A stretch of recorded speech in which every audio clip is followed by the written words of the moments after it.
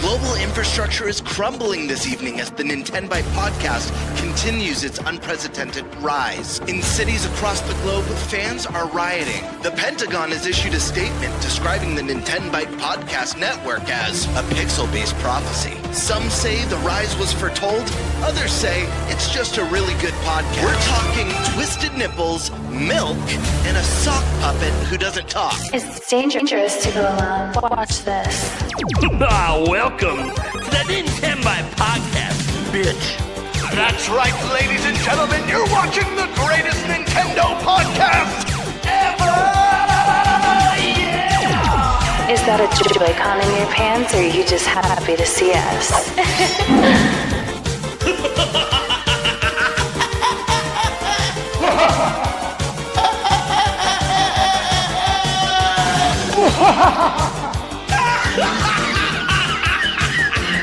Shut up! Now feel the power. Everyone, do you feel that? Oh my god, I feel it!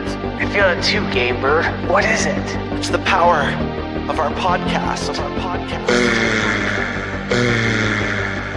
I feel it! This is rad, Nintenbyte. So rad. Power.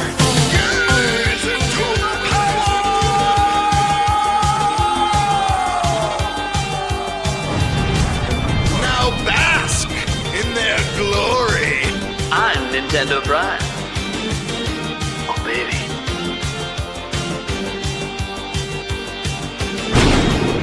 I'm ThunderStash.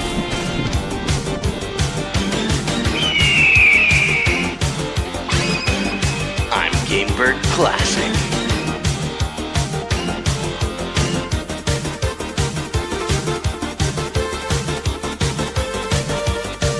Nintenbyte rules. Let's rock.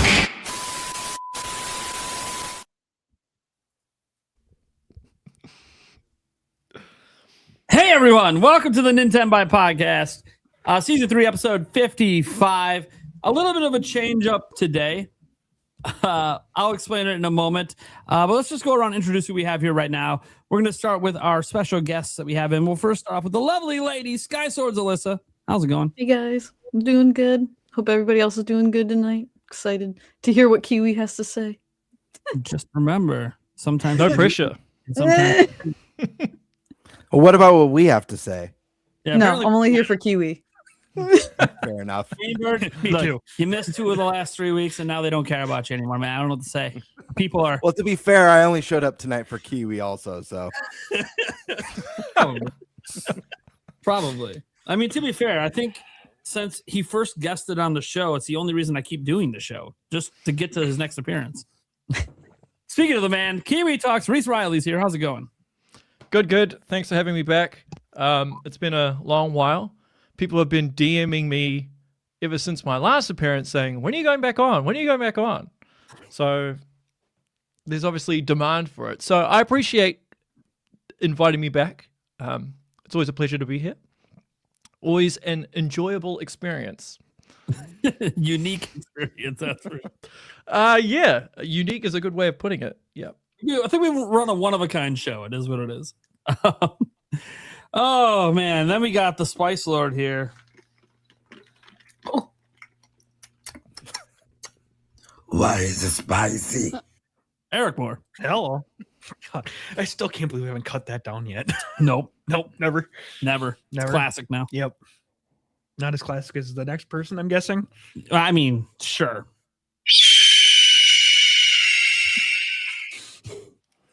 They tried to keep me down, but I'm still here.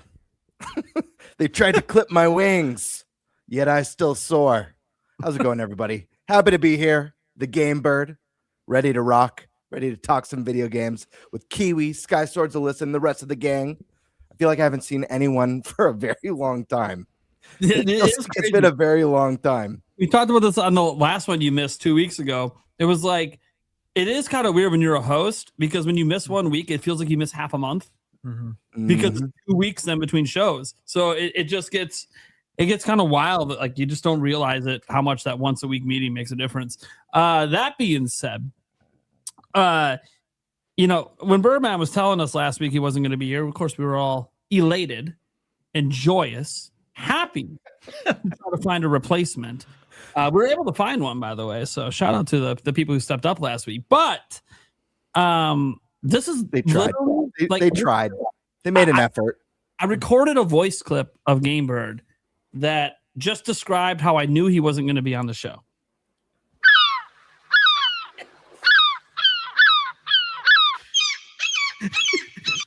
That's about how the conversation ended last week, Wednesday, but when we found out he wasn't going to be on the show. That's real audio. It's real audio. I was having a day. It's having a day. Then we have the Stash Man.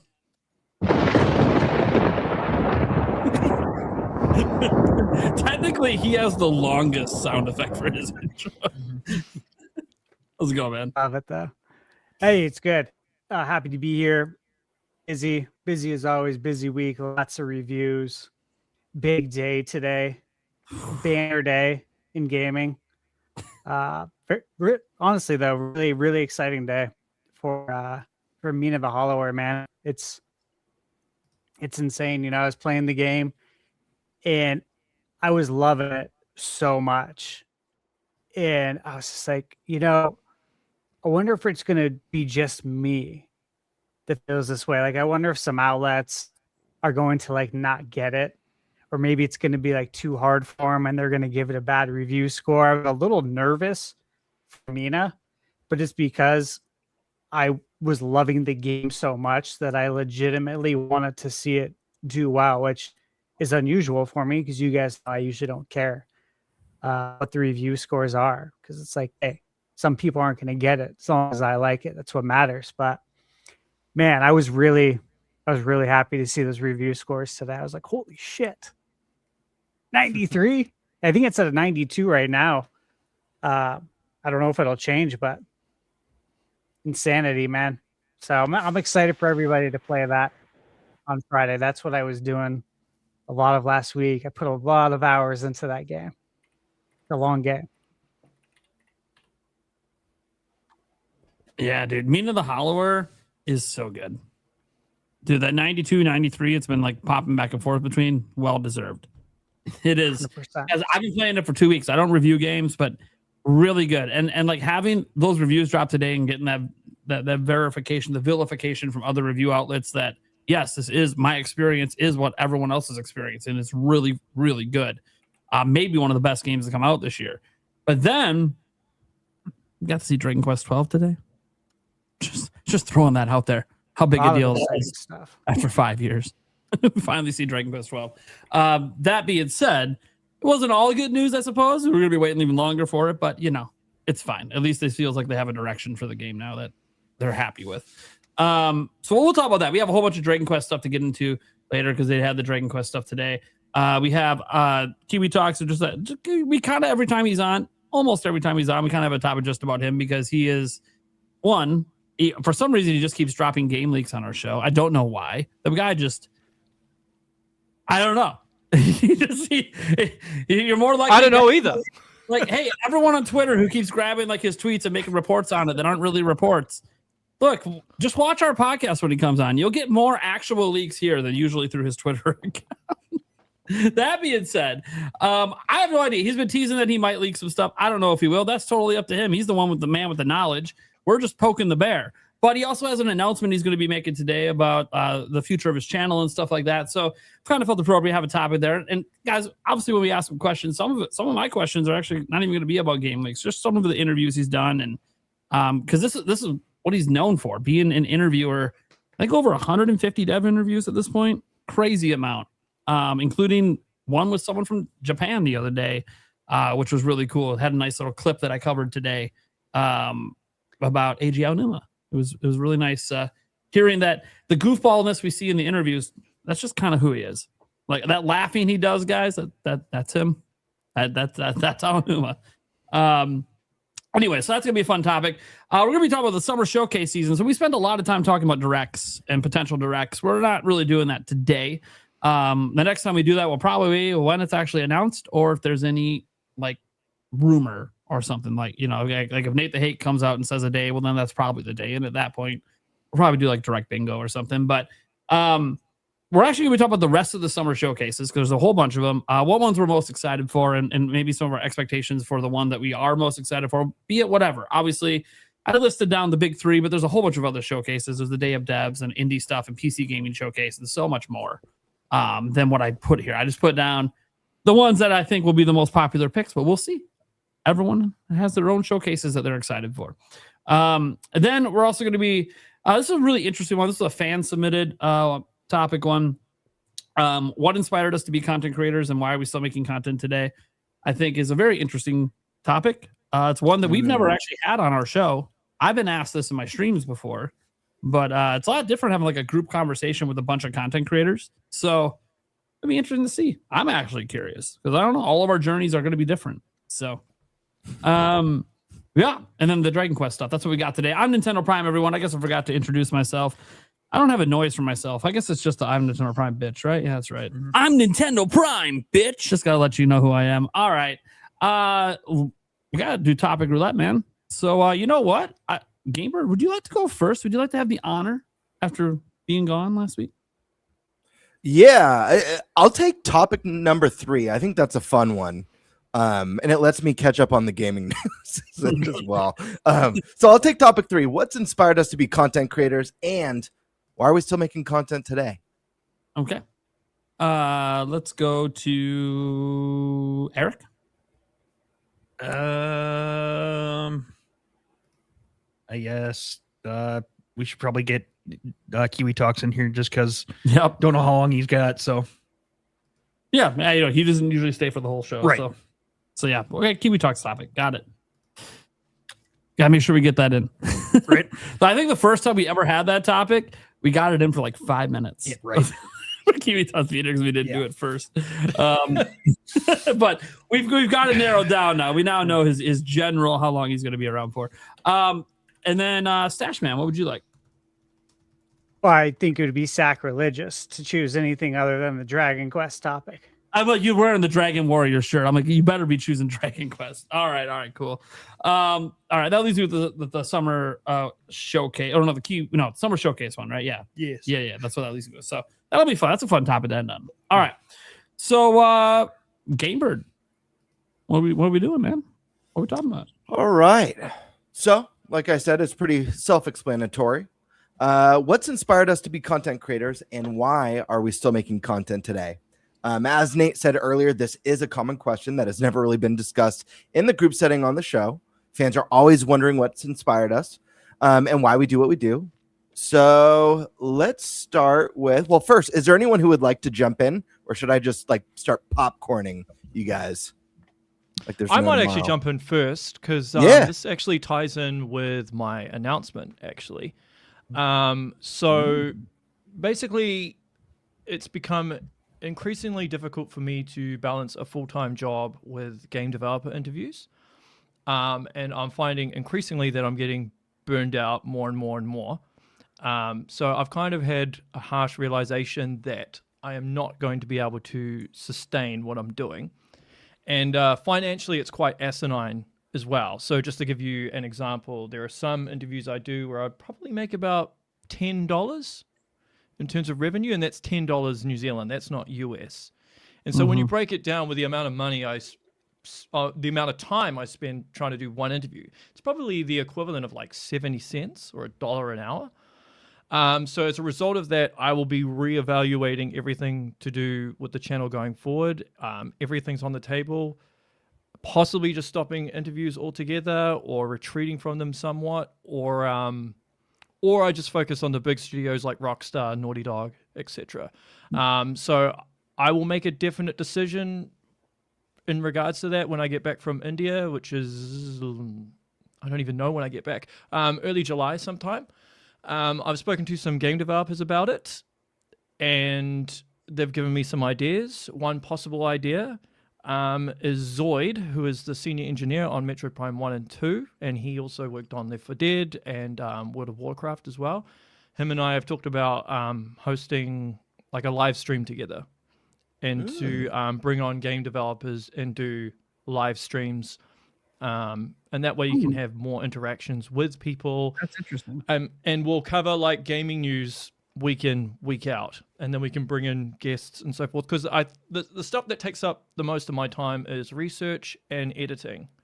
So if I can alleviate that problem, then that kind of will help me quite a bit. And because it's not really like sometimes just to put things into perspective, I'll get up at 5 a.m. in the morning, do an interview for like an hour and a half, get ready, go to work for like 9 hours, come back, edit.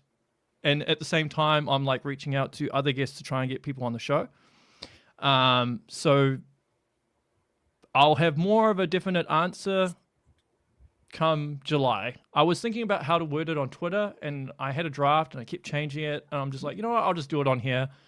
Much easier, can expand out what I need to say. But in regards to the content creation thing, the reason why I wanted to do it, or how I chose to do interviews, is because I wanted to learn more about the game industry from people who are a hell of a lot smarter than me. So that was the reason I wanted to do it, to learn things that I can apply to my life, both personally and professionally. And because by my very nature, I'm a creative person. I used to be in the music industry before this. So when I saw that the music industry was in a massive decline, I was like, I need to pivot here, and what are some transferable skills that can apply to this? So that was the reason why I decided to do what I do. Awesome. Oh yeah. Sorry. Have you ever thought about incorporating music back into what you do, and at any caliber, since that's kind of the roots of where, or it sounds like the roots of where you started creatively? Yeah, I have thought about it. The main issue again is time, right? Sure. Yeah. If I could, I would. So that's why, like, when I first started out, I was actually interviewing a lot of music composers. And so actually one of the composers for Doom, The Dark Ages, he lives here in New Zealand. I've caught up with him a couple of times. And so I might be doing an in-person interview with him. Oh, cool. Maybe in a month or two. And by the way, with that being said, if I was to like phase everything out, everything that's still in the pipeline would still happen, right? All the interviews that are that are already. You're not gonna bail on the current plans. This is about long term. Yeah. So there's a number of different ideas. Obviously, I'm open to anyone else's ideas as well. But I would like to incorporate music more. I am a little bit skeptical about what's going to happen for musicians going forward with AI and stuff like that. I mean, musicians already get treated like crap as it is, right? And make very, very little revenue. So, yeah, it is what it is. Yeah. That's wild. Yeah. That's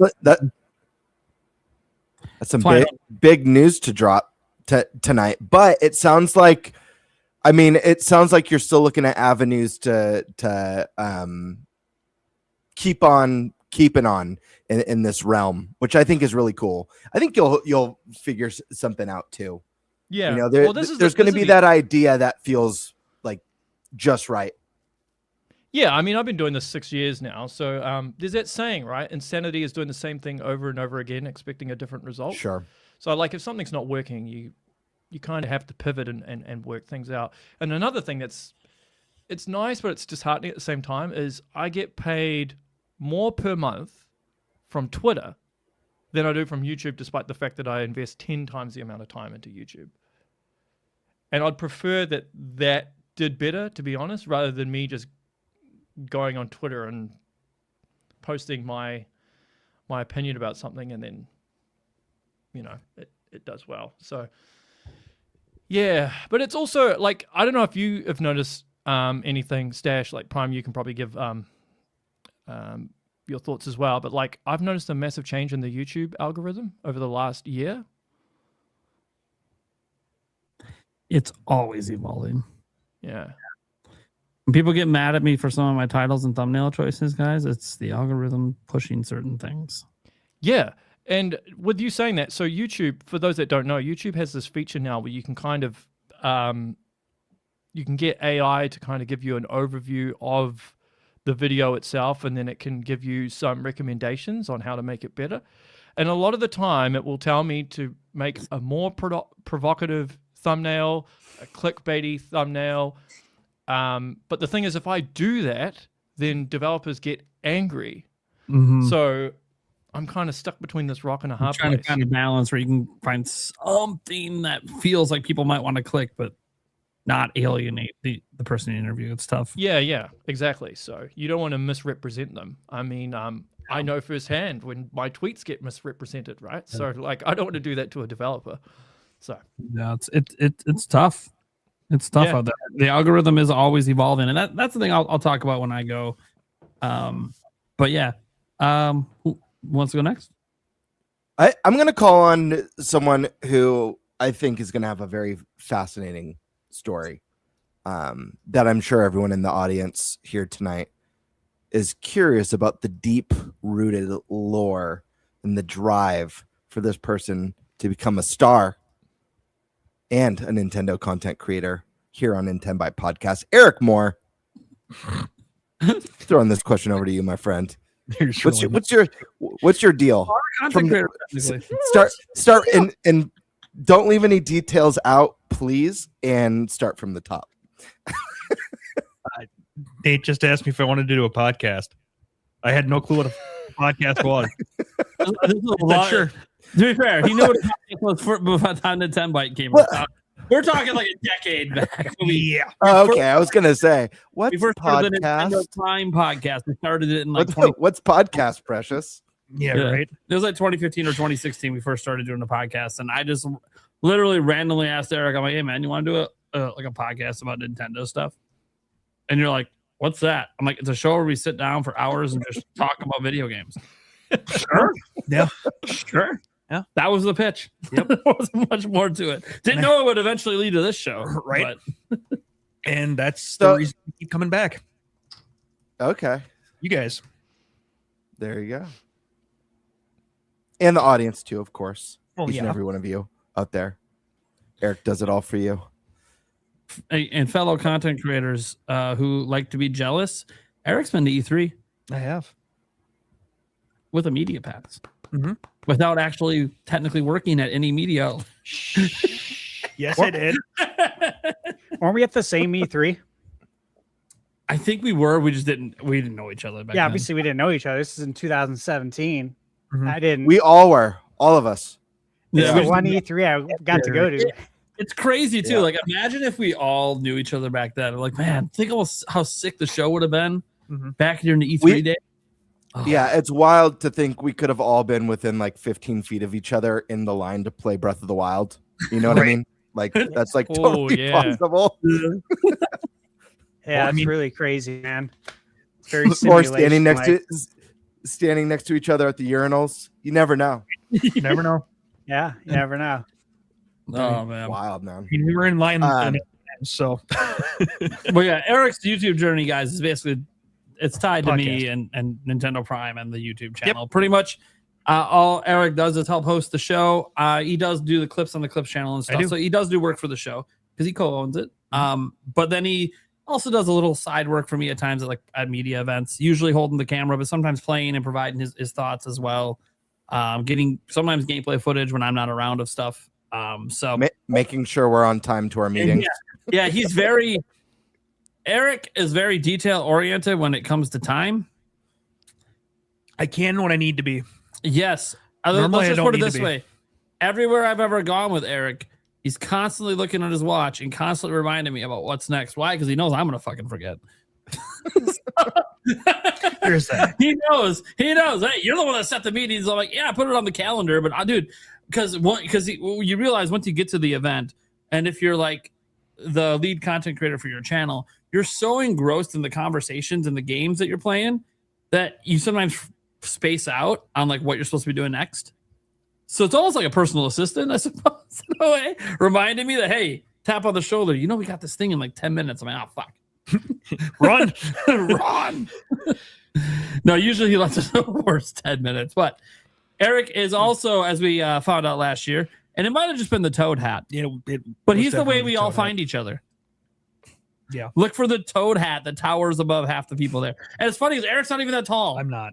And yet, for some reason, with that Toad hat, he stood out. Yeah, it was a godsend. I'll bring it again this year.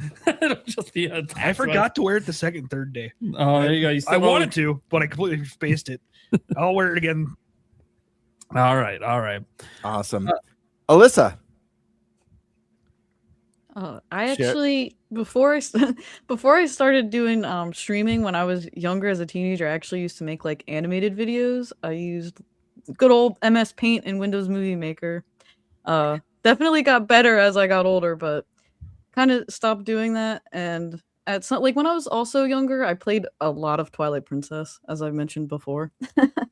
But I really wanted to do something with that. I wasn't really educated on speedruns, and I'm not really into cheating or like hacking and like all the glitching and all that kind of stuff. I also don't really always 100% games either. So as a kid, you don't really know all of these things. But I was just like, you know, it would be really cool to just like play Zelda and hang out with people, because I do that a lot in real life. Not really as much as an adult, but as a kid, I'd always be like having friends over and want to show them something in whatever game I was playing at the time. In 2020, I bought a capture card thinking like, okay, let's you know, do something with YouTube. And I was still living with my parents, and I was just a little weenie about being online and like talking, and if they like heard me, which is kind of weird to say because anybody could click on it. Like, not that I expect a million people to watch, but it has access to a million people. But my 20-year-old self was like worried about what my parents were gonna think. I when I moved out, then I started thinking about it more. And Nate, he's not here now though, but he actually gave me the push at the end of 2023 to kind of, you know, just try it and do it. So I said, you know what, screw it, because I really wanted to play Tears of the Kingdom again, and I was a little miffed we didn't get a hero mode. So I decided to like make my own version, and I don't like too much of a challenge, but I like a little bit of a challenge. So I did a 4-heart run, and it was challenging in the beginning, but once you start to get really powerful weapons and great resources, it's really not that hard anymore. But I started with that, and it definitely wasn't very great. I was using like a shitty HP laptop, and I was sitting out in my living room at the TV there. It wasn't very good until I started acquiring like more, you know, the mic, the studio lights, an actual PC, a desk area, and everything. And then they got a little bit better. But I think like the most fun part of it is just the community and hanging out with people and hearing their thoughts and how they respond to certain reactions. Like right now I've been playing Resident Evil 9 and people are eating it up, but I don't know how much my brain and my heart can take, because I don't like horror. I've mentioned that on here before, that the faces melting off and everything is not for me. That's what makes it great for streaming though. Yeah, I've cried a few times while I was playing it. I definitely had chat help me, because I like to explore and find things for myself and figure out puzzles on my own. But when there's all these zombies coming after me and everything, I'm like, I don't want to fuck around and find out in this. I'm like, you guys just tell me and I'll go do it. But that's kind of like my little thing. But I'm a smaller channel, but I've been super appreciative and thankful for the growth and experiences I've just had so far, and I'm excited to keep making more. Hell yeah, that's awesome. ThunderStash, what's your tale? Well, you know, for me, guys, becoming a content creator and game reviewer really came from passion mixed with frustration. You know, as you guys know, maybe some of you don't, but I spent 20 years in corporate management, and gaming was always the thing that I genuinely, you know, loved to do outside of work. That and basketball. So the two things that I've done my whole life. And growing up during the NES era, you know, gaming since the 80s, living through the entire evolution of gaming from 2D to 3D. You know, games were always a huge part of my life, as well as my family too. We all gamed. And, you know, I think eventually I got to a point where I realized that I didn't just want to play games anymore. And this was in my teen years. I really seriously considered going to DigiPen, which is the school right next to Nintendo. And at the time when I was thinking about going to that, they were kind of looked at as like the minor league to Nintendo. Like you might get called up to work there kind of thing if you do really well. And that didn't work out. That fell through. Couldn't get financing for it.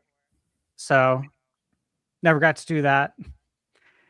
Ended up getting in the restaurant business, and then 10 years flew by managing. Didn't expect to do that. And then did another 10 years in mortgage. Did not expect to do that. Went to a Christmas party with my cousin as a +1 because I was told there would be a lot of very sexy women there. I'm like, sign me up, dude. I'm gonna suit up. Let's do this. I was really excited, obviously. I mean, who wouldn't be? He's like, yeah, it's gonna be women everywhere, free drinks. I'm like, we're getting an Uber. I'm like, dude, done and done. Let's do this. And then before you know it, I ended up working there. It actually pretty much happened that night. They're like, we're gonna hire you. I'm like, okay. And so yeah, I ended up being there for 10 years. So 20 years went by really fast, is my point. And this is what happens as we get older. Time goes by way faster. But I never let go of the idea of working in video games ever. I didn't know how it was going to happen. For the longest time, I had no idea. Cause I'm like, I didn't go to college.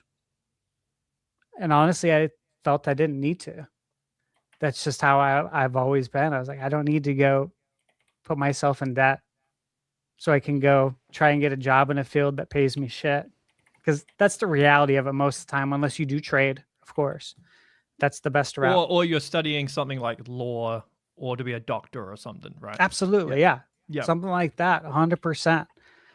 But yeah, I saw that play out poorly for, unfortunately, many people I know that went to school. And obviously, I saw that in mortgage because I saw everyone's student loan debt. And it's very scary, some of those numbers that you see. So yeah, all that time went by, and I always said that if I ever left Loan Depot, if I ever stopped doing this, that I'm going to figure out a way to work in the game industry. And so sure enough, started YouTube. Wasn't quite sure how to go about it, as I think you guys know. I had zero experience with any of it. I've never edited a video in my life up until teaching myself, how to use Photoshop. Obviously, I conducted several thousands of meetings on camera, but doing it on YouTube is different. It just is. When you're talking about work is work. But when you're talking about the things you're passionate about, for some reason, it's just different getting used to talking to a camera and looking into it.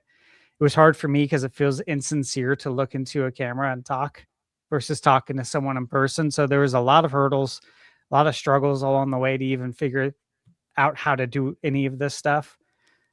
OBS, recording gameplay, all this stuff.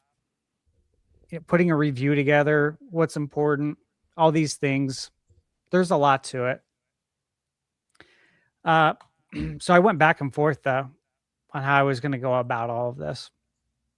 But one thing that really kept pissing me off, and this became my biggest motivator, and that was like the state of game reviews themselves. I started feeling like too many reviews had become transactional. I'm reading it or I'm watching it, and it just feels transactional and sterile. Like people were reviewing games, felt like because it was their job, not because they actually loved video games. And you could feel it in the writing and the delivery. There was too much focus on negativity, inconsequential stuff, nitpicking, bullshit, outrage, politics, and just, again, what I've said a lot on this channel, chronic complaining.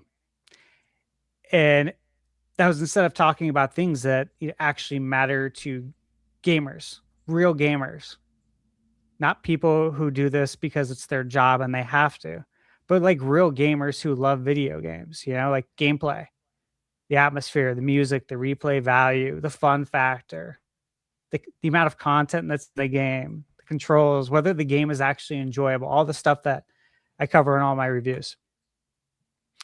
And then I also got tired of people treating review scores from the big mainstream outlets like their gospel, when most people don't even know who reviewed the game. Back in the day, we knew. We've talked about this a lot. When you read a review from IGN back during the GameCube era, it was Matt Casamassina or as Boson. Like, you knew the people because there was only so many of them. Now it's a revolving door everywhere. And IGN isn't one person. It's dozens of writers. It's people they hire freelance to write a review of Mouse PI. Who complains about it's too much Mohr, but I love Mohr, but it's too much Mohr, and there's too many cheese jokes, so this game sucks now. Stuff like that like totally was my motivation. And so I'm reminded of my motivation all the time, which is great because you continue to see stupid shit all the time. On top of that, it's the different taste as well in reviewers, their backgrounds, their skill levels. Skill level is a big one, believe it or not. Preferences. One person might love RPGs, another might hate them. One person might play cozy games and suddenly they're assigned to review FIFA or the new Call of Duty, and they're a cozy gamer. How do you think that review is going to go? Again, that context matters, but really most people never think about it. They never look who signed the bottom of the review. They don't look at the name. All they think is IGN doesn't like this game. I'm not going to buy it now. The 7 years that this developer worked on the game doesn't matter anymore because some random ass person at IGN that I don't know doesn't like the game. That's the shit that bothers me. And look, part of that is just that people got to use their brains more. Okay. Honestly, that's part of it. I can't change that. All I can do is talk about it and hope that it can instill some change and try and lead by example with the way I review games. I'd say though that will really push me even more though is seeing how like reviewers just don't understand the audience that the game was made for. Again, someone complaining that there's too much water in a game, which I know this is used all the time, but trust me, if you read enough reviews, there's quotables on all of them. Docking points because there's a blurry texture in the far distance, or docking points because the game is too hard, but they're afraid to admit it. Their ego won't let them admit it's too hard. Instead, they just say it's bad game design. But it's like, maybe you weren't up for the challenge because this game's actually really good. And it sounds like you only got to the second world and then you just penned a review. I can tell when that shit happens. And that bothers me as well. It's the vague reviewing too. The word salad reviews with no real substance, and then assigning review scores based on vibe. When an actual website says that the way they get to their number is based on vibes. What? How the hell did we get here? Growing up from what I came with EGM magazine, and GamePro magazine, and even Nintendo Power, like all of them, like they actually assigned scores and talked about each category and went into detail about everything. That way you can walk away and you can understand whether or not this game is for you and whether you should buy it. And we don't see that. It's rare now. But again, that's why I value independent creators so much. You actually get to know them. You understand their taste, their personality, what kinds of games they enjoy, whether they have an open mind, whether they actually finish games, whether they're reviewing something because they genuinely care about it versus a game that was just assigned to them. That context will always like matter more to me than some random number, on Metacritic. So when I started the channel, the goal was simple: really approach games from the perspective of someone who genuinely loves games and has been playing games for nearly close enough to 40 years. I want to make reviews that focused on why games are special, who they're for, whether they're worth your time. Because as we know, as we get older, you start running out of time.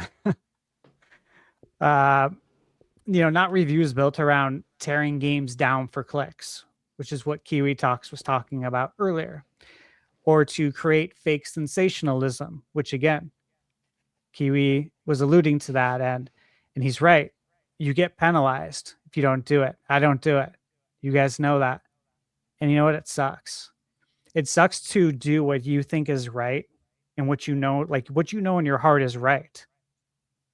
It sucks to, for people to not watch your video, not to not watch your review because you didn't make up some bullshit, some fake headline and some fake thumbnail.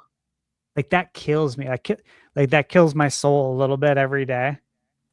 Knowing that basically, I hate to say it, but if you look at it from like a good versus bad, a good versus evil standpoint, the evil is prevailing, just like the negativity prevails. Negativity sells more than positivity on YouTube.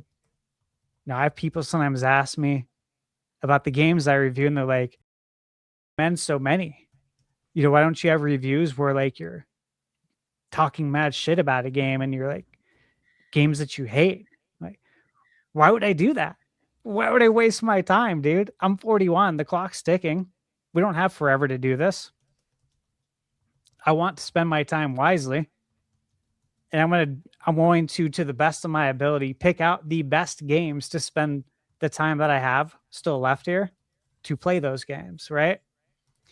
And if they're good like I think they're going to be, and I should know because I've been doing this for almost 40 years, then I can pass that message along to you in a review, and then you can spend your money wisely that you work really hard to make. That's the whole thing of it. It's not to review games, like try and grab like the low-hanging fruit of these shitty games and then try and totally chastise the developer and the publisher and the review and make an ass out of myself.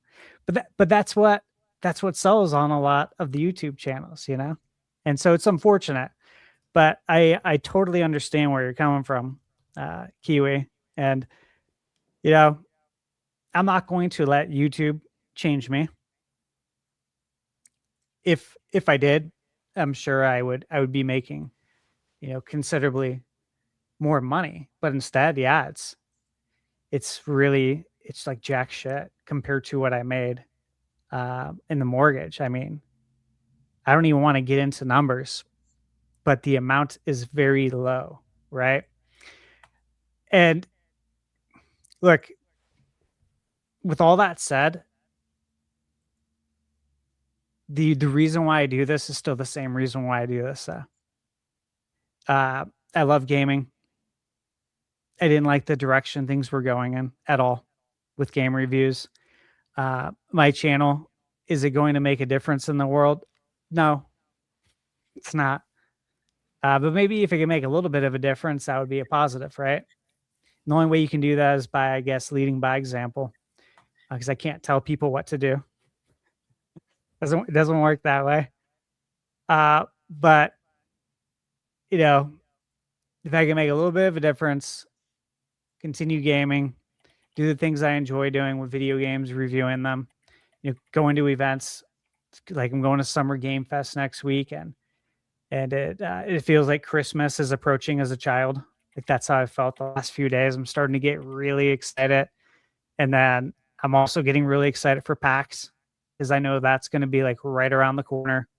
Because when I get back from Summer Game Fest, I'm probably going to be chained to the spot I'm sitting in right now, reviewing or editing videos for probably 15 hours a day. And again, like Kiwi said, the amount of hours you spend doing this versus like what you're paid, it's awful. It's abysmal. I work more hours doing this than I did in the restaurant business and in mortgage.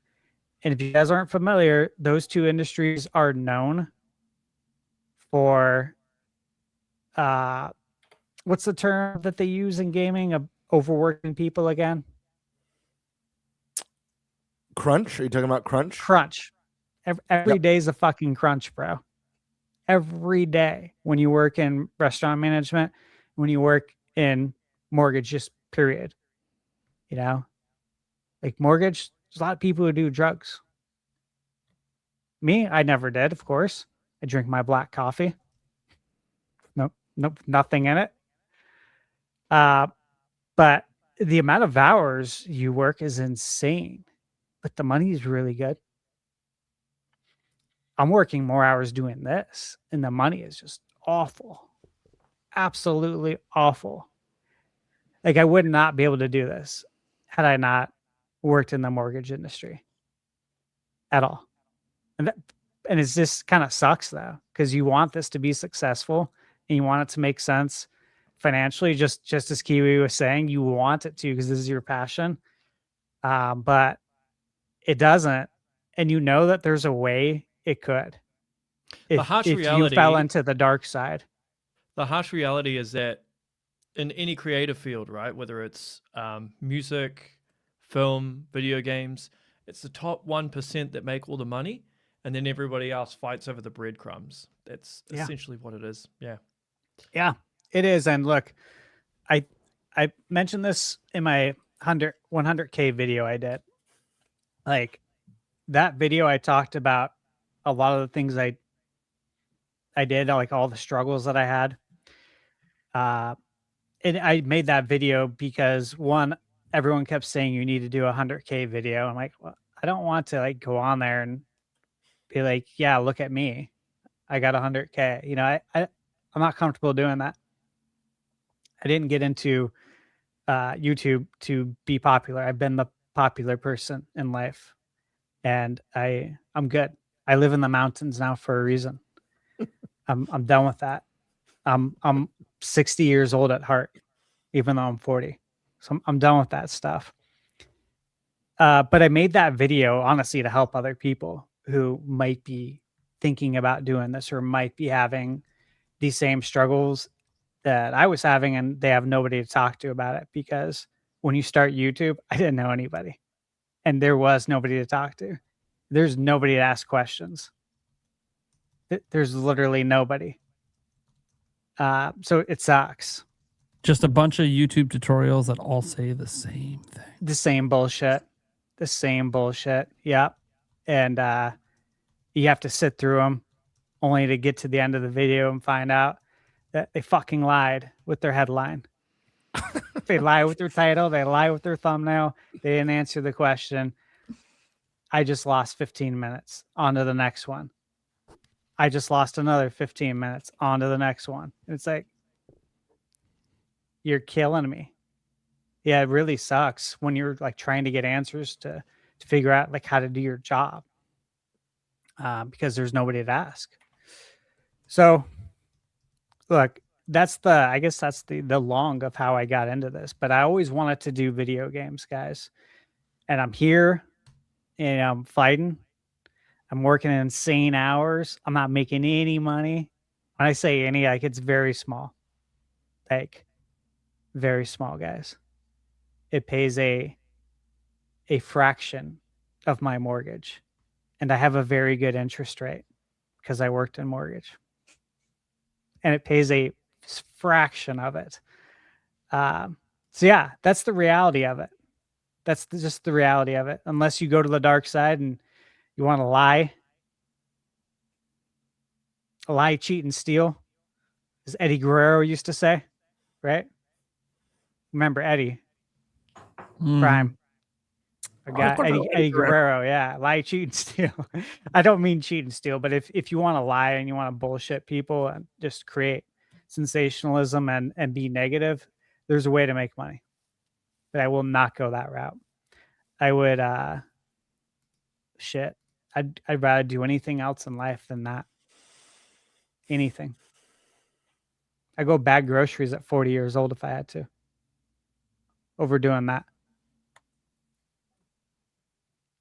That's my story. Hope it wasn't too real. I mean, I've heard them mostly all before, so. But, well, not for you, but for the audience. Yeah, it wasn't too dark. Dark as fuck. All content creation is a struggle. Everything sucks. Fuck this place. Primal, you're up, my man. Oh, so now we want to go to the dark side. I see. Because I'm the only person up here that legitimately makes a full-time wage working on YouTube. And even then, yeah, I struggle. The finances of this are very all over the place. But my YouTube journey is an interesting one. You could argue, if you go back 20 years, and you look at it, you could say that it was probably inevitable that I would end up on YouTube because I've been making content since 1998. I ran fan websites for Zelda stuff. I made guide content, news article content. Ended up working at all the major Zelda websites you guys can think of, including a bunch that no longer exist and ones that still do, like Zelda Dungeon and Zelda Universe. I worked at both those places. Zelda Informer. Anyone that still remembers that, I don't blame you if you don't, because it was so damn long ago and doesn't exist anymore. But at the time, it was the second largest Zelda site in the world when I was running it. I ran that place for like a decade. And we became known, if you can't tell by the name, Informer, for our news coverage. And also that we would cover content creators that were coming up with all these really cool Zelda theories. And then we would talk about that. And so I've been involved in the conversation with that for a long time. I did other websites, Shogun Total Gaming. That was like a general gaming website I ran. I've worked at Nintendo Everything. I've met Raw Meat Cowboy from Go Nintendo before. Classic. Yeah, he's any old school Nintendo fan knows about Raw Meat, man. What was his wife's name? Mother Brain. Yeah, something like that. Yeah, that was, I think, the names they used. Yeah, classic. Yeah. So, anyways, I have been like all over it, just in like kind of a self-made journalism, I suppose, in a way. And I'm the kind of person that comes up that everyone talks about, like how journalistic standards have gone down the toilet and everything. Well, people blame people like me who never went to college and got degrees in this stuff for that. But ironically, they get mad at the people that actually did go study journalism. It's really interesting how that kind of flip-flopped over the years, where it's like, well, the standards are the problem, but the standards should be known by the people who went to school for it. But then they're the ones you're mad at. So, yeah, somehow the Zelda Informer stuff and all the Zelda stuff was coming to an end. I'm not going to go over that whole story because that's a whole nother kerfuffle. But it led to me acquiring the Zelda Informer YouTube channel, because one of the things I said at Zelda Informer, one of the last things I really wanted to do over my final year there, and I talked to the owner at the time. I tried really hard to convince him, and he just did not believe me. I've always been very good at social media, at growing followings on social media. Zelda Informer Facebook page, 1 million+ followers. You know, the Zelda Informer Twitter account, 50K+. A lot of it was ideas and stuff that I ran with after studying what was working on these various platforms. And obviously grew Zelda Informer from 200 views a day to millions a month. So I think we had over 3 million views on a single day at one point, back during the Skyward Sword days. So, and then obviously as the site grew and beyond, what led to Zelda Informer being bought by the new owner that got rid of me was, maybe I got a bit greedy. We were already the number 2 Zelda website in the world for views. We were the number 1 Zelda website in the world for views on news. And I wanted the walkthrough pie that Zelda Dungeon had. So we started making even better walkthroughs than they did and started ranking higher than them. And they didn't like that. So before we got too big, good old Zelda Dungeon came in and bought out the place. And that was really the sign of the end for me there, because the owner of Zelda Dungeon doesn't like me. And he doesn't like me because him and I don't see eye to eye. I'm pretty much any way to run a website, but also I am very good at growing things back then. Now, YouTube was a whole new venture. Tell me more. I had no fucking idea what I was doing on YouTube. Okay. We had a podcast we had been running for a while on YouTube. The Nintendo Prime Podcast. That's where we ended up taking that name and turning it into the YouTube channel. But we didn't know what we were doing. You can go back and find those episodes. They're still out there on YouTube. It's me and Eric looking young as shit and sounding like shit and looking like shit, even though we look young because we had no idea what we were doing with cameras, no idea what we were doing with mics. You know, I remember our first ever XLR mics. We're like, oh, this would be such a huge upgrade. They were the most finicky bullshit things to work with. Didn't want to work half the time. Learned a lot. You know, as Stash said, there's nobody to really talk to when you're starting out about YouTube and how to even set up things like OBS, or how to even, what software is there even available for editing, and which one should I go with, and am I gonna screw myself long term if I go with one versus the other? You know, and plus the learning curves. And one thing I wish I did was I wish I used DaVinci Resolve earlier, because it's a steep learning curve from that to Final Cut and or Photoshop, or Adobe Premiere or whatever. And then also, I guess, Vegas Pro, I think, is still around. That's what I got started on, was with Vegas Pro. But I wish I would have went to DaVinci Resolve sooner, because it does more than all those other video editors do, but it's also does everything differently. So everything you know how to do in the old editors doesn't work in this one. So you got to like learn a whole new way. And that's one thing that I regret, but it's interesting because there is no teacher for this. There's tutorials. Sometimes they're useful, sometimes they're not. If you look at enough of them, you can eventually figure out who's actually making legit tutorials and who's bullshitting, because they don't really know what they're fucking doing either. And when you see like a lot of those YouTube channels, like when if you guys decide to become a content creator and get started out, you might be tempted to watch all these, here, how to get your first 1,000 subscriber videos. Dude, I have watched hundreds of these, even after I was well past my first 1,000 subscribers. The advice hasn't really evolved in 10 years. And I can tell you right now, in doing YouTube content for 10 years, YouTube's changed a lot. And so the advice should be shifting and altering. And it's not. And the questions I often get privately, lots of DMs, hey, I'm a new content creator. Do you have any advice for me? In the end, and you're seeing this from the panel with like some of the money struggles and all that, never do YouTube for the money. Yep. That's number one. Never do it for the money. If you happen to get successful and happen to get into that upper 5%, that upper 1%, awesome. Congrats. And yes, as YouTube has shown, the cool thing about YouTube is literally anyone could get there if you figure shit out. That's what's really cool. You could be a teenager that figures it out. It could be someone in their 50s that grows to 1 million subscribers. Like YouTube is a land of opportunity, but very few people make it to a point where they can actually live off of it and live comfortably. I think that's the bigger point, is comfortable. I'm not even to the point of living comfortably. I live off YouTube. I make good revenue. I actually make more money in total than I have made at my prior jobs on a yearly basis last year. Not this year, but last year. This year I'm making a lot less. But so you know what's interesting? I'll just quickly interject. Yeah. So I went to an event. I got invited to a private event at Google's headquarters here in New Zealand. I didn't even know they had one. But anyway, I met the CEO of Google for New Zealand and Australia, but I met the worldwide marketing manager for YouTube, Ruben, I think his name is. And he said, he's like, oh, what do you do? And then I told him what I did. And then he said to me, gaming is one of the hardest areas to make money in on YouTube because it's oversaturated. It is. Yep.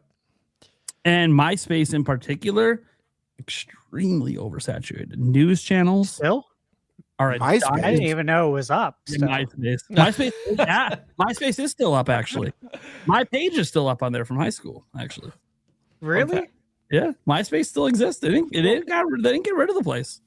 They must have it audit because one of my hang out good friends, one of my good friends worked for MySpace for like 20 years.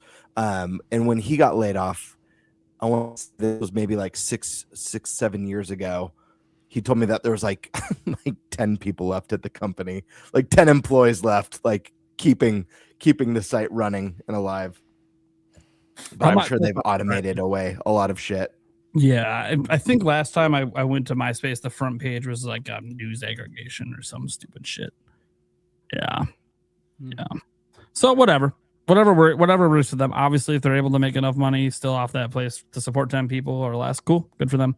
But yeah, the journey has been a rough one. I didn't always know that I was going to end up doing news. I guess I should figure that was probably going to be the case because that's what I was doing primarily at Zelda Informer was news. And I always, look, you can talk about Zelda. I can talk about Zelda all day, but I've always been playing a hell of a lot more than Zelda. I play a hell of a lot more than just Nintendo. But one thing that was very clear back in 2017, and this is just based on early YouTube advice, why I didn't just do a general gaming news channel, is because all the things that were trending on YouTube at the time were niches. You need to hit in a niche. You need to find your niche. Don't try to go too broad. You need to find a specialized niche. Well, screw me for thinking that, hey, I might have people who might follow me from my previous work, which was Nintendo related. They might actually watch a channel about more than Zelda. So screw me for going that route, because now the entire world thinks I'm like super biased to Nintendo, despite the fact that I'm playing on Xbox, PlayStation, and PC every week. So it's funny to me because I just happened into Nintendo because that's what I had in my past, and that's the following I wanted to bring with. But I enjoy way more than just Nintendo. So it's really fascinating how that's evolved over the years. But the news thing just came natural to me because I was already doing it. And I do like talking about news. I've talked about this many times. I've been talking about video game news since elementary school, at least, with people on the playground. Yeah, you had your console wars, your Sega versus Nintendo, and then PlayStation came in, and then Xbox. And that was all fun. But it was, a lot of conversations about the news and the rumors. You get the latest, like, Electronic Gaming Monthly, and they have a fake screenshot in there of a Zelda game that doesn't exist. And you're like, but they're saying it's real. Is that real? And like, this is early days of the internet. So it was hard to look up to find out if that was a real screenshot or not. So like there are all these debates on rumors. And then obviously, for anyone who grew up back then, you'll remember, because internet wasn't prevalent. So there wasn't quick ways to look up like accomplishing things in games that aren't actually there, but everyone says they are. Like, example, getting the fourth piece of the Triforce in Ocarina of Time. Can't do it, but beating the Running Man, you can't do it, but you'll find people online swearing that you can. Yeah. Stuff like that. And that's not, obviously I'm focused on Zelda because that's what I was covering, but this is true in like a whole bunch of lots of conversations and debates about how could we do this thing. I saw one, when I got the web page to load for like half a second, I saw this person saying it's possible on this forum. I'm like, okay, well then we got to figure it out. But there was internet was so slow. Like you weren't going to take the time to read the whole thread because it would take 10 minutes to load one page on the forum. Mm-hmm. So you would just read like the one page that loaded and everyone's talking about this, multiple people saying it's possible. And you're like, what the fuck? So then you and your friends next day at school talking about how the hell you're going to pull this off when you don't think it's possible. Hey, how do we beat the Running Man? What do we do? Do we try this method? Have we thought about this? Have we tried this? And then it just turns out you every time lost. And then as you got older and the internet got faster, and then you check it out, you find out, oh yeah, this was just fake the whole time. Well, shit, I wasted a lot of time trying to beat the Running Man. That being said, I don't regret any of that time because it was such good memories and core memories that, look, I'm almost 40, that I remember to this day. And I cherish that stuff because, and when I was thinking about that back in 2017, before I really knew what Nintendo Prime was going to be, it made me realize that like I enjoy the conversations about video games almost as much as playing them. But I experimented with different types of content. The news content, experimented with reviews. Found out that I don't really like making reviews. Lots of people say you should expand your content. I don't really like it. It is what it is. I don't like the way I play games to review them. I don't like what I feel like I need to do to accomplish for me to put out a review. I need to beat at least the main story. And if there's other modes, I need to spend at least, 10 plus hours in those modes to really get the nuances. So for me, most game reviews are going to take me, 100 plus hours of gameplay combined with having to sift through all the footage. That taking probably an extra 5 to 6 hours. It takes so long. It takes forever. Like I don't do reviews really anymore, but even like when I do the preview coverage, like even from like PAX, like sometimes like you're just digging through like hours of footage to find like the one clip for the thing that you thought was really cool. Yeah, then you're like, this better be worth it. It's probably not going to be whatever. As cool as I thought it was in the moment, or it's not, or like it is, but like the camera angle, it doesn't look as cool as it felt when I did it. Anyways, yeah, it's weird, but I still love making preview content, to be clear, and it is a lot easier. And the reason I like preview content is, growing up, I had the same dream as a lot of people. I wanted to go to E3. I wanted to play these games before they came out. I wanted to try them. So if I love talking about games, I love talking about the news, and if I love trying games before they come out, then why wouldn't I talk about that? So I like making content like that. But again, that requires access. I don't get access. I don't get invited to preview events or review events. I know Stash sometimes does now, but I don't get invited to that stuff. So the only shot for me is to go to events like Summer Game Fest and get invited to the Days of Play, which again, that's invite as well. Although I'm pretty confident if I really wanted to, I could get an invite. But I've just never even given an indication I am interested in going. But then there's also PAX East, there's PAX West, there's, too many games, and all these other gaming conventions, Gamescom out in Europe. Like these are places that you can go and play games early. And it's something that I've discovered over the years that as a content creator, I can actually play it more demos usually than anyone else who buys a ticket. Because it turns out they really like content creators. They really want us talking about their stuff. And since I do make preview content, it is actually worthwhile to try to get my attention, because if I like your stuff enough, I'm probably going to make a preview on it. Are you going to see me make a preview on every game I play? No, because as Stash pointed out, why would I spend time working on a video for a game I didn't like? So if I played a game and I really wasn't feeling it that much, I don't want to waste my time making that video. Unless I know it's like a really, really hotly anticipated game and I just feel like people need to know. Like that's a little different, because then that's also crossing over into my news reporting side where I'm like, I got to let people know about this thing because like the hype for this is super high, but there's a major problem. Like that's fine. Yeah. That's also just part of me doing my job covering news. But yeah, it was like there was all that. I remember I actually did this last year in the opposite direction. There was all these people shitting on the Switch 2 version of Star Wars Outlaws, and we all fucking knew it was wrong. We played it. We knew the game ran great, like relatively great for the Switch 2. Way better than people were talking about with full ray tracing. We already knew, but no one wanted to believe me. I came out because it wasn't really enough time to get a video out, so I just made some tweets about it because I'm like, I really think people need to know, because I've seen a lot of people saying this version sucks, and I'm telling you right now, I don't know what these people that supposedly played it behind the scenes are talking about. Dude, did they even... Ubisoft had a game developer there to ask questions. Did they even talk to him? Did they ask anything about what they did to make this game run? So I gave all the information I had. It was called a liar. Game come out. Oh, look at that. I was right about all of it. I love that stuff because that's part of my job as well. Is like, hey, if I know something that's being misrepresented online, this is, you guys see me want to fact correct all the time, especially if you follow me on X. I hate misinformation. I hate lies.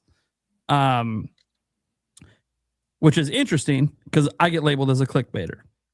I get labeled as the dark side of the web because I cover news, and everyone knows to make it in news, you gotta kind of go with the algorithm. The algorithm wants you, and YouTube even tells you, Kiwi talks about it himself, YouTube's own AI will tell you it wants you to make certain types of titles and thumbnails because that will hit in the algorithm and that will get you views and thus subscribers and thus money and success. And it's really hard as a news channel because, as we all know, and we've all been frustrated by it, news in general, not just video games, all types of news, whether it's music industry, whether it's politics, whether it's religion, whether it's obviously video games or sports, it's all very sensationalized to the extreme level. The internet's really to blame for it because the internet only clicks on extreme headlines for some reason. I don't know why. I'll click on any headline that's about anything I want to know, but most of the internet will only click on the extreme stuff. I don't know why. It's the way social media has just trained us over the last 20 years that, hey, we're only clicking on the stuff that looks wild and crazy. So as an example, do I like the title of my video today? Big Nintendo Switch 2 news just dropped. No. It's generic. It tells you nothing. You have no idea what's in the video. The only clues you get are that it has something to do with Switch 2. And then the thumbnail has things related to stuff talked about in the video, but it doesn't really say what's talked about. Now, is there big news in the video? Sure. You can always argue there's big news. It's subjective, right?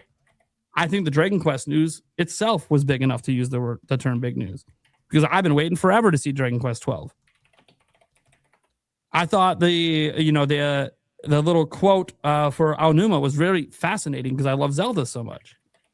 That I would argue is pretty big news because we only have that information because of what Kiwi Talks does, which is why I'll be sad if he walks away from interviews. Because he does a service that I think a lot of us in the industry, and when I mean in the industry, like making content with a following, a lot of us know and appreciate the work that Kiwi Talks does. And we all think he should be getting a lot more views. But we also know, all of us know why it's not happening, and we all hate it. It does if it's Rockstar, then yeah, well, yeah, yeah. It depends on what the subject matter is. Yeah. But you have some interviews with some people that I think should have way more views than they do. Like, it just doesn't make sense to me. But it's just the way the algorithm is. As he says, he's not going to play the algorithm game because it'll also potentially get rid of his ability to get new interviews. So it actually can be detrimental to what he does. Whereas for me, being a little sensational, being a little dramatic at the titles and thumbnails doesn't really hurt the channel. Because I'm a news channel. And if you're a news channel, you either play ball or go home. Now, I really enjoy what I do. So I was, regardless if I never went full time, I was probably always going to be making news videos for as long as I felt like it. I had careers before this. I worked in IT. I've worked out a lot of different jobs. IT was the one that I worked the longest in as an adult, and didn't like it. It's just easy for me most of the time. Dealing with customers and clients, not always the most fun, but the actual, like, what I'm doing when I'm solving a problem, there's some fun to it, especially when it's a problem that, I've never actually encountered that. It's kind of interesting. Let me see if I can fix that. I have no idea. Hey guys, I'll tell you right now, when we work in IT, we use Google too.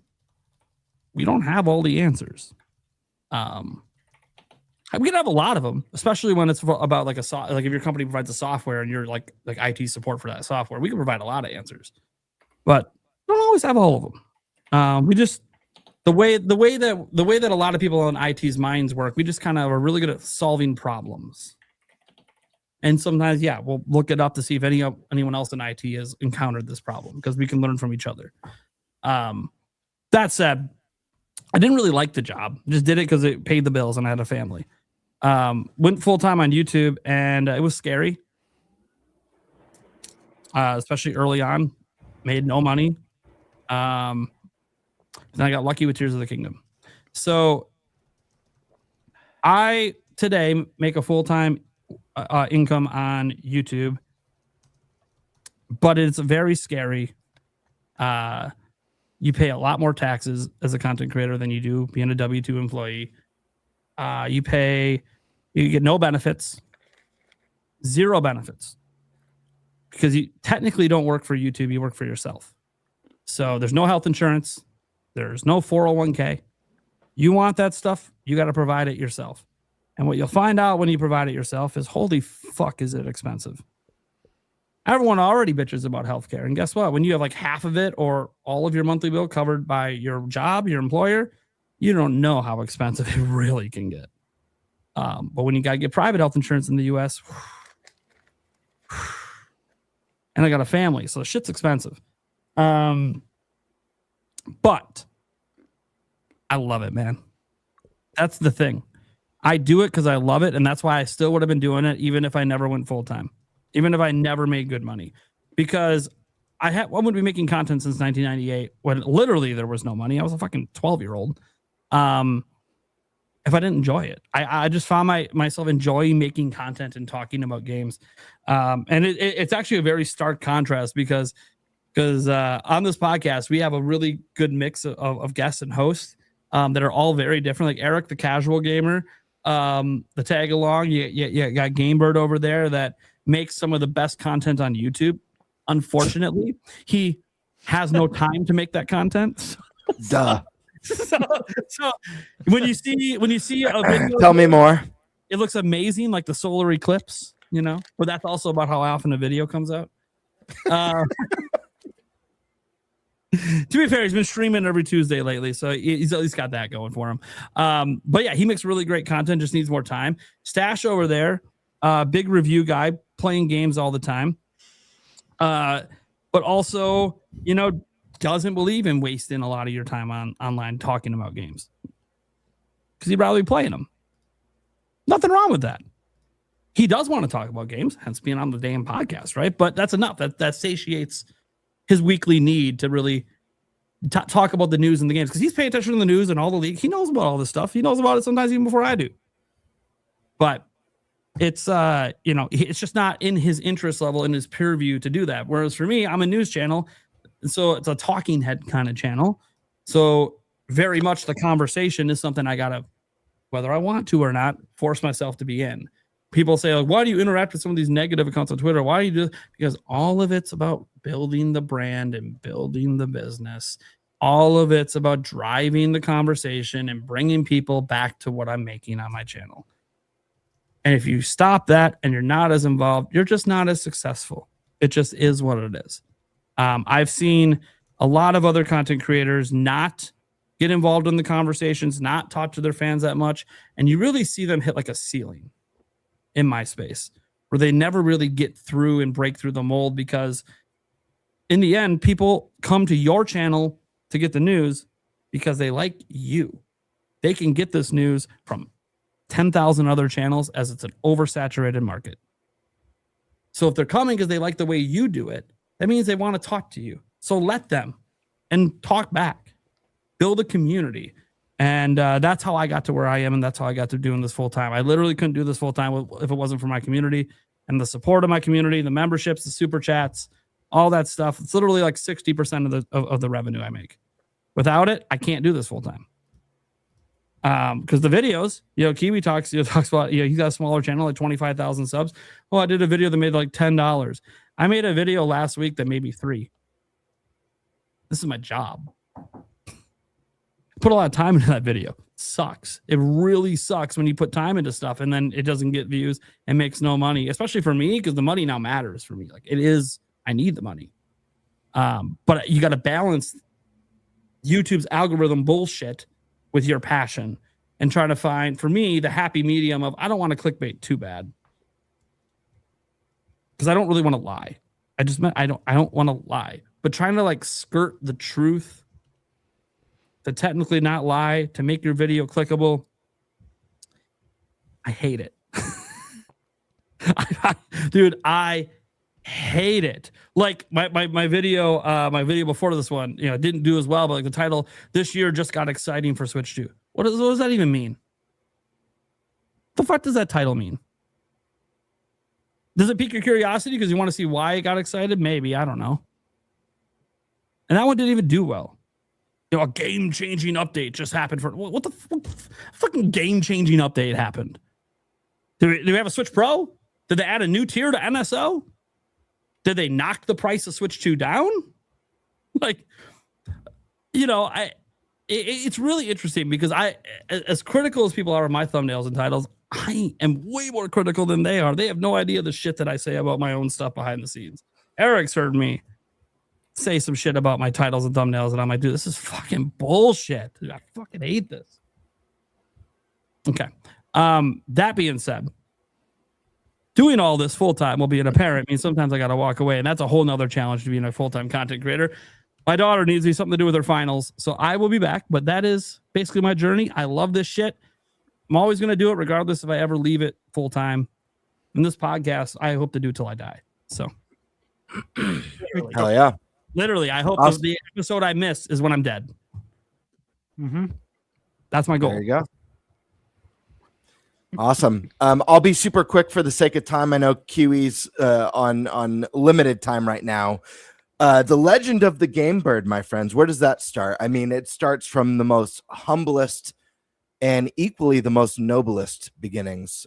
Born as possibly the most talented person within, the community that I lived amongst, the nest.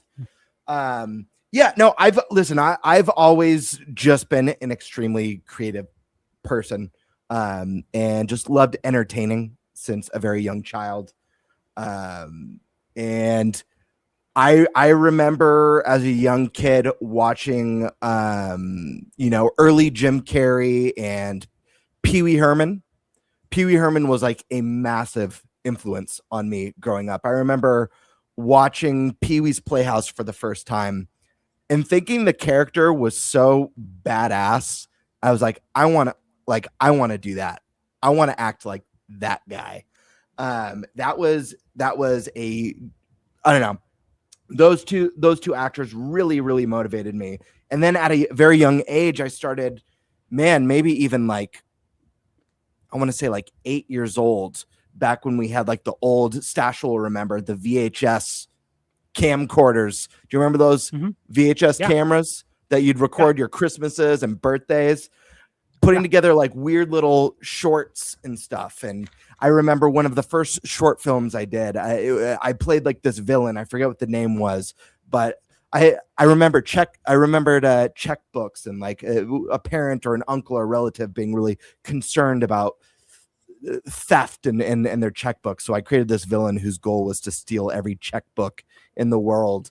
And then as I got older, and I entered high school my freshman year, I got into video production, learning about that side of stuff. I had done theater and all that stuff growing up throughout the years. And when I got into the production side, started learning Adobe Premiere and editing. And that's when I started getting really creative and leaning more into my quirky side and my comedy. And I went through a weird run of making like really weird, goofy, like horror short films.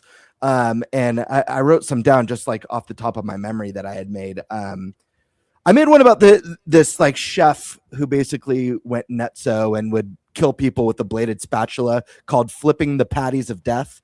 It was like one of the first little short films. Then I made The Milker, was another short film. Then there was The Night Creamer.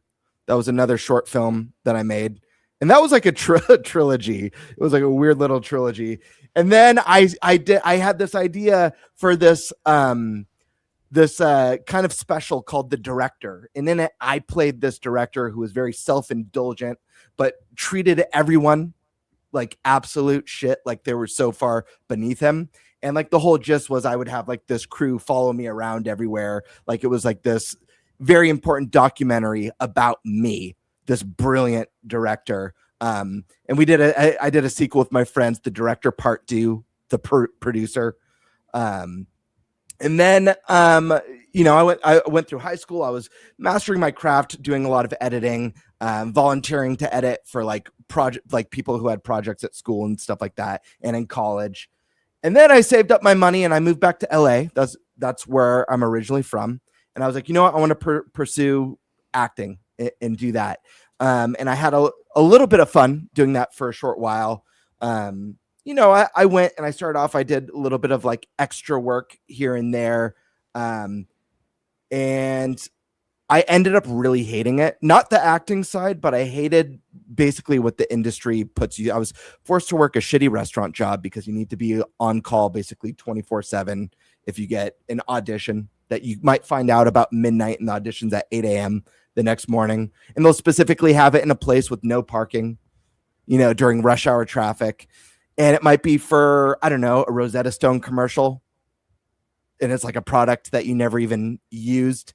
And I ended up really just having a bad outlook on the industry and everything that you have to go through for these jobs that you don't care about, or all the jobs that don't pay. Your pay is the experience and all that bullshit. So then I was like, I'm going to get more into the live stuff. And I started taking classes at Groundlings Theater, which was remarkable. And if anyone's ever heard of Groundlings, it's where like most of the cast members of Saturday Night Live came from there. Conan O'Brien went there. Pee Wee Herman, that was a big reason why I even learned about Groundlings at a young age. And I absolutely loved that. I was one of the very top in my class, and I stopped doing Groundlings because I couldn't afford it. On top of it being insanely expensive to live in Los Angeles. And then I wrote a cartoon with my buddy because I wanted to explore all avenues of creativity called Neon Phoenix, and it's an adult comedy cartoon. I still have scripts for the first 3 episodes. Who knows if anything will ever happen with that one day, but it's really cool to go back and read. And I still laugh when I read the script, so I think it's still funny today. But ultimately, I just got really turned off by the whole process of why I even moved out there to begin with.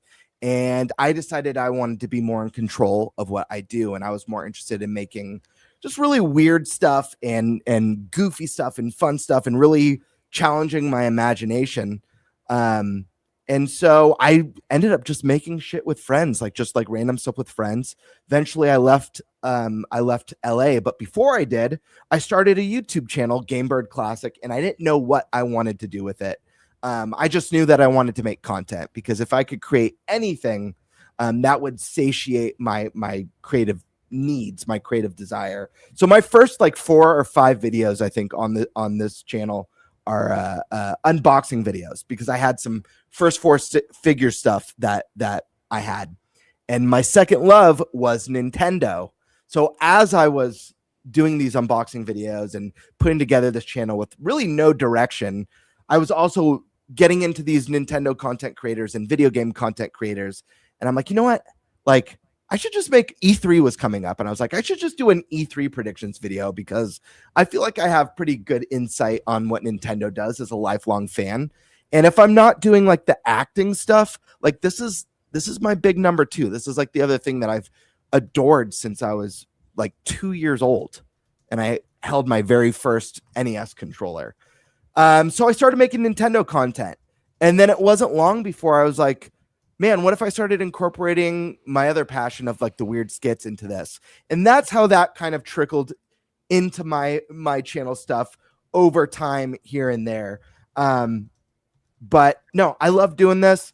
I love where this has brought me. This is definitely a side thing. I'm very busy. It doesn't pay any bills, but I have so much fun talking about Nintendo. I have so much fun editing and challenging myself creatively, and most of all, hanging out with everyone in the audience, whether it's here on Nintenbyte or GameBird Live, meeting wonderful, amazing guests like Kiwi Talks, SkySwordsAlisa, getting to create bonds and friendships with Prime, Eric, and Stashman has been unbelievably rewarding. And so I mean, ultimately, to wrap it all up and bring it all home, I really just do it for validation in hopes that people will like me. So that's why I keep making this stuff. Please, people, please like me. Please be my friend. Think I'm cool. Think I'm funny, please. That's the topic. Thank you, folks. This is great. I learned a lot about you. That's pretty good. All right. I guess that takes us right to our next topic. Let's see here, which is the Kiwi Talks question one. Who had that one? I did. Eric? All right. So Kiwi already made his announcement. Yep. So we'll just jump right into the questions. Kiwi, I'll let you choose between Doom the Dark Ages, your what the fuck game, or Smash and Zelda coming to Switch 2. Wherever you want to start. You've got me for 30 minutes, because unfortunately I need to take my wife to to doctor, post-surgery, recovery stuff. Okay, so what was it? Doom, the WTF, and what was the other one? Zelda Smash coming to Switch 2. Those are just the ones in the dock. There'll be more. The ones in the dock, yeah. Well, I'll let you choose. What do you want me to go with first? All right, since I didn't realize you had still a half hour, but let's start with I know what most of the people here are thinking, probably Smash and Zelda coming to Switch 2. The one that I know he's not gonna say shit. There's no way. There's no way. Okay, so first things first, just a bit of context here. So usually what happens is because I'm so busy throughout the week, I usually make all my tweets in bulk in the weekend, right? I'll draft them all up. Sometimes I don't proofread them correctly. And with the particular one in regards to Smash, Metroid, and Zelda, that was going on while my wife was going for surgery. So I didn't word it properly. And then it got blown up into this big thing. So I will say this. In regards to the Metroid, Smash, and Zelda thing, one of them is new. I won't say which one. Mm-hmm. The other two might be, they might not be. But it might be a new game. It might be a remaster. It could be something like Smash Brothers Melee on NSO, maybe. But one of them, I will say, is new. I will say that tweet got me a lot of heat from a certain developer. So I do have to be careful. Which developer?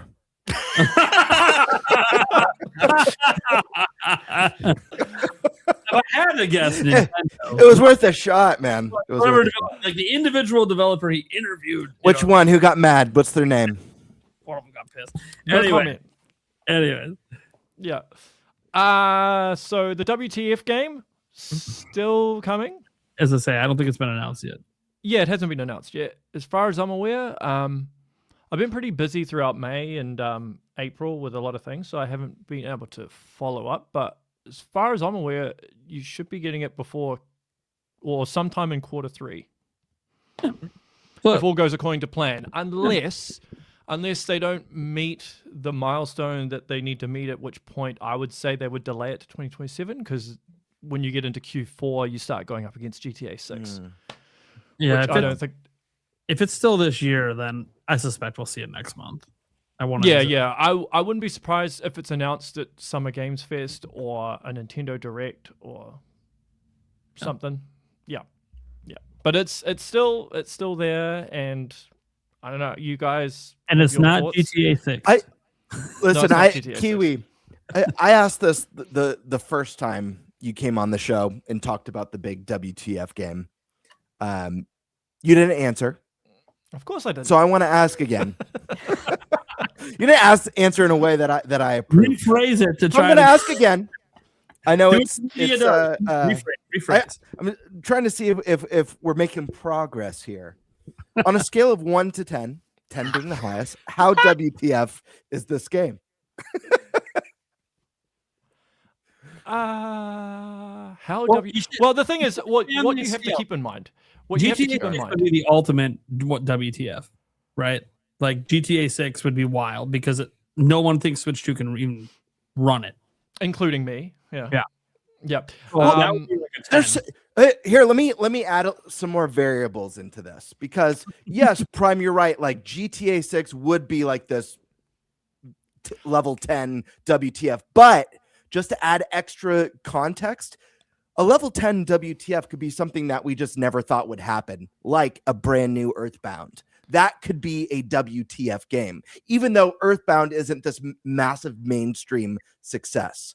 That gives maybe a little bit more variables to this question. Okay. I don't know. I will give you something. Okay. Oh, so okay. This is why I ask people. Next year, there is a game that will come out that's like, oh my God, an oh my God game. Okay. I'll be providing more details on it once the WTF game is announced. Okay. This is a Nintendo oh my God? Yeah, so this is a third-party game on Switch 2 next year that will make people go, oh my God. So I'll have more info, but I just don't want to drop a bomb yet until the WTF game is announced. Holy hell. So this game will trump the first, the Oh my WTF. gosh. This will WTF the WTF Yeah. Well, in the ass. Oh my God. I mean that. I don't even know. Okay, I mean they basically didn't answer your question. He just gave you information on something entirely different. Yeah. So I don't want to. So because I'm already Well, preparing. he's got a I'm style. already He's got a because I only found out about this in the last couple of days. Sure. Okay. So I still need to verify some other information. And once I have a bit more information, you might see another riddle. Just saying. Here we go. maybe some sort of a you might sprinkle some golden jiggies in there. Some golden jiggies. That would be OMG to me. That would be a new one of those coming out next year. That would be insane. Anyways, But I am going to India in a month.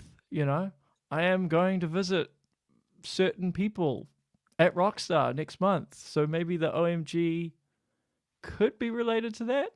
Maybe I'm like Holy throwing shit. bait Bully out. 2, Look, everyone. I will say Bully this. 2. I know people get annoyed with how vague I am sometimes, It's a but myth. there are a number of reasons as to why I do that. Number one, obviously, is like if I just come out and say it, I think that ruins the surprise. Okay. Sure. Secondly, like if I say it, game developers get pissed off. Yeah. The third thing is the marketing aspect, right? So with a lot of these companies, they plan out specific marketing campaigns for a game, right? So when you come along and you just leak it, you actually sabotage all of their work. And depending on the company, so like with a lot of Western developers, they actually start the development process and the marketing campaign at the same time. They work in tandem. Sometimes it feels like the developers are actually working for marketing as opposed to the marketing working for the developers. That's why Jason Schreier got blacklisted after he leaked Fallout 4. That's why Rockstar hate him, because he leaked the trailer 1 was coming out before it came out. So that's why, like, when Nate went as far as he did, I think he went a little over the line. He should have restricted a bit. I mean, imagine how that Star Fox trailer would have hit if nobody had known about it. I think with the Nate the Hate stuff, I would have just. It's the most he put out at once. I mean, technically, it's just 2. Well, he says 2, but no one knew about something that was Switch Sports. Yeah. And didn't he mention Pikmin 4? Yeah, there's been a rumor about that one for a bit. Yeah, so like, because there's a big difference between me saying Metal Gear Solid 5 is coming to Switch 2, and then Nate the Hate going, hey, here's Ocarina of Time remake, Star Fox, Switch 2 Sports, Pikmin 4 Deluxe Edition, and 3D Mario is coming next year. Like, that has a much bigger, significant impact on Nintendo marketing devs as opposed to me just saying something about a third-party port like Doom or something. And my whole thought process too with the Nate the Hate stuff, which for my channel is great. I love it. Leaks, cool. It's great. It's that I think he could have just revealed all the same information, but just spread it out throughout the year, and then people wouldn't have thought anything that bad of it. It's just that he did it all at once, I think, is what led to people being like, "Whoa," because he leaks the same kind of crap every single year. I mean, not the same games, but like different games every year. He just does it throughout the year, and people don't really get mad about it because it's just one-off leak this month, one-off leak next month, and it's like, okay, that people find that acceptable, more palpable because there's been time. Your previous leak maybe has already been announced and come true, so now obviously you're ready to leak your next thing. Like that's, I in general, as a setting my job aside, just as like a gamer. Leaks definitely can hurt sometimes, for sure. If you put yourself in the position of the marketing department for Nintendo, when Nate announced, they would have been like, "What the fuck?" Pissed at him. They would have been, because I can guarantee he will have sources close to the marketing department. I would be very, very skeptical for him to know that what he would be. Yeah. he would have direct connections to Japan. It will be someone related to marketing or like someone who's connected to marketing. So he's like second in the chain or third in the chain or something. Someone that would know all this stuff. Yeah, yeah. And the big mistake that he did was he gave a specific date in terms of Star Fox. I mentioned on Twitter, never, ever, ever give dates. And now he's not going to do that again. Yep. Nintendo are petty, man. People think that I'm talking crap. I'm like, no, they're not. They are super, super petty, as are Rockstar. They hate leaks to the point that they will move dates around. So if you give a date, they will sabotage that date just to discredit you. That's why I never give dates. Like I might give a rough time frame, maybe like 2026 or 2027. Your OMG game is 2027, which tells us it's exactly. But I never give dates. Also, like Nate the Hate, also he said that Red Dead Redemption 2, the next gen version, was going to be in late 2025. And then it never happened. Yeah. I never gave a date. I said it exists, but that's all I said. I've speculated that it will be 2027, but I have no idea. No, I've heard dates and haven't said anything because one, it's a Rockstar. I pissed them off once ages ago. I don't need to do it again. And I pissed them off. They just contacted me. They wanted my source, and I'm like, no. Like that's not happening, because when and it was funny too because it was something that never even happened. It never got greenlit, but it was about Red Dead Redemption 2 coming to Switch 1. I knew work had been done on it, and I talked about it. Obviously, I'm talking about it now. Let's just say Rockstar might have been in my inbox a few days after I reported on that, and they weren't mad at me. They were just like, "Who told you?" I'm like, I can't reveal sources. What kind of? I mean, I guess I could, but I'm not going. That's no. Like this might ruin my reputation with you guys, but I'm not gonna tell you who told me. Like I don't want people's jobs at risk, and I realize they probably shouldn't have told me, and they told me I could say something. But yeah, just sorry. Good luck. They're ruthless, man. You're not gonna I've had a couple of people from Rockstar scope me out on LinkedIn. And then when I try, because like on LinkedIn, when somebody looks at your page, you can actually see who viewed it. But then when I go onto their page, it's like a dead account. I had all these people from Rockstar looking at my LinkedIn page that were like dead accounts. It was really weird. And then I had someone from Rockstar jump into my Discord. This was maybe 4 months ago. So like they have ninjas, man. Them and Nintendo, a lot of ninjas. So you do have to tread lightly with those two companies because they hate leaks. That's why like when you see any leak in regards to GTA 6, I'm like, bullshit. Like, no way. They're like Area 51. You ain't getting no info out of that company. At least at the moment. Yeah, if someone wants to lose their job and doesn't give a shit. Like a pissed off employee. Okay, yeah, that happens. It does happen. But it does happen. Yep. I'm assuming Rockstar's trying to keep people not feeling that way until marketing the gear. I'm gonna see because obviously I'm going to India in a couple of weeks' time. Yep. And I know a few devs in Bangalore, so I will try and connect with them and see if they can give me any info. Whether they will or not, I have no idea. Well, we know that one guy will just keep telling you, "I'm buying you this dinner," but you're give it a month. You're gonna be wrong. Yeah. You're gonna be wrong. Well, you're gonna be Venmoing me or PayPaling me some money. Pay for that dinner. When it comes. Well, he's taking me out for dinner, so that should be enjoyable. I'll definitely take some pictures for sure. Yeah. I can't wait to see the plate put on. So I'm gonna be like, yes.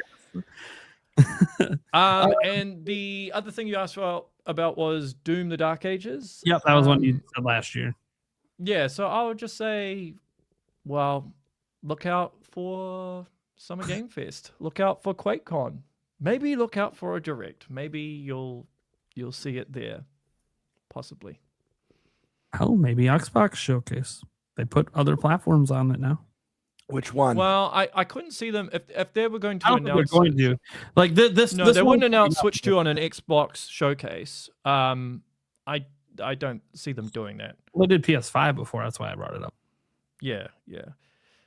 And I don't know how strict Nintendo are with like blood and all that in regards to how they portray that stuff in games. Like I know with the Resident Evil they cut around the blood, but like Doom is such a gruesome game that I don't even know if they'd want to put it in a direct. And maybe it's best that it is announced. It'd be weird because on the the last same two day. Doom games were in directs and had the blood. They were just rated M. Did It'd be they- what? so weird if under Furukawa they're like, yeah, we're not doing that. Yeah. Like, I mean, it is Furukawa. You could make a different decision, but like Nintendo back then didn't care. They had Doom and Doom Eternal both in directs. Yeah. I mean, Doom's my 5th favorite franchise, hence the poster. So, Yeah. I am looking to play it on the go Yeah, because, why I want yeah, I think it's gonna run okay. I'm playing games more on handheld these days than I used to, primarily because my wife has been hogging the TV. So, we had a few super chat questions for you. I want to make sure we get to before you head out here. Okay. We'll start with the earliest one I see here was this $20 one. It says, "Hey Kiwi, you predict Nintendo's going to have a slow and soft year in 2026. What would you want in a reasonable time frame for 2026 to be a better year?" Also, Okay. Nintendo's dev teams are in early Wii U situation. yeah, I did kind of answer this in the chat, but I'll answer it again. So when I gave my prediction, that was obviously before all the announcements. But I will say, if this Super Metroid remake and Ocarina of Time remake are a thing, and I'm smiling because I know more information that I'm letting on, if they are a thing, Fuck. then Pisses me off that I know you know and I don't know. then that would be a great year for me. I love Zelda so much. I've been fishing every contact I have. Like, tell me something. I won't say anything. I just need to. I need to know. I know it's going to be revealed eventually, and then cool. But until then, anyways, I think people should keep their expectations in check regarding an Ocarina of Time remake, though. all I care about is if it's from the ground up. If it's like more like a remaster, then I don't really care that much. Well, I mean, there's a lot of details that I don't know. Yeah. Like, but I've always maintained that doing the whole like Resident Evil 4 remake type of thing, it didn't seem viable to me, primarily because of the amount of money and resources that would be involved to make it. If you're remaking the whole thing from scratch, I think after seeing Star Fox, I think you're looking at something more in line with that, as opposed to like this massive ground up Zelda.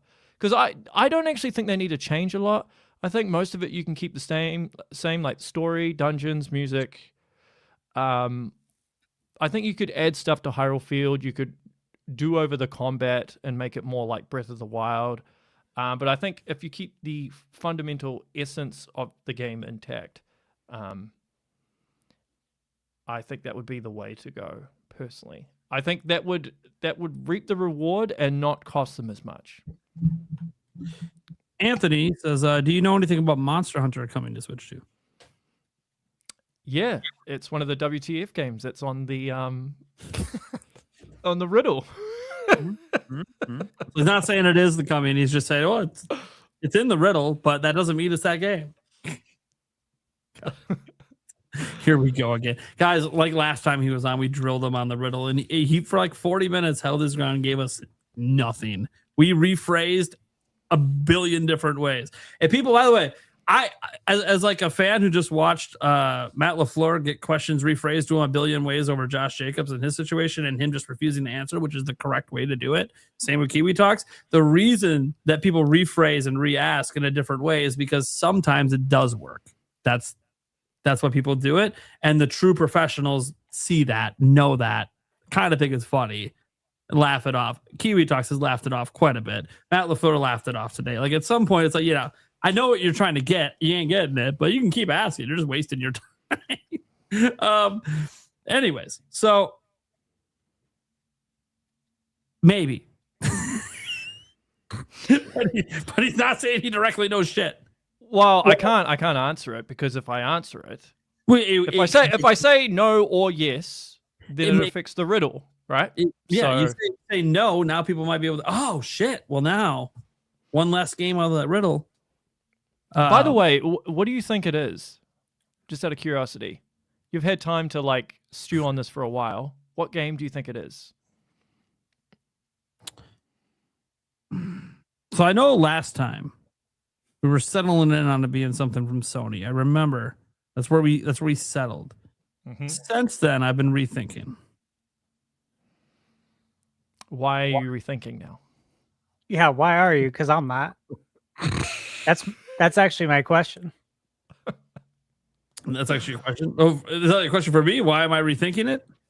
No, it's actually for Kiwi. Was he sort of update on that?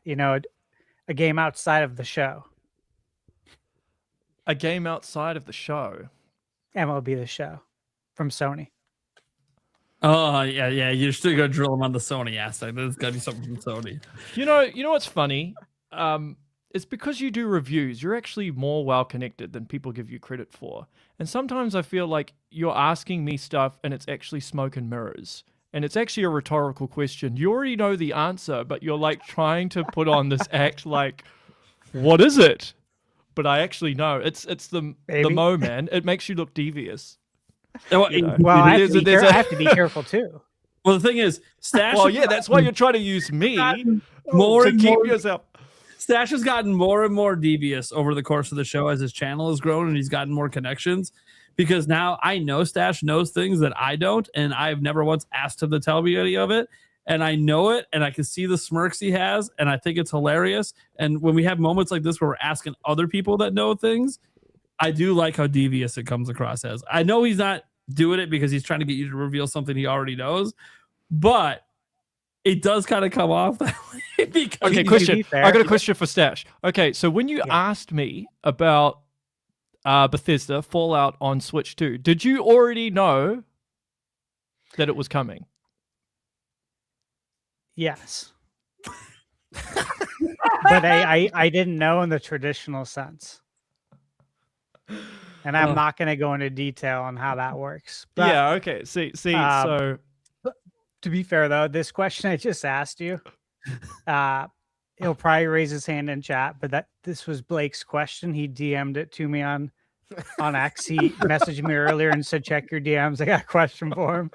So I was like, he wanted to know about what Sony games, if there's any Sony games coming out. I said, well, let's rephrase it and say any Sony games outside of MLB The Show. And I'll ask him for you. But okay, I will say this. I will say this, right? Because some people have reached the conclusion that Horizon's coming to Switch 2, because it's one of the games in the riddle, right? Yeah. And they make this claim based on Lego Horizons. But it's important to note, Lego Horizons only happened because of Lego Group. They mandated that it appear on Switch. It had nothing to do with Sony. So if you're basing that on the reason why you think Horizon's coming to Switch 2, that has nothing to do with it. Okay. Good answer. And to answer his question, I now think it's Monster Hunter. But I thought this before the stuff. Are you basing that on the image? Or are you basing it on the image or the riddle? Can I say something about the riddle real quick? Okay. I forget what you said in the riddle, and I forget all of the games you posted. I remember Monster Hunter. I feel like Bloodborne was in the riddle, but Monster Hunter, Death Stranding 2, Bloodborne, Horizon, Halo, Black Myth Wukong, and what was it? Power World.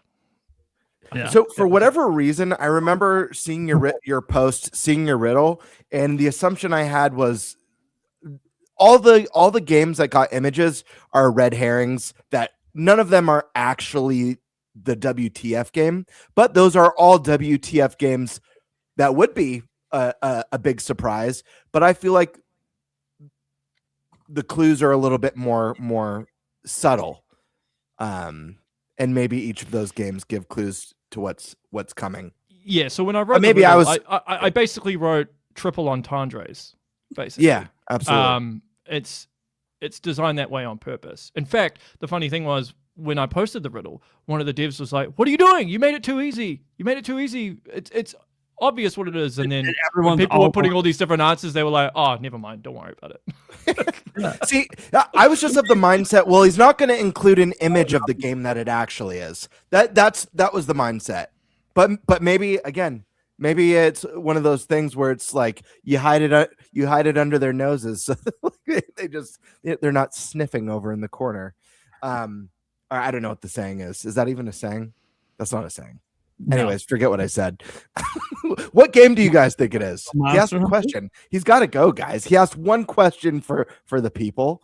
Give him an answer. You think it's Monster Hunter? 8 minutes. 8 minutes. And I'll have to go. Stash, do you want to throw a game out there?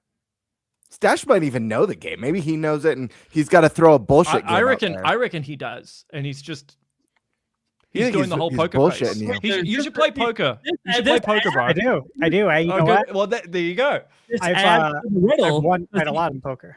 He thinks that Stash knows. So now that adds another layer to the equation, because what do we think Stash would know?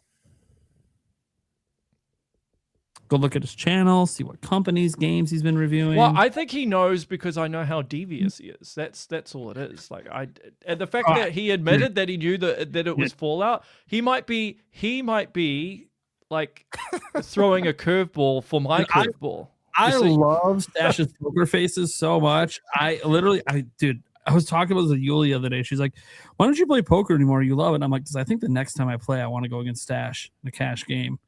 Because I'm really good at it, and I bet you he really is too. And it's always fun to play people that are actually good at it. Because look, it is fun when you're playing cash games against people that suck, because then you're just gonna take their money. But then there's a little part of me that feels a little guilty. It's like they invited the big fish to the little pond. I shouldn't be. If I win enough, I'll usually throw them back their buy-in. Throw some money back, yeah. Their buy-in back. I feel like that's way more insulting. And I heard them. No, dude, there was one time in the game I heard them talking about like how they were going to get gas in their car to get home after losing, and I'm like, what the fuck, dude? Here's $20. Don't fucking worry about it. Well, I only spent 10. I'm like, yeah, dude, you shouldn't be spending your last $10 when you need gas on a fucking poker game. You got scammed, dude. They did a switch. No, I know these $20 off you. That was their poker face. The old gas in the car trick. They don't even have a fucking job. I don't know what the fuck they were doing there. Anyways, it was only $10. I wasn't worried about it until I heard them like talking and like arguing about it, and I was like, "Well, dude, I won like $300, and I just fucking $20. I don't give a fuck, dude. I spent $10 and walked away with $300. What do I care?" But yeah. So. What else we got? Nate thinks Monster Hunter. What do you think? I know you think something from Sony. Yeah. You think it's a Sony game, right? Stash? Look at the camera, buddy. I want to see your eyes. Sure. Sure. He's just going to leave it at that. GameBird, what game you think it is? I'm going to go last. I want to hear what everyone else says first. Yeah. Alyssa? I honestly have no idea. Just blurt out a game. Well, I thought Horizon originally. It's been a little while since I actually read the riddle. I read it when Kiwi first posted Same here. But... I can't even remember. Yeah. I remember thinking Horizon. I know me and the Discord were talking for a while, and I can't remember what we were all coming up with. I think it's being revealed next month, and so I've been reading this riddle every fucking day to try to like figure this out. I'm gonna go look at it real quick. It's pissing me off. I've asked AI to help, which I never asked AI to help with this kind of shit. I don't want to see what... I ran it through AI to make sure that nobody that ChatGPT or something couldn't solve it, right? Yeah. They answered the question, and then I said, "Well, can you explain how you came to that?" Then when they explained it, I'm like, "Fuck no, that's not what the riddle is. You're so full of shit." Like that is not okay. So I'll just eliminate this game. You know what? I should just keep asking AI every game it comes up with. Just say, "Nope, you're not it," because that's not right. So Player Essence thinks it's Spider-Man. Yep, I know and that. that's not on the images. Nope. Sony game though. Yeah. licensed IP. They need to make as much money as possible. Yeah, they brought it to PC. I just wish I knew the context. Even if their future strategy is to keep it on PlayStation, this one already left PlayStation. So I will say, and this is an important thing to note, right? When I first heard about it, I was like, WTF. Okay. Yeah. So what I look at as a WTF, some other people might not consider a WTF, right? So it is from my perspective. So from your perspective, this was match of the GameBird question in the super chat. 1 to 10. So perhaps how much of a WTF is the game? 1 out of 10. But then it also depends. Well, what metric are we using? Like my 10 will be different to your 10, which is different to Anthony's 10. Well, I would say you said GTA 6 is impossible. That's what you're feeling. So I would say that would be like a 10. That's like the most impossible of impossible games. And then hold on. I should elaborate. I don't think it's impossible. It is possible, but I don't think Rockstar would do it primarily because they don't like to compromise on their vision. That's the main reason. But I think if you did, if you sacrificed enough, maybe like foot traffic and all that stuff in the cities within GTA 6, you can probably make it happen. I'm ready to throw a game out here. I couldn't find the riddle. I have no idea what it says. I had forgotten the games that were on it. But listen, man. I don't think it's any of the games that were posted. I just don't think that he's like, I'm going to put the game here for everyone to see it. I'm also not going to go on the Sony train and say it's a Sony game. He laughs and he said a dev is pissed at him over it, which means maybe it wasn't the anyways.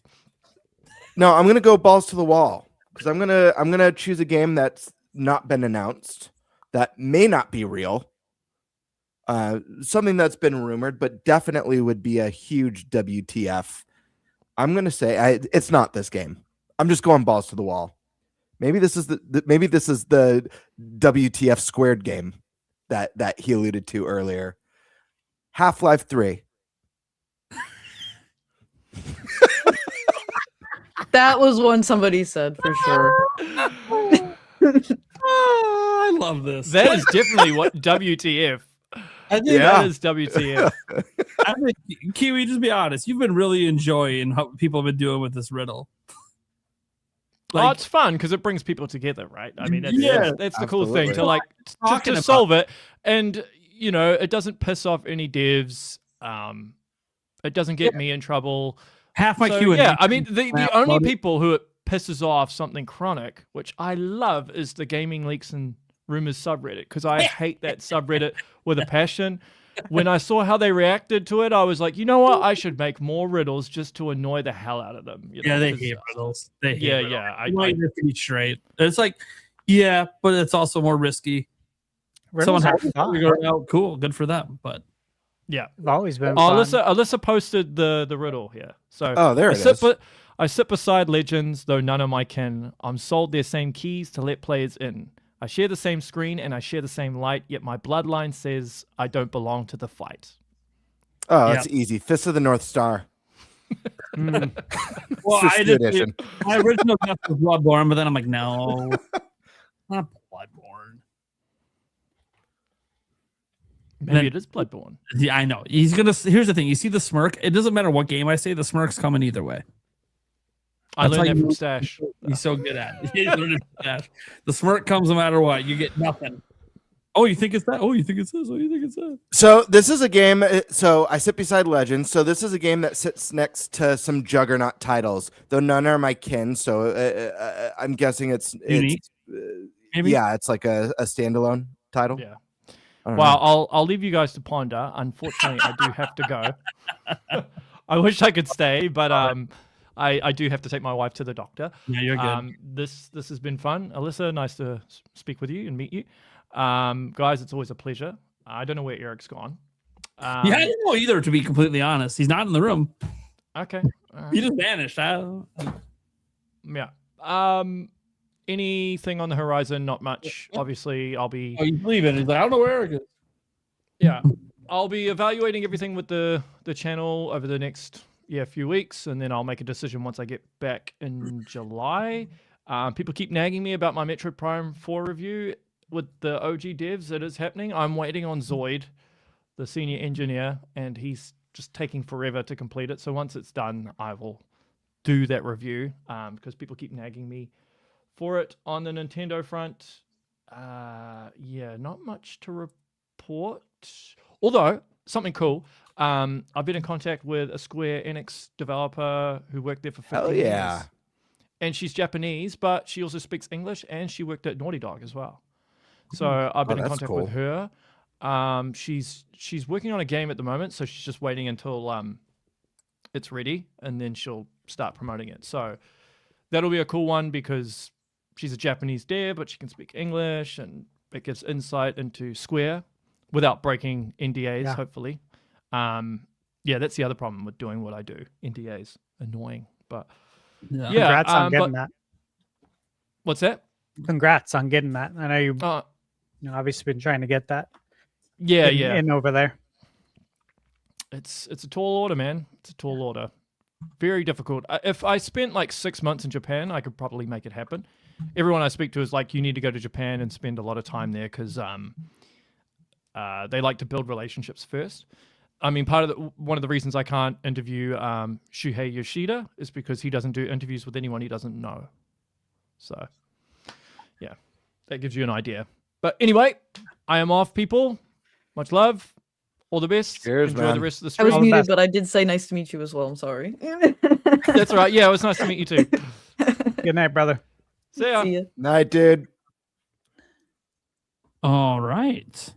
Well, get to our next topic then, shall we? That is on, I think it's on Stash. Yeah. Yeah, what are we talking about? Well, we're talking about why I was up bright and early today after going to bed very late. Just look, guys, normally I'm up around 4:30, 5 a.m. every day. However, I went to bed late because I was working on reviews, working on getting some stuff ready for when I'm gone at Summer Game Fest, some reviews, in the pipeline. And I was like, why did I stay up so late? I have to be up to see the new episode of Supermarket Sweep, right? Dude, I wish. I wish there's a new episode. I've never heard of that. Supermarket Sweep?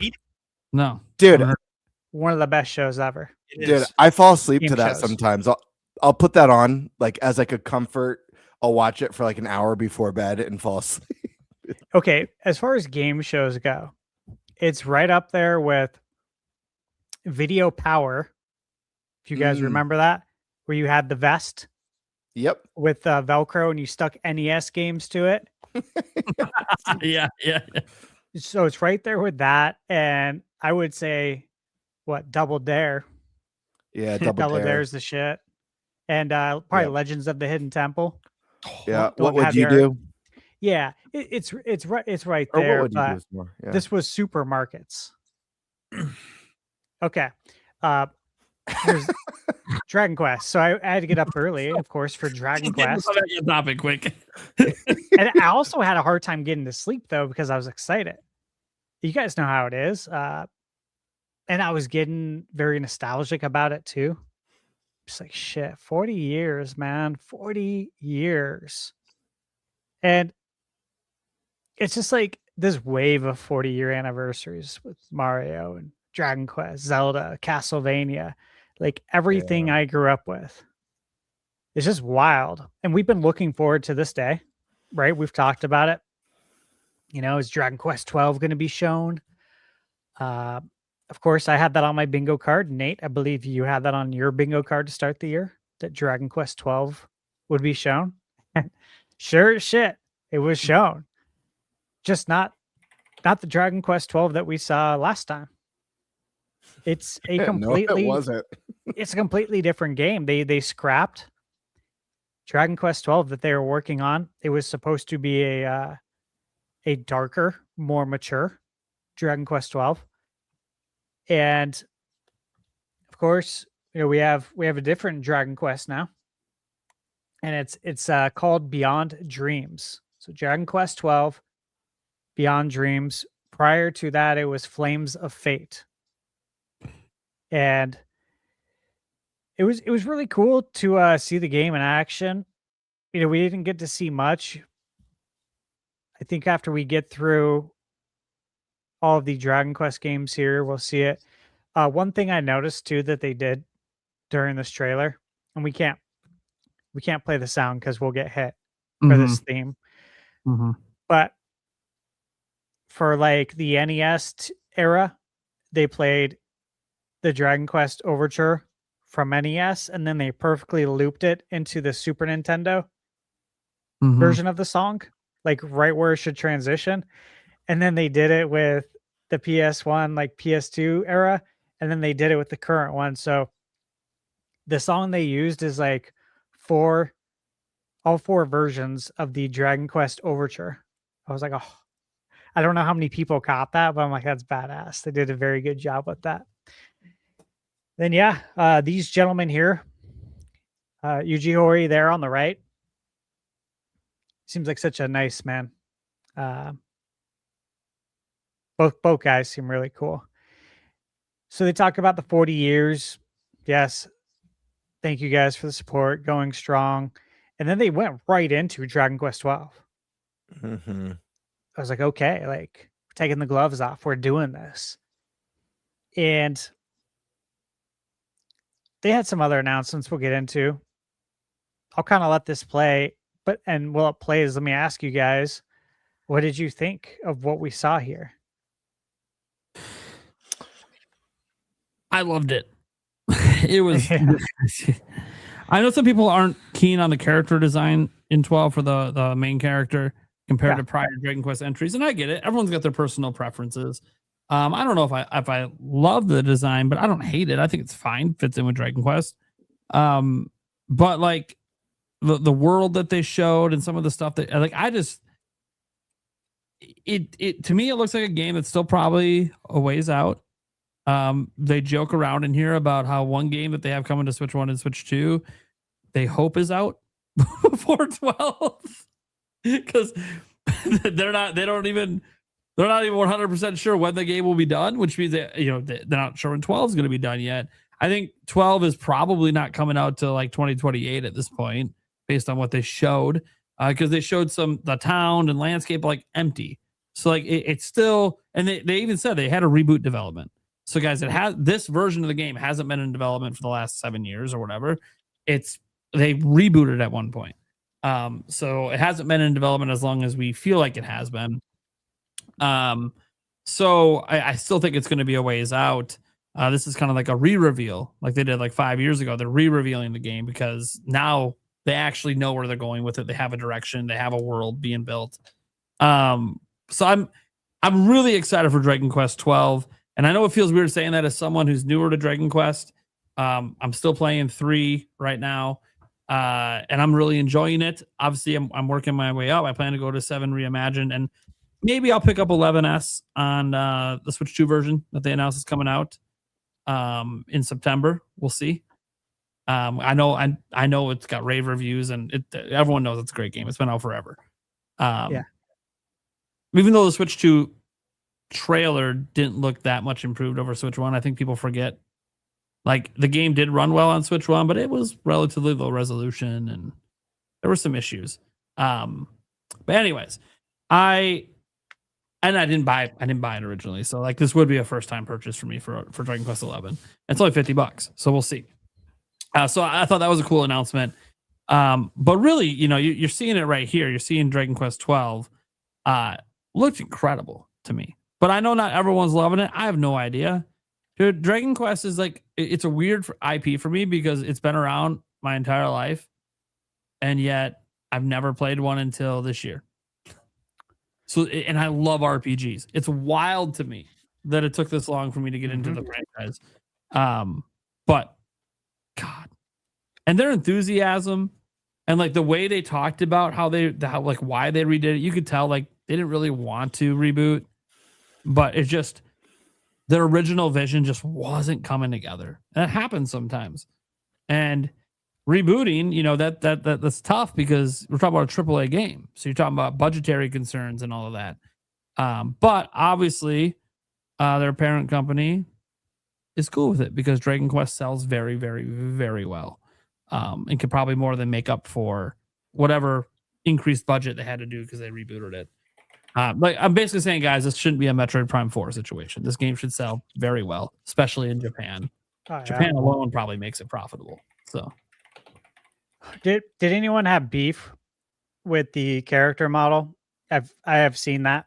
I saw that online today, and I actually love the main character design in this one. Listen, he's got weird looking eyes. The eyes are a bit off putting, and I really like that. I know from what I know of the game, it deals with dreams and stuff. So I love that this character, like, he almost looks like he has been suffering from severe sleep apnea or sleep deprivation. Yeah.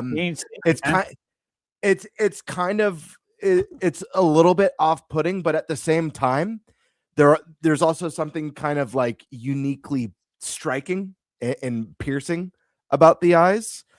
Additionally, someone put a tweet together today that I didn't realize when I watched the trailer for this game, but I was like, oh wow, I do kind of see the correlation there. Someone compared these characters to Chrono Trigger characters, you know, and you know it's obvious that it's like, oh yeah, this doesn't look like Chrono. That chameleon looking character doesn't look like Frog, but it does look like there's a little bit of theming that's comparable, and I think that's really neat. But I think the game looked really cool. This trailer was bittersweet. I mean, knowing for so long that Dragon Quest 12 was in development, and as someone similar to Nate, who, you know, this game has been around my whole life as well, obviously, I've never really dabbled in the series until, you know, really Switch 2 era.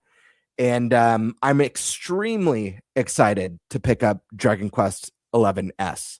I know I've heard glowing things about that game from you, Stash, here on the podcast. And so I was very tempted to purchase the game elsewhere, but we all knew this was coming at some point. So it was worth the wait. So I'll definitely be picking that up. I think it lands September is when it comes out. But regardless, whenever...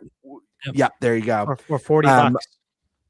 I'll be picking that one up, and it will somewhat tide me over. But yeah, it was bittersweet. The game looks gorgeous. I love the visuals. The bitter side is, like I said, knowing that this game's been in development for a while, hearing that there's been a reset, a new vision, a new idea. It just means that we're farther off. And you know what? Let them take their time. Let them make the best modern Dragon Age game they can make. But yeah, I mean, this one could be landing on what, PS6 for all we know. So depending on, I mean, it depends on. They didn't mention a year. They didn't mention any platforms. This could be 2 years out. This could be 3 years out. This could be 4 years out. We just don't know. Maybe sooner. Maybe they've scrapped development, but since they have the same engine they were originally working with. Yeah. Maybe it's maybe they're able to. Yeah, we just don't know. It feels far with the limited information. We didn't get to see any of the combat system in this one. So visuals, though, I love how vibrant and colorful and crisp the world looks. And even though I don't have the history with this series that ThunderStash does, as someone who's played through all of them, there's just something so iconic and timeless. Not just the overture music that I know we've heard a million times. Regardless, if it doesn't even matter if you played Dragon Quest, you know the theme. You heard it in like 30 Nintendo Directs when Dragon Quest 11 was before that game was coming out. But not just the music, the character designs and the monster designs. They're so, I don't know. It's so cool to see an RPG series like this that has like the monster designs that are so kind of cartoony and out there and vibrant with unique color palettes. Like, I love that sort of stuff. So when I see the footage of this new hero running around this world, I'm like, yeah, this is a world I cannot wait to just like lose dozens of hours in. I'm really excited. I can't wait to see more. The hope is that it's sooner rather than later. I'm hoping we get a meaty presentation of this game next year, by mid next year. But regardless, Square, take your time, cook up something nice and special. It's the 40th anniversary of Dragon Quest. You've got a legion of fans, especially in, the loyal fans in Japan who've been waiting a long time for this. So just, kick ass and do the series justice. But yeah, I don't care what people say about the character designs. I think they're awesome. And I say that as someone who has no bias for Dragon Quest. I've literally, the only Dragon Quest I've ever beaten is Builders 2. So. Okay. Alyssa, what is your hype level here? How you feeling on all this Dragon Quest stuff? I'm kind of like mid. I will say that like it looks very stunning and the environments look gorgeous. Like they look real, but it's stylized, and that's honestly my preferred kind of visuals for games. Not super real, but like real enough that it has like a charm to it. I never played any Dragon Quest games, which is kind of odd because I love fantasy and Zelda especially. But I just think I feel as an adult now overwhelmed with how much time I feel like those games take, and I already have like quite the backlog that I'm like I don't even know where to jump in if I wanted to. I have no problem with the character designs though. I think he looks cool, and the story concept sounds really cool with the different visions in his dreams. I'm curious to see hear more about like what that kind of gameplay is like, because to me that sounds like you're gonna experience gameplay in his dreams, like doing certain levels that way, maybe. Yeah. Stash, what did you say the previous name was for it? Fate. Yeah, it was Flames of Fate. And the new one is Beyond Dreams. I think Beyond Dreams is a way better name. Yeah. To be perfectly, I think it blows the first Flames of Fate. Flames of Fate just sounds a little bit generic to me. Streets of Rage, Flames of Fate. It could be you could use it for anything. What's that? Genshin, Flames of Fate, new ninja game. Final Fight. It's like, yeah. Flames of Fate.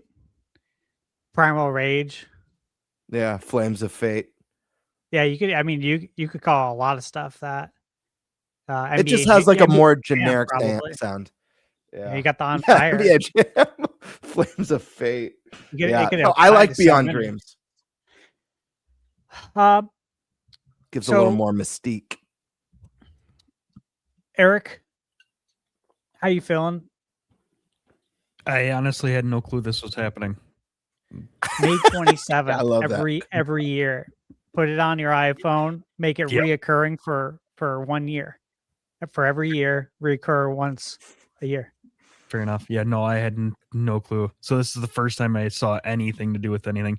Honestly, the art style seems like it fits that type of genre.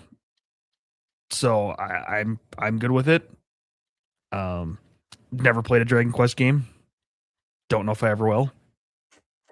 So I'm happy for the people who are enjoying it. So that's really all I got. All right. Let me drop a fact here. So Dragon Quest 11, one that they showed today, coming to Switch 2 in September. That is a completely standalone adventure. So there's your jumping in point. Okay. It's the most recent one. It's $40. It is a long game if you want to see and do everything. Mm-hmm.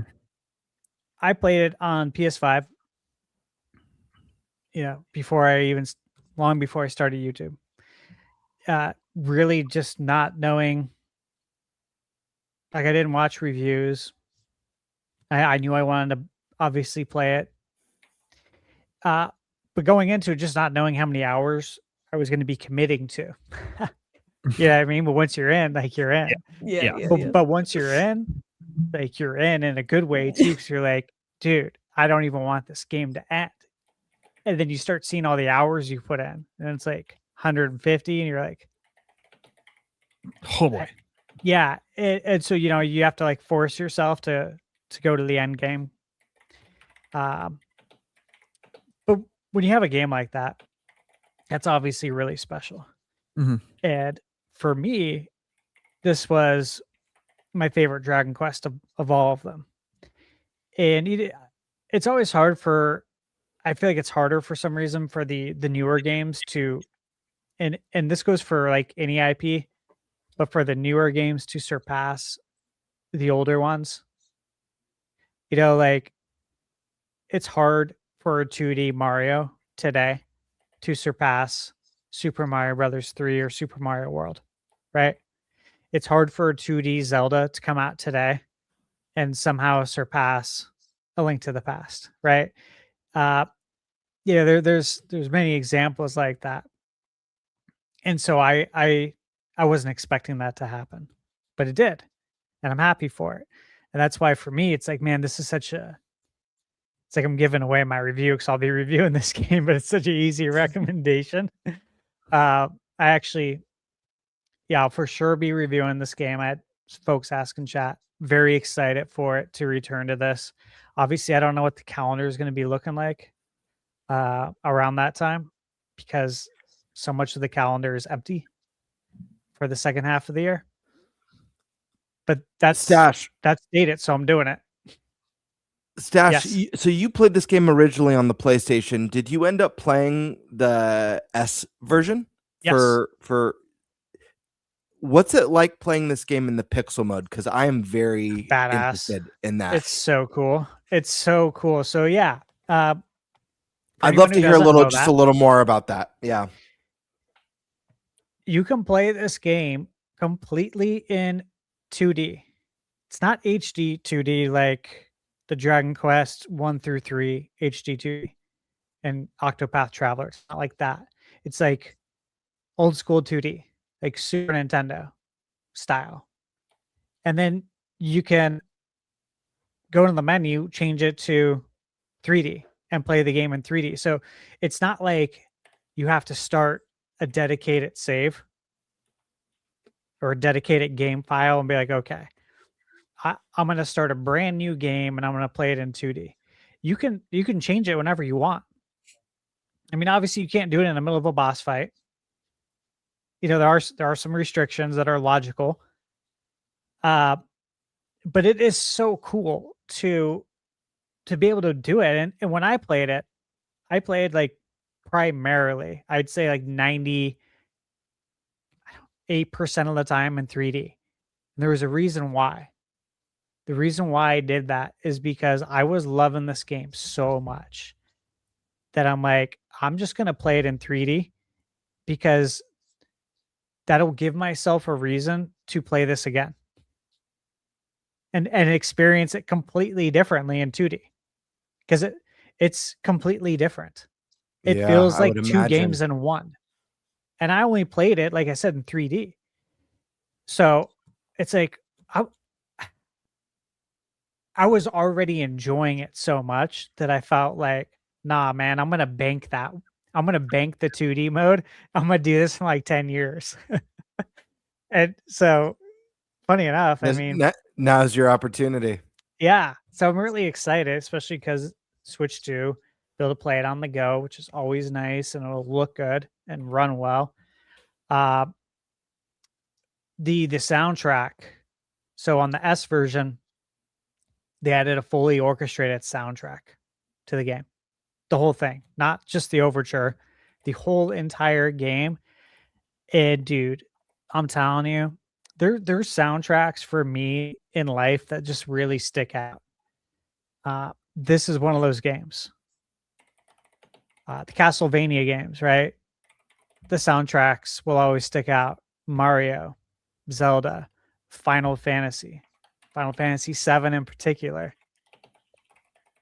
There's just certain games throughout our life that we've played.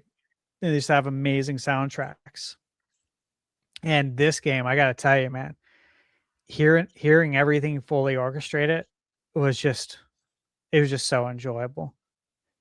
Similar to like, with Mario Kart World, where you can just keep the game on and listen to the music. It was like that. It's very, very good. I mean, it's top 10 soundtracks for me.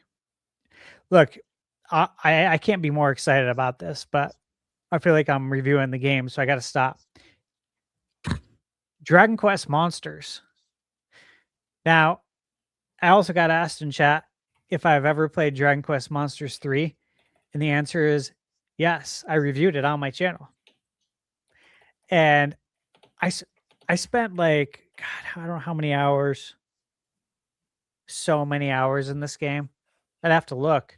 I think it was like over 80. I'm really excited.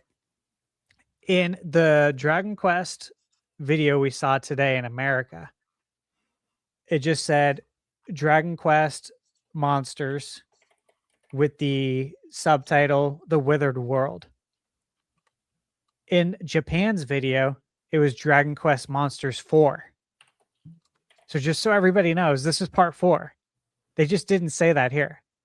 So this is a sequel to Dragon Quest Monsters 3, The Dark Prince, the one that I reviewed on my channel and that I absolutely loved.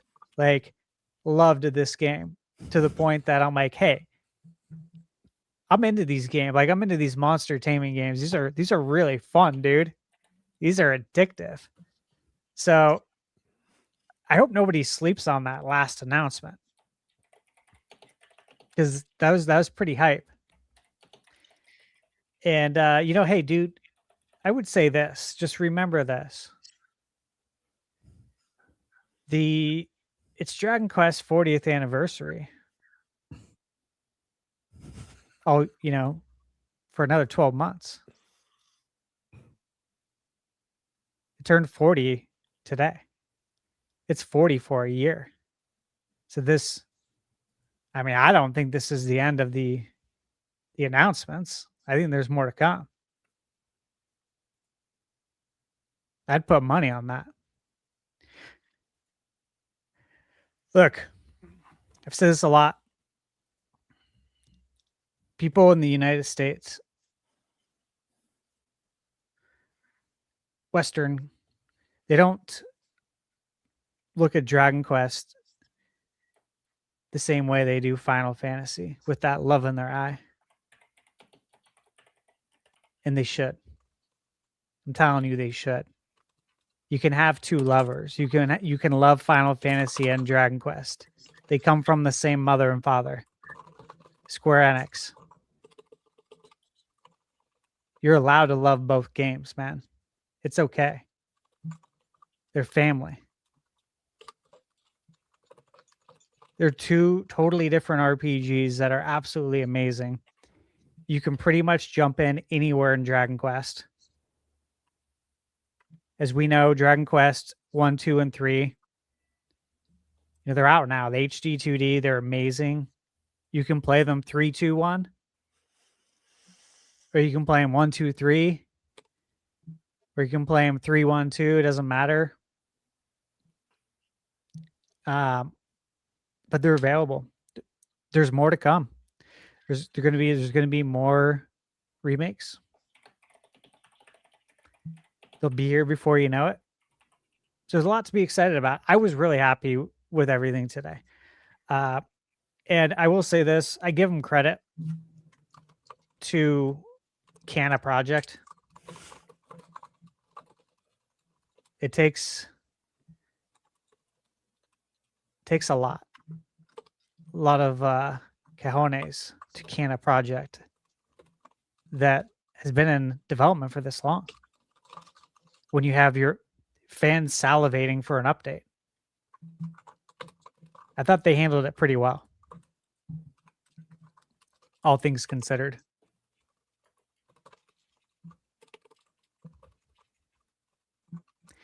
What else we got? Anything else on Dragon Quest Day? Do you guys think this is the end? Do you think we get anything else for the year? It's 40 for a year. I'm curious if it, anyone else here. I'm guessing it's a no. I'm sure we would have mentioned it. I know I haven't. I am curious about Dragon Quest Monsters. I know it's more of a Pokemon like. It's a spinoff. but I don't even recall. Like, I remember when that game was first announced back on the Switch, but I don't really recall hearing anything about it, like the quality of the game, how fun it was. So, I mean, it piqued my interest. I reviewed wow. it. So good. I got to go back and watch your review. The best thing about it was, like, it's not right off the bat. I forget where it was in the game. Maybe a third of a way into it. You obviously you collect all these monsters. You have them fight for you. You level them up. They evolve, all this, and it's really cool. Here is the gameplay kicker, dude. That was so badass. Is that you can mate with other monsters. Like you put them into I think you put them into a machine, if I recall, and they mate with each other, and then they create a new monster, an offshoot. So you think like, okay, these are all the monsters, right? And you say, all right, I'm gonna have like this king slime and this really rare like metal slime, or a completely different monster type mate with each other to create this slime. And then this slime, it's like, you could have two super powerful ones, right? You can have two super like tanky ones mate with each other, and then they offshoot obviously a super tank now that you have at your disposal that you can build and evolve. That was the biggest thing for me. So I'm like, holy shit, there's so much strategy in this. Like, I feel like someone's probably made an Excel sheet and it's probably sitting around somewhere in a Reddit forum or something, because like there's so many options you could do. It wasn't like overwhelming. You got to think it out because you don't want to waste your time. But I was just like, dude, this game is really deep, and it really earned my respect. But yeah, check out the review. I'll watch that tomorrow. Some people weren't happy with the performance, but I even said it in my review too. Like, hey, dude, performance, not great, but damn, is the game fun? So I don't care. Mm-hmm. Yeah, these things happen. Games can have shoddy performance and be really fun. So yeah, I mean, look at the games we grew up with, so many, especially during the growing pains of 3D. Yeah, that's the slowdown era on the NES. Yep. Too many enemies on screen. Yep. Yeah, like I always think about Contra Force, the third Contra. I have it. Mm-hmm. Very rare. And the game's like not even playable. Everyone knows this. Everyone who's a Contra fan knows about Contra Force. And it's like not even playable because of slowdown. Like barely. But people still bought it. Because those weren't deal breakers back then. Now if a game's, 50 frames per second instead of 60, people are hanging it up. They're done with the series now. Wild.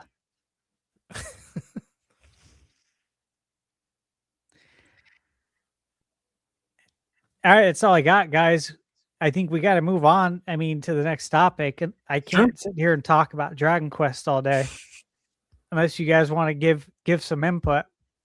I fought a lot of wars against the dragons. Okay, I could drag on for days. I have a question for you, Stash. If I liked Visions of Mana, how would I feel about Dragon Quest? You'd feel, or do they play totally different? No, you'd feel good about it. Dragon Quest is turn-based. Okay. So I don't know how you feel about turn-based. I'm more open to it now. Is it a little bit like involved, or is it very much like Pokemon? It's a tad more involved. Okay. Yeah. I mean, The deeper you get in. Yeah. stuff. Okay. Just you're turn-based curious. Yeah, I am turn-based curious. You should be.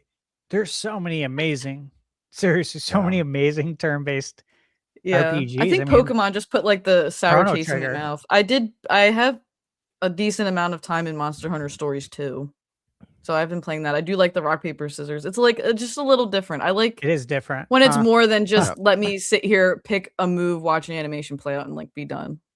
Like I had I a really hope, lot just, of like, not that we're questions talking about about Pokemon, that. but I really hope Gen 10 Pokemon adds something like really cool, like counter move kind of mechanic, maybe based on like your Pokemon stats and like your evasiveness. Like if your Pokemon's evasiveness is like higher up, it would be really cool if you could do a sequence of button presses to try to like dodge, and maybe you still wouldn't like work. I just think something like that would be really cool for that. But yeah, I am turn-based curious as long as there's like a little bit more to it than And just Alyssa, you sitting like and watching. I know maybe Dragon Quest, it's not like, as far as this narrative goes, it's not like the most emotionally complex like Expedition 33, but I think one of the benefits of exploring the genre is there's just so many rich, incredible stories to be discovered, and many. ones that like Expedition will pull at your heart or make your eyes glaze over. Okay. My whole life Tons. there's been so many that have just like Yeah. touched me. That's where So, we got our start, was turn-based. Yeah.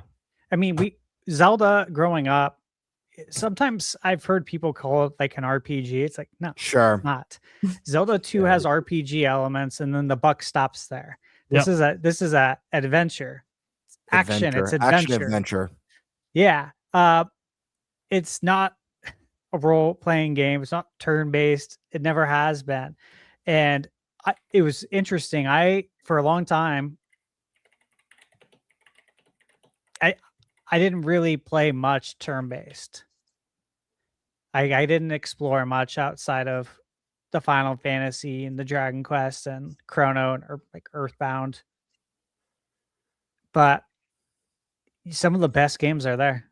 And when I finally branched out and started playing them all, I'm like, holy shit, why did I sleep on this?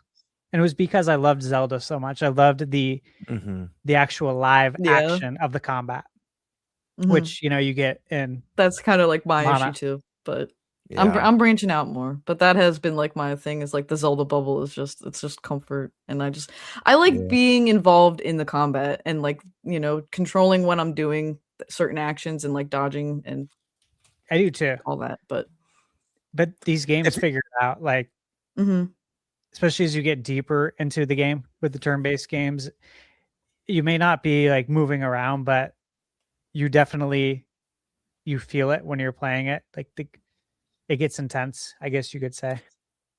And I highly recommend, and I'm sure everyone on this panel would agree, if you ever want to go back and play like just an iconic RPG that has stood the test of time better than such a vast majority of games across such a wide variety of genres, Chrono Trigger, it's got the same art style as the Dragon Quest games.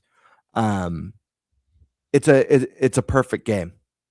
It is perfect. Obviously, it doesn't have the voice acting. Legit, it's not gonna hit the same way maybe Expedition does, but it's a game you could pick up today that doesn't feel dated in the sense that, like, man, it's hard to go back to this. No, the game still kicks ass. So if you're ever like curious to go to like the roots of like just an iconic golden era gem of an RPG, I couldn't recommend that one more.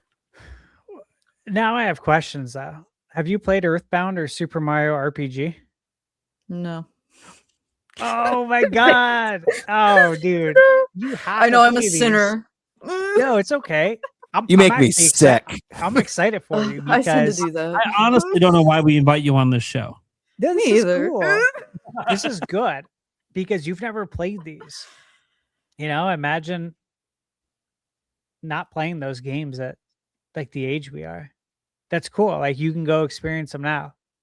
I'm just saying you should play them. Okay. They're so amazing.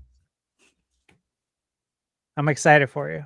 I want to hear what what you think when you have time to play them. I know we Yeah. don't have, all I the know time in in that the world. backlog. I'm trying to do is take your advice and stop the analysis paralysis bullshit and just play what I want to play. Good. I mean, right now I've been working through Pragmata because I was really excited for that. And I'm close to the end, and it's been fantastic so far. I highly recommend Pragmata. It's so good. I'm sure you've already played it. I'm not sure if you put a review out or not yet, but I'm sure you have. I and just didn't. missed it. I didn't yet. No, I didn't. No. I have the Okay. game. And you just brought up a really sore subject for me because I haven't played it. I've been trying to find time to play it. It's just more work for. Well, I'm excited It for just you hit when me you again. play Pragmata now. Yeah. I'm excited for it too. And I need to play it. The Capcom good thing gave is it that to your me. problem why you haven't gotten to it yet is because you have to play other video games, though. It's Yeah. kind of a nice problem to have. Yes, it is. I agree. All right. Well, that being said, now I think we can be done with that topic. I hope. I have no idea. Okay. So our final topic that we have here, besides your guys' questions, is about the summer showcase season. So we spent a lot of time on this show, on my channel, elsewhere, talking about potential Nintendo Direct this year, whether it was, when we thought maybe one happens back in February. Now there's stuff for next month. But one thing we know that next week begins is basically E3 season. That's what we used to call it. Gamer Christmas, E3 season. E3, as we know, doesn't exist anymore. However, from the ashes rises Summer Game Fest, which, no, it's not as good. But it still gives us some of that feeling. And it's interesting because Summer Game Fest is different than what E3 was. E3 was individual companies doing their own press conferences, then the big show floor where you can go play some of the games that were just talked about in those press conferences. Summer Game Fest is like a unique event. It essentially is just, hey, the entire industry, do you want to show your game? Do it here. That they're actually, if you look at it, for things that cover AAA and indie, there's no independent third-party showcase that does that besides this. You could talk about, obviously, state of plays and Xbox events and Nintendo events that do it, but they're doing it to advertise games for their individual system. Summer Game Fest isn't playing bias with systems. They're just, hey, you want to show your game? This is where you're going to show it. And it basically there, and Jeff Keighley's other event, the Game Awards, is the only place that's really like that. So it's different than what E3 was, which was focused more on the individual press conferences, which we still have some. They're just not called press conferences anymore, guys. We got the State of Play, the Xbox Showcase coming up. We have the PC Gaming Show, probably a Nintendo Direct, and all the indie showcases as well, and other stuff in between that I'm probably forgetting at this point because the slate seems to have new things announced every day for showcases next month. 'Cause that's the way June is. But it's a really fun time when you're a gaming fan that actually pays attention to gaming news, because we get the most gaming news of the whole year in June. So, which showcase beyond the Nintendo Direct? Because again, we talked about that enough. We've talked about its death. I don't think there's any reason to bring it up again until there's a new rumor and or Nintendo just announces the damn thing. But which other showcase are we looking forward to the most, and why? Doesn't necessarily have to be because of Nintendo. And what are you hoping to get in that specific event? Hey, I have a whole list of all the showcases. If you guys, can you send that to me? Yeah, this list is money because they didn't miss anything. Yeah, because I'm going to be doing live reactions, so I'm trying to make sure I get everything queued up on the right day. So this was from good old Reset Era, and I pulled it up earlier, and I was looking through it for the topic, and I'm like, okay, they got that. Like they didn't miss anything, so this is perfect if we want to look at this. You want me to pop it open there? I don't know what every showcase is next month, so yeah, because there's so many. There's so many. I don't think everyone realizes A it, lot which of them happens on is like good. the same day. Guys, when I tell you guys that I might have like 8-hour streams coming up to library, it's because the events are all like back to back to back. It's like all day for days. It gets wild. All right, here we go. Okay. Dragon Quest, obviously, in the front. Yeah, we got to focus in on the middle here, not on the ads, not the scared driver here. right here. Okay, yeah. So Dragon Quest today. I watched the French Direct this morning when I was running errands. Mm-hmm. I'd have to look by. I screenshot my phone while I was driving when I saw some games I liked. So I can go back and look at it. I didn't see the indie dev showcase because I didn't know about this. So I'm gonna have to look that up. Yeah, I didn't know about that one either. Okay, so starting tomorrow. Yeah. Like tomorrow, I'm just gonna say right now, before I saw this list, I already had 2 for sure that I was like 100% tuning into. Now tomorrow we got The Witcher 3. Yep. We're gonna see the DLC. Yep. And who knows? Maybe there'll be more announcements. Maybe not. Maybe that'll be later. Witcher 2 edition, Witcher 3. Yeah, I expect that. The Thinky Direct. I don't know what this is, so I'd have to look into it. Okay. Thinky Direct. Who's that? Who's hosting it? Usually you talk about who's hosting it. Yeah. Thinky Games. Is it? Okay. Wait a second. It's Stash. Is it Indie Quest tomorrow? Yeah. Well? Is that on this list? I'm so excited Yeah. for Indie Quest. Yeah, that's one of the ones I'm excited about. Okay, I didn't mean to jump ahead. No, you're good. Yeah, I just had the realization. I was like, wait a second, Indie Quest. I'm very excited about that. The Thinky Direct. It's like a Nintendo Direct. It's a company that makes indie games like Lost in Cheese, Schrodinger's Cat Burglar. I'm trying to see if there's one that maybe people would know more of. They've made a bunch of stuff. They might be a publisher. Yeah, well, I saw. I don't know. So the one that I saw was like the Ace Attorney popped up. But I don't really know. Like, did they work on Ace Attorney? I have no idea. But it's on their website, so I don't know. Like, I don't know, dude. I don't know much about this guy. Their company website, like they say they make games, and they have a whole section of games, and they have games listed there that they didn't make. So All right. I'm probably not watching it. Is what I'm saying. Yeah. It's not on my list to watch. I probably won't because I'll watch the Witcher one. Work on some reviews and stuff. But let me see the time. Yeah, I'll probably live react to the Witcher one, looking at what time it's at. So. Okay, these ones right here. Now, I haven't watched the Insider Gaming Showcase. I don't know how long they've been doing it for. This is their first year. Okay, I like Insider Gaming. Yep. So I'm gonna watch it and see what they got. I don't know what to expect, and I like that I don't know what to expect. It's tomorrow at 3 p.m. Eastern time, so noon over here and in the desert. But then Indie Quest, I'm super hyped for. Bird, you said you are. We both watched this last year. Yep, dude. Last year it was so good too. So good. And there's still games from that I believe are yet to release. One of the games that I was super hyped on, I still haven't gotten to play it. You reviewed this year, and you personally messaged me and were like, "Dude, Bird, you gotta play this game because this is a GameBird-esque game."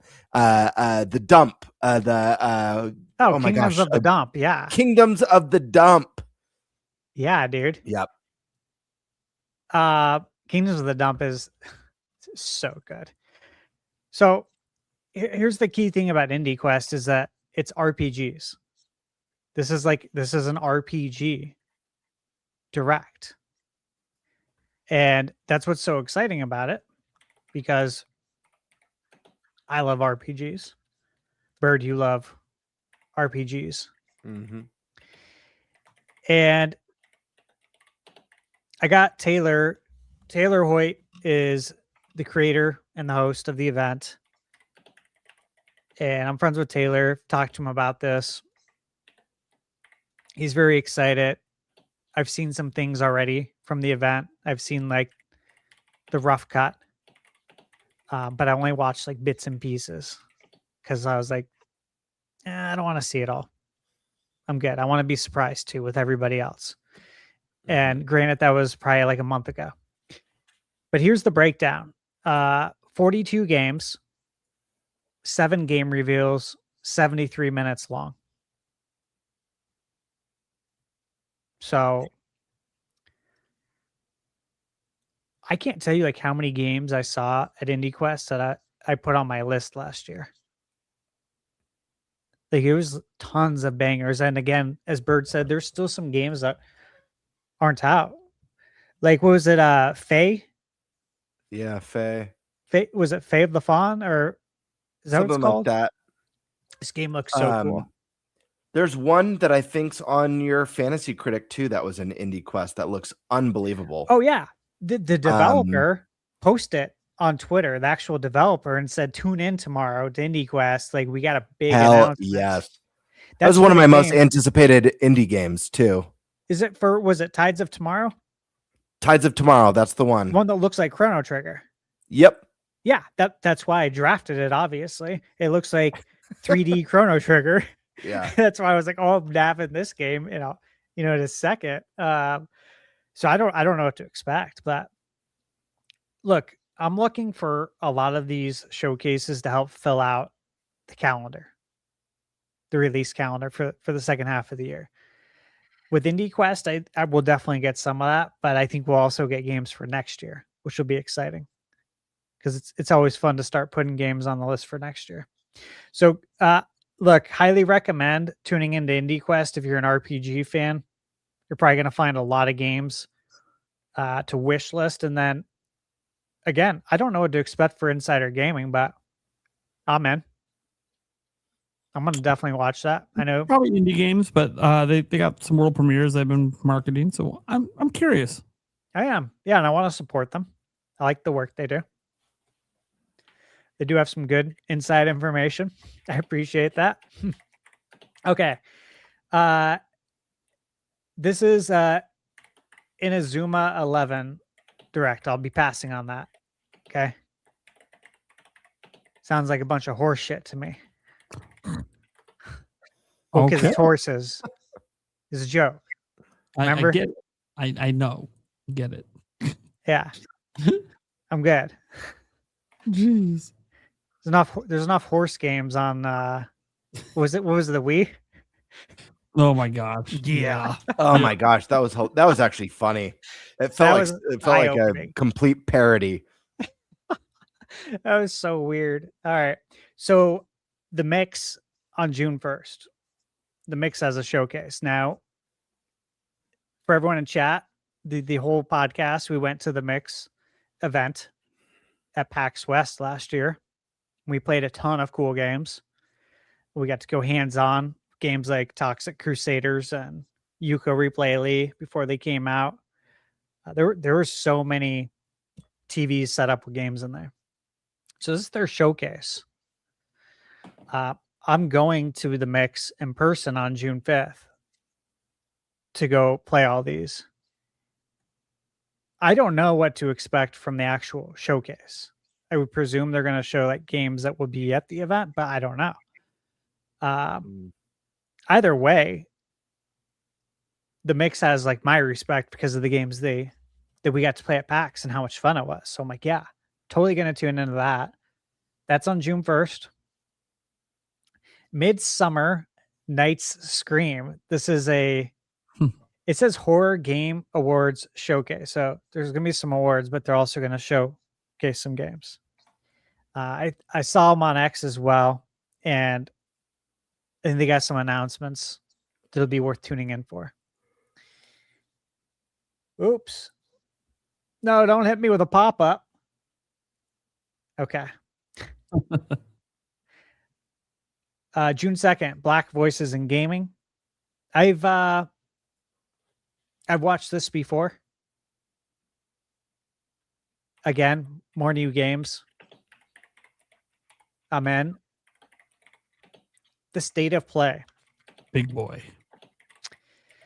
Beefy Dude. one. Rumored to Beefy. be 90 minutes.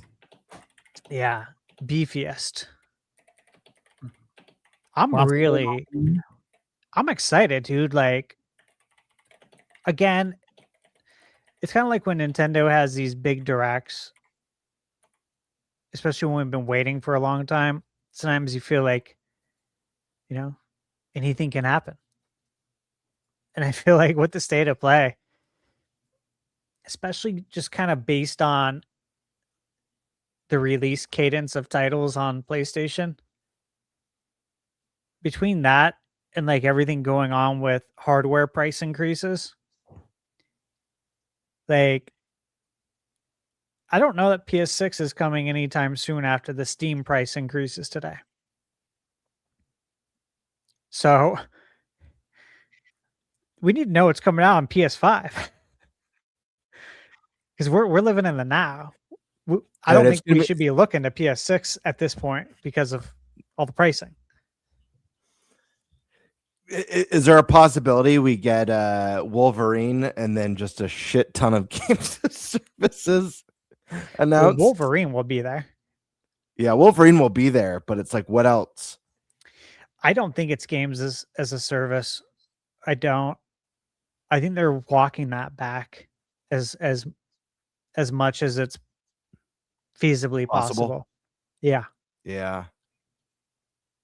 Which is good. Thank God. Yeah, thank God. It's suicide. Better late than never, I get. Yeah. Yeah. Oh man. Suicide. I get worked up. I get worked up about that stuff, but I do too. I get mad. I get really mad about it, dude. Yeah. It's upsetting because it's like, no, we didn't ask for this. Stop. Yeah. We didn't have to. It didn't have to be this way. It's painful. Yeah, the suits would say, "What? You don't love money?" Yeah, exactly. This was a suits decision. We all know that. The devs didn't say, "Yeah, let's make a games as a service game, dude." Yeah, they didn't say that. They don't want to do that. But hey, we're all excited for it. Sky's the limit. Do we think we're going to see anything crazy? I mean, I think Wolverine, that's obvious. Wolverine's there. We already know this. Final Fantasy 7. Yeah, I feel like 7 Part 3 is the big one. Is it there? Or is it at Summer Game Fest? I feel like it's at the State of Play. Even though it's going to be completely multi-flat. I mean, we could get the first look in the State of Play, and then we could get like a more dense trailer at Summer Games Fest. I do feel like with I don't know. This I mean, it's such a by Extra, by the way. Stupid. Like despite Rebirth not being like this explosive seller, I do still think it's an IP that's very important to the Sony brand, regardless of going multi-plat. Oh, 100%. So I almost important. I almost feel like if anything, you get a nice little story teaser with a little bit of gameplay, and then maybe they do something more in-depth and explosive at Summer Games Fest. And maybe they even say you'll see more really soon. Primal, get your hand up. Nate the Hate leaked today that it's going to be Rayman Legends Retold will be in the State of Play. That's pretty cool. Saw that. I was gonna say what I love. I didn't hear about that, but what I was gonna say is what I'd really love to see in this State of Play, other than Wolverine and Final Fantasy, is the return of an iconic PlayStation series. You know, something from PlayStation's past, whether it's a new team, and it could be any multitude of things. I think Rayman, that's a really cool one to see rebooted or remade, whatever they're gonna do with that. Sly Cooper, Jack and Daxter, like there's just so much stuff from dude, give us a new Give us a new Ape Escape. I don't care what it is, but I would love to see something iconic that resonates with Sony fans who've been there since the PS1 era or the PS2 era. Kind of make like a return to form, some dormant IP. But I don't know. Maybe that's just me. Okay. Let me list off some IPs. You guys tell me yes or no if we'll see them. Uncharted. I don't look. I don't think so. I think Uncharted would be like some sort of a special collection, but I don't think we'd see anything new from Uncharted. Okay. Prime.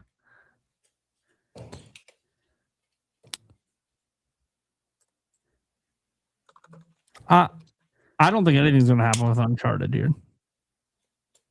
Okay. I want something to happen. Yeah. I mean, Uncharted's a great franchise, but I just don't think they're going to be doing anything. Maybe on PS6. I don't know. Like, I kind of feel like the next thing for Uncharted, if there is a next thing, will be a new game.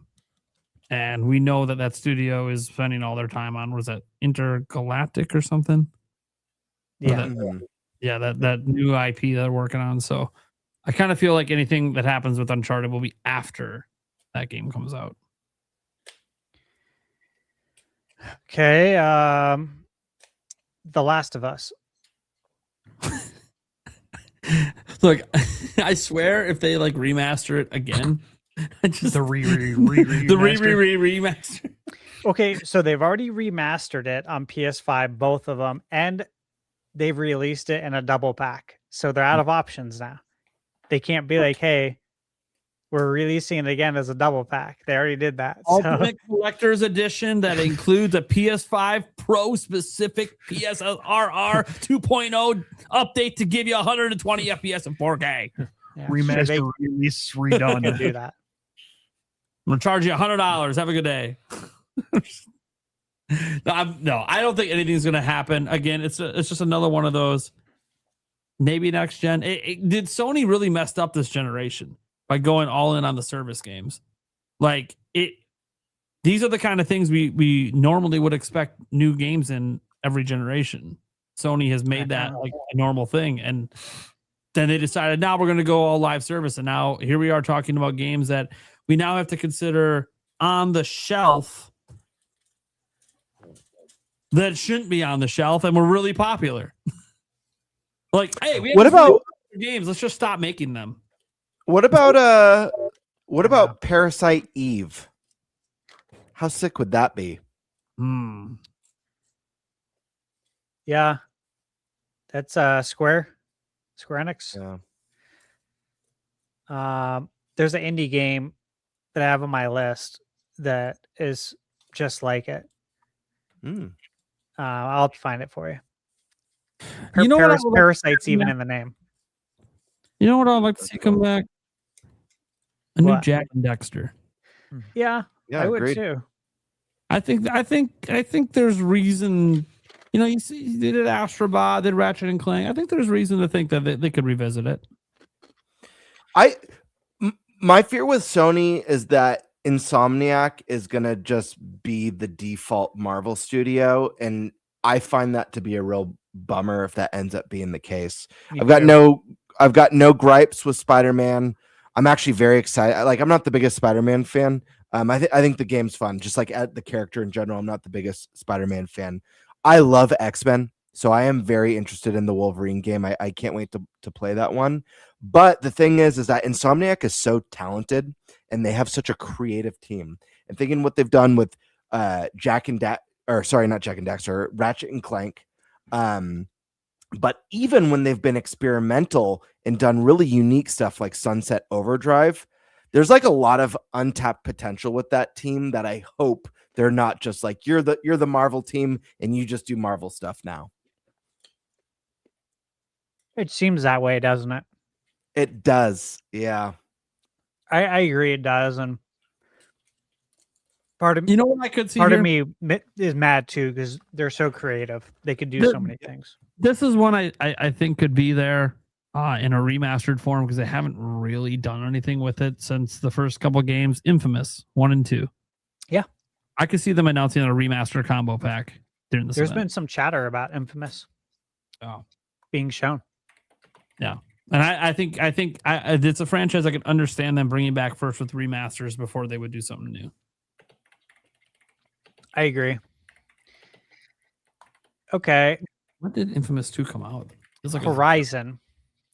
I don't think we get something major because they're working on that Horizon A live service. Gatherers game. Yeah. The game's a service one. Yep. Yep. Okay. Well, what about God of War? There is stuff cooking. We got the TV show. So obviously they're going to want to line up game releases just like they did with Last of Us, just like Fallout has done with the TV show.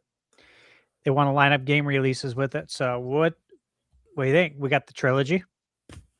Well, here's the thing. I forget which is which. Sony has 2 different shows. They have State of Play and they have the PlayStation Showcase. One of those they treat as their big show. The other one is a little bit more minor. Which is which? Because I forget if you guys remember. Yeah. They just call them all State of Plays now.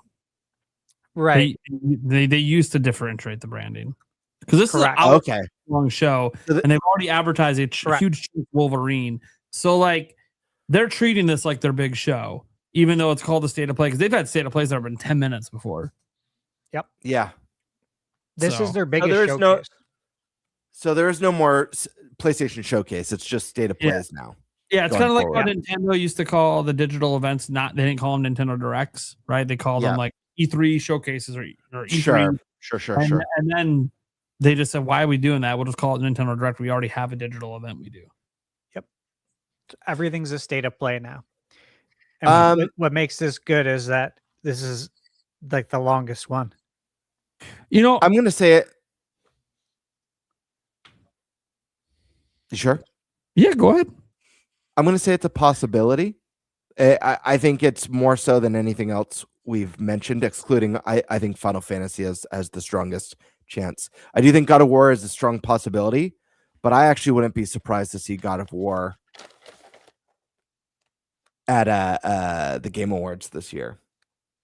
Could be a good one. I could see Keeley working some magic behind the scenes to snag that world premiere for the Game Awards. But I could see a new God of War getting announced, but it's not coming. They won't have like a release date. It's not coming out this year. No. But I can see them tease because Sony does, at least in the past, like to tease things many years in advance. So like they can even tease it, and then it turns out it's like a PS6 game. Of course, we know it'll be on PS5 too because they're just going to go cross-gen. But You think we hear about the trilogy remake, an update on it? That was announced.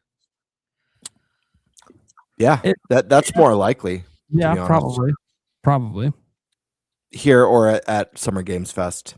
I think that's more likely. Yeah. Astrobot.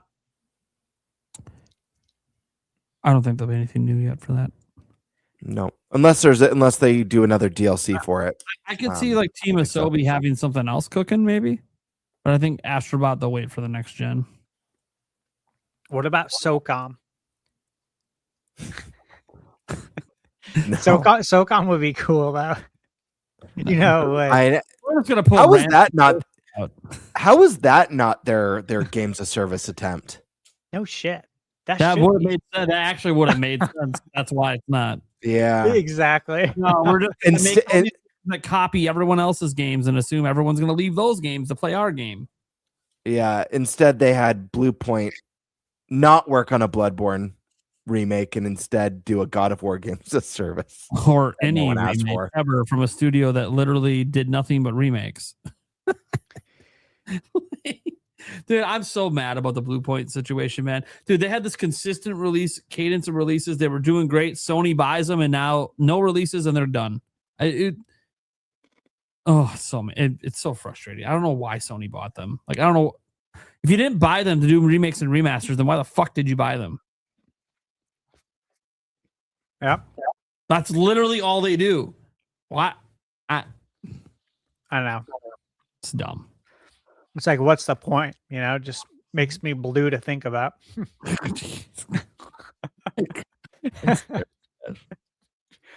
Some days. Samir Soriano said in chat, "Bring back Ghouls and Ghost." Hey man, I love that game. Yeah. But I gotta tell you, the Capcom released Ghost and Goblins Resurrected a couple of years ago, and like nobody bought it. It did not sell well. So if you haven't played that, I suggest adding it to your wish list so you can get a notification when it goes on sale. Because you can pick it up for like $7, and then you can get your Ghouls and Ghosts fix, which love Super Ghouls and Ghost. All right, so any hardware? No. Any special edition controllers? Maybe. Like Wolverine. Yeah. Oh yeah. There's probably with some claw marks. Yeah. There'll probably be one. Yeah, they'll probably have claw marks they're too. pushing Wolverine hard, so makes sense. So yeah, I mean, I can see them. You can have the special edition PS5 for it. You know? Yeah.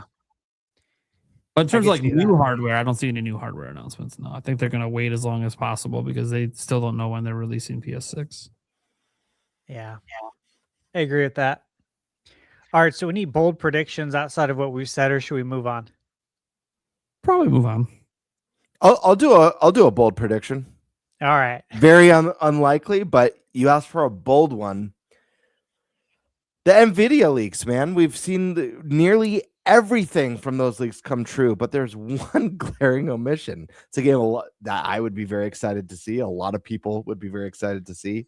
I think there's a very good reason that we wouldn't see it here because of a specific game that we've already mentioned.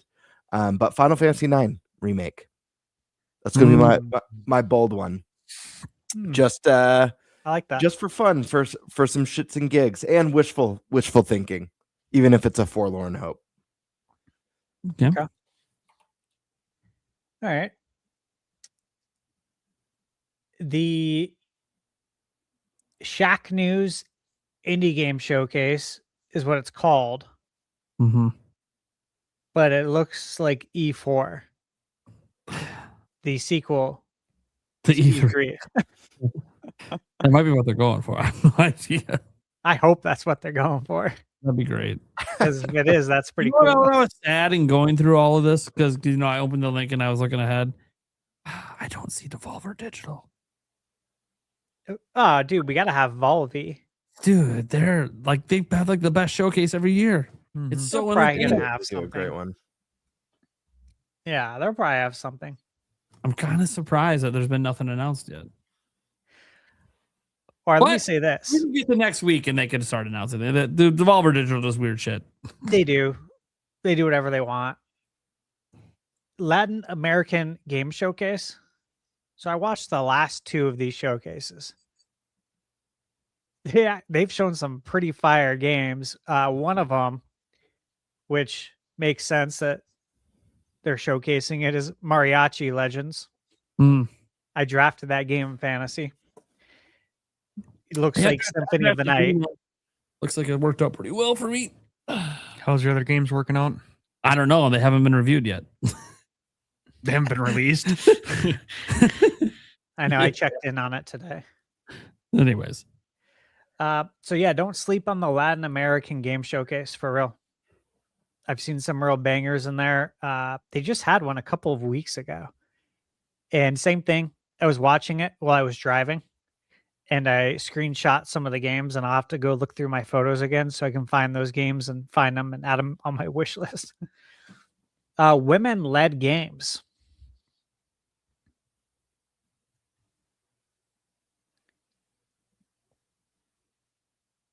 Women-led games. Are you guys hyped for this?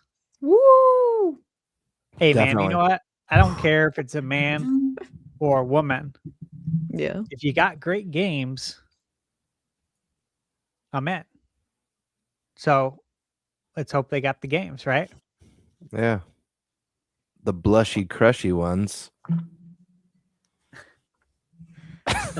That's all I got. I don't even know what to say to that. Just a head shake. All right. So everything I just talked about Jeez, cue the crickets. is the lead up to Summer Game Fest. Summer Game Fest is on June 5th. So at 11 Eastern, we got the Accessibility Summer Showcase. Obviously, it's accessibility, but they space these words out. I think they want us to say accessibility. Is that how you guys would interpret it? Mhm. Okay. Yep. Then we got Summer Game Fest at 2 p.m.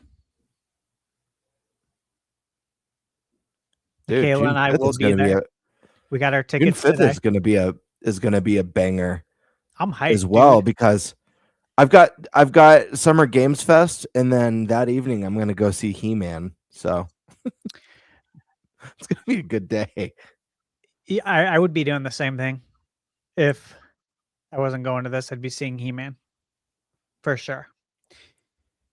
So we got SGF and then Day of the Devs.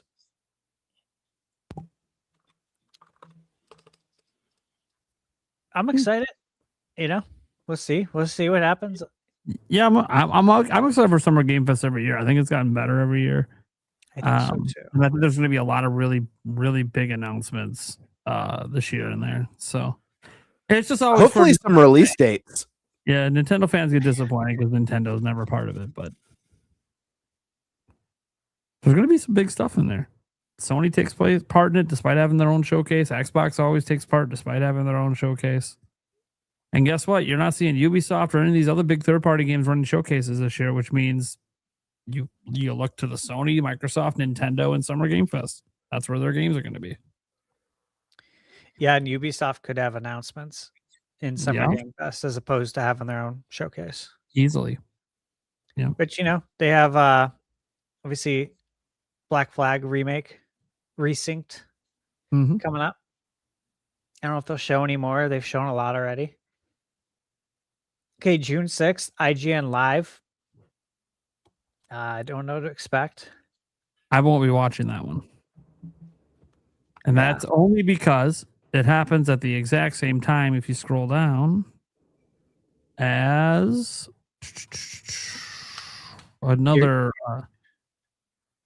the noon Eastern. Oh, yeah, I think it's at the same time as the Wholesome Direct.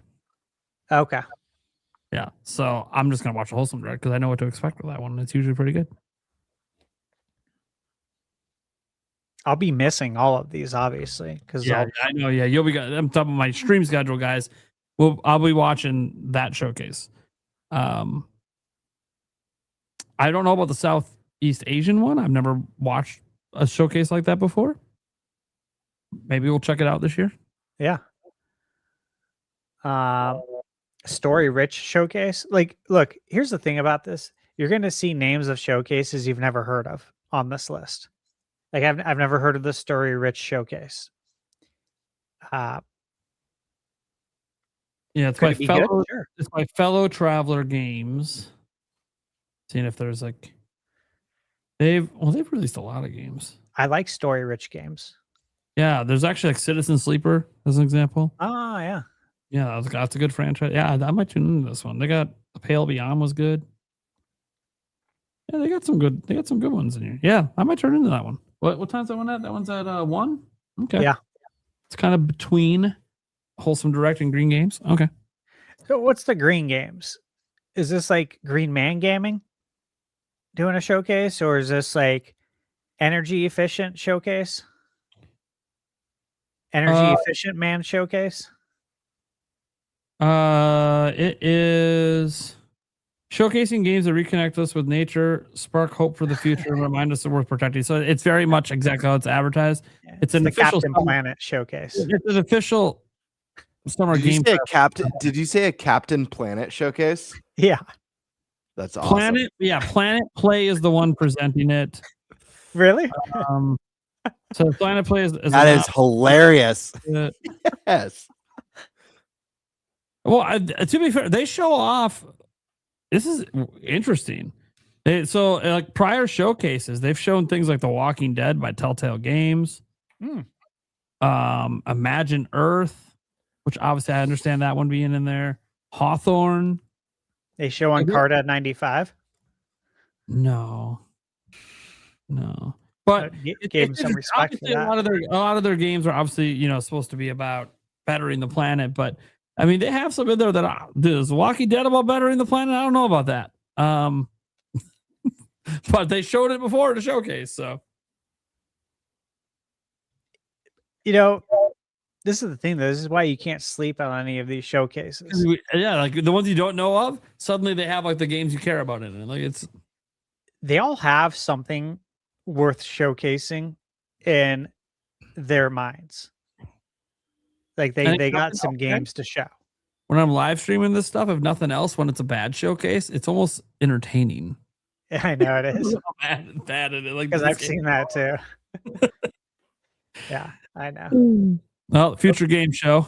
Yeah, watch it every year. Show is good. Just please get away from the robot AI bullshit skits that you keep doing. It's so stupid. Yeah, we don't need that. We're too close to that now. Like, thankfully, you show good games, but like, I just don't know what the whole point of that skit is. It's just dumb. Yeah, that again, I'll get all this news the following week. I'm missing a lot, man. But I'm excited. I'd say tune into my channel to get it all, but it's just going to be live stream. So nope. Yeah. We got the Gaming's Pride Parade. Again, hey man, gay, straight, I don't care. Do you have good games to show me? Yeah. If you do, I'm in. That's all it takes, man. Yeah. The Frosty Games Fest. Now, I'm hoping this means we're finally getting a good Frosty the Snowman 3D platformer. I'm guessing it's not, but you never know. This could be a direct dedicated to Frosty the Snowman. No, if you go to their website, the Frosty Games, their mascot is literally a cone of ice cream. That's what they mean by Frosty. Oh shit! So I had like a half a gallon, almost, of ice cream last night. So I'm a big fan. I'm on board. Yeah. So it's the check all indie these showcase. out. Yeah, so it's the indie showcase. Last year, I'm not seeing any of these that stand out to me, but it doesn't mean that they weren't good games. But they had games like last year of like Bad Badger, Bento Blocks, Infant, Dracula Lesty or whatever. That's an interesting name. Die by Die, Castle Caps. I don't know if these are games anyone's played that I know, but yeah. Odds are probably pretty cold. Yeah. Because I didn't recognize any of them. Now, I don't play a billion indie games, but I cover them, and I don't recognize any of these. I don't either. They don't ring a bell. All right, we got IGN Live on June 7th there. Then we got it's at its own time. You know what? Maybe I might watch it that day. We'll see. Because it has its own time that doesn't conflict with other shit. What's the N3? N3? What? You think it's Nintendo? No. Under disguise? What the fuck? I've literally never heard of N3. Neither have I. This is entertaining and educational. They should, like, I can't even Google it. Like, they should put links in here to shit. Because I don't know what this is. Hold on, it's got that accent above it. Let me. Yeah, I was gonna That might ask make what a it difference. was, but I can look at it. I mean, yeah. you pronounce that like Enye in Spanish. Like if Found you it. just want to say that letter, So so it'd be it's like an upcoming Enye showcase. 3. It's an upcoming showcase featuring more than 60 games made by Hispanic-speaking game studios. Oh, there you go. Cool. Yeah. I recognize one of the games in here. But this is from, I don't know if this is actually what they're showing this year or what. Like Moonlighter 2. I recognize that one. Oh yeah. Yeah. Very excited for that to come to Switch too. I played it on Steam. So, yeah. So that's, oh yeah. So this was 2025. So they showed that last year. Yeah. Okay. Okay. So, all Well, right. Might tune in if it's not category's conflicting. good there. Yeah, 11:30. I don't think it conflicts with anything that day. No. All right. Yeah, I'll probably watch it. Okay, we got the Xbox games showcase and the E-Day Direct. I'm Mhm. excited for that. What are they going to show? What are we doing? Got a new head honcho over there.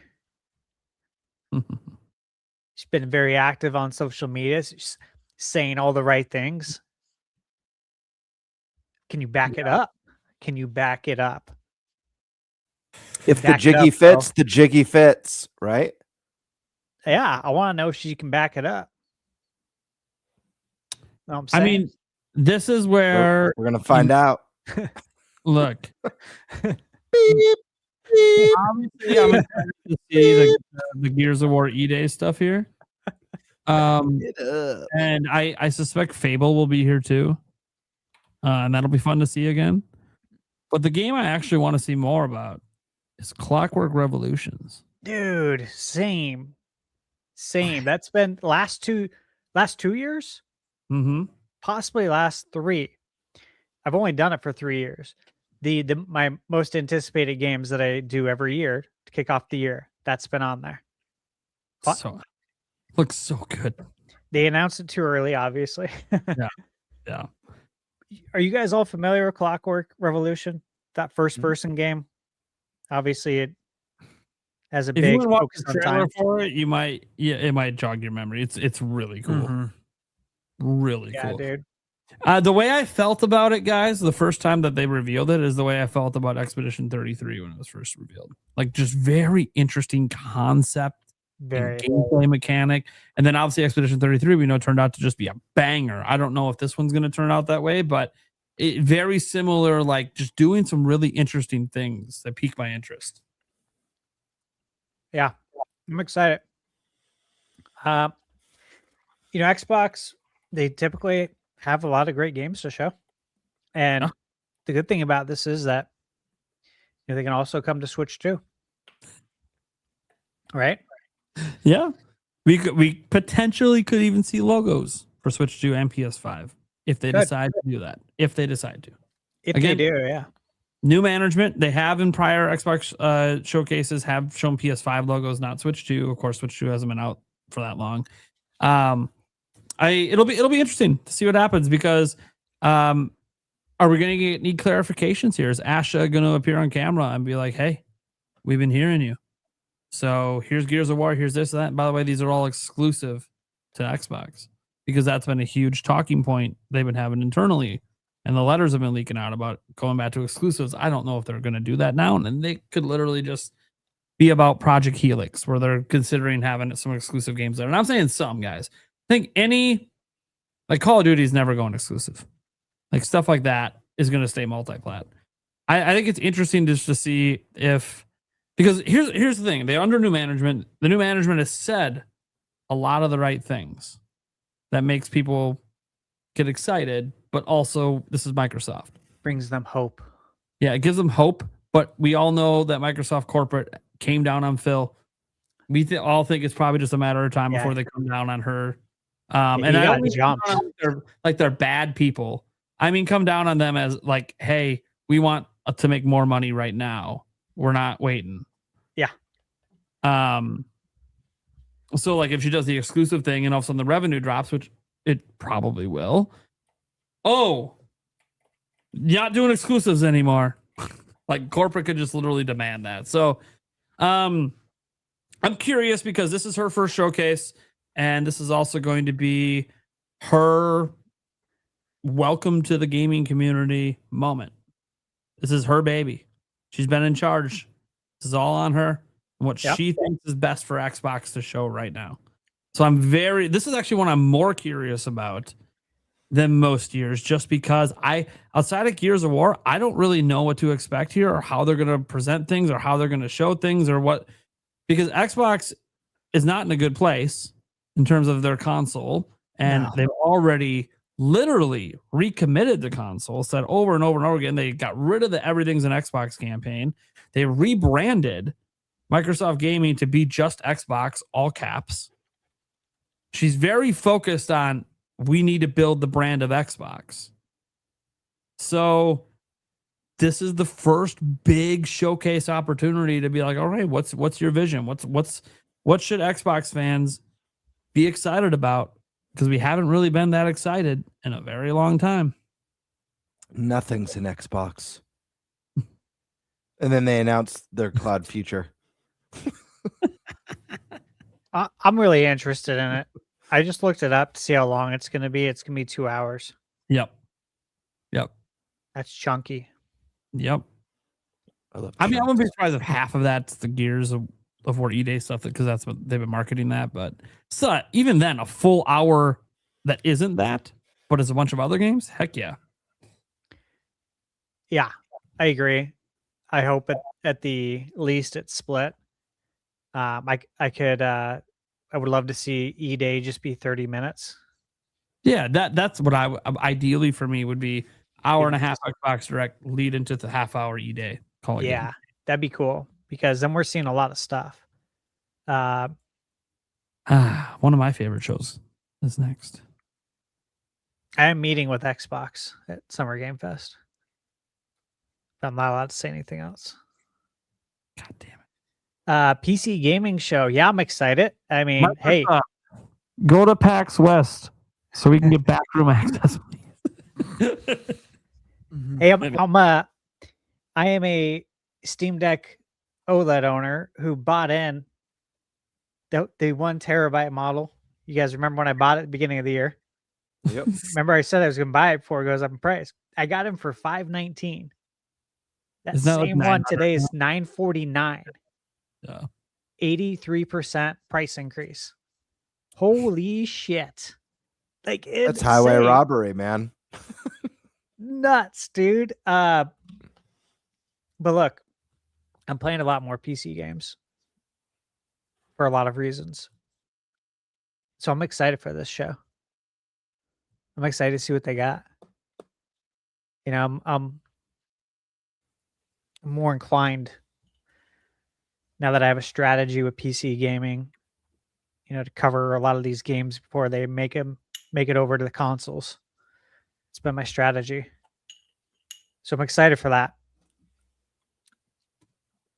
Again, I won't be watching any of these live. So I have to catch up on all the news, I guess. The Deutsch Indie Showcase. So Deutsch? Deutsch? Dutch? German? I don't fucking remember. I don't remember either. I thought it was German. Yeah, I think it's German. Nope. Is it? It's actually French. It's douche. Yeah, it's German. Yeah, you guys see that? Deutsch is the German word for German and is most commonly used in English for the Deutsche Bank. You fucking idiots. Remember Beverly Hills Cop? I love that movie. Remember when he gets the Deutsch notes? Oh, God. Yup. Yeah, he gets killed over it. Eddie Murphy's best friend. Mm-hmm. They go to the strip club together. Yeah, classic. Iconic scene. Classic. I remember that. I remember that scene like it was yesterday. So do I, dude. It's so good. I was a young boy, and I was like, wow. Same here. Same here. And Dad said, we can't watch that until your mom leaves for the night to go to bingo on Friday night. Those may have been some of the earliest boobies I ever saw. Same. That's funny. Same. I remember them well.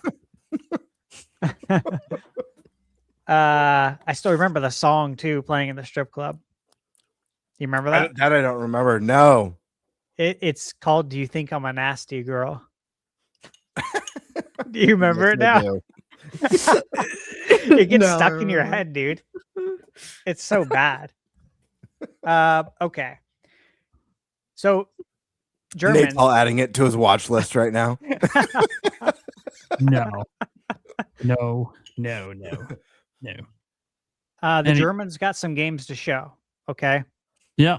I don't know anything about this event. So I'm half German, so I'm inclined to support this. I want to see what my other half's got to show. And hopefully they make a good case for it, right? Oh, I don't know what they're gonna have. What have they shown? Okay, so this was their showcase in December. Let's see. Trig Infinite 2. That one just stands out to me because it looks like Tron. Reminds me of Tron. Let's see, Battle Rights, Tower Alchemist I've heard of. Echoes of Mohr. I think these are probably ones that most people haven't heard of. There's a couple in here I recognize, but I haven't played them, so I don't know if they're any good. Yeah, I know Echoes of Mohr. Yeah, Echoes of Mohr is one that I'm aware of, but I haven't played it. Yeah. Okay. All right. Yeah. So. And it's all in German, so the whole showcase will be German. It might be English subtitles, but. Cody in chat brought up that the developer for Constance was German. There you go. That's encouraging. That was a great game. Yeah. He also mentioned hopefully more Bradley the Badger, which I was like, oh yeah, right. It would be nice to see Bradley the Badger anywhere, right? Right. No, for real. I cannot wait. I We're all cannot wait excited for for more this, Bradley right? the Badger. Same. Do you? I hate to derail a little bit. Do you guys remember? Like now that we were talking about German stuff. Do you guys remember that insurance? It was either an insurance commercial or a Coast Guard commercial, and it's the guy, or it's a Coast Guard commercial. Yeah, it was the guy, and he's at the radio and stuff, and he's listening as the Coast Guard, and you hear "Mayday, Mayday, we're sinking," and it's like the German Coast Guard, and he goes, What you sinking about? Do you guys remember that commercial? Yeah, I do. What you thinking about? Yeah. We used to quote that. My head. This is so wild. Help, we're sinking. What you thinking about? I love that shit. Oh, that's funny. Every movie that uses that accent, I just find fucking hilarious. Mm-hmm. Dude, and every time I think about Germans, I can't help it but go to Beer Fest. Mm-hmm. That Yeah. movie, man. The So Germans is so good. And if anyone's like, "Ooh, dude, this is like the people that did Super Troopers," shut up, dude. These guys rock. Yeah, that was so good. All right, so we'll see what our German friends have, and then our friends in India, they got a showcase now. They do. Hey, dude, they love video games. I'll tell you that. They have lots of game development studios over there, actually. A lot. Yeah. What are you guys laughing about? H1? Yeah. Yeah, so this is the first year of this event. So, What are they holding in the picture? Do we know what the that is? world? Is it like just the world or I something? thought maybe it was Earth. Yeah, but I don't know.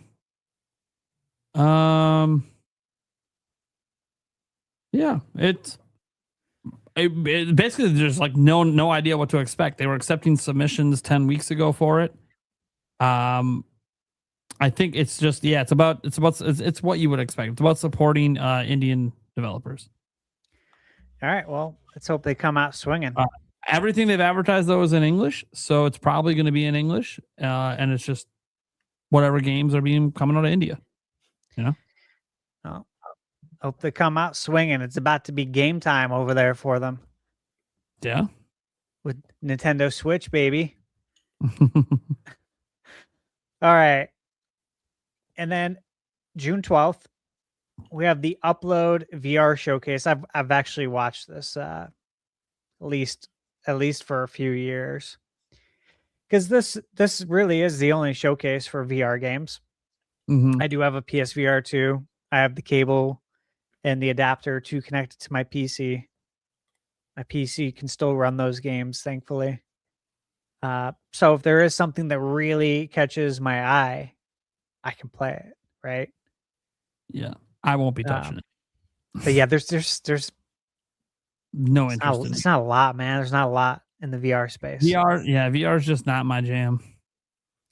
Yeah, I mean, you and many others. It just has not taken off.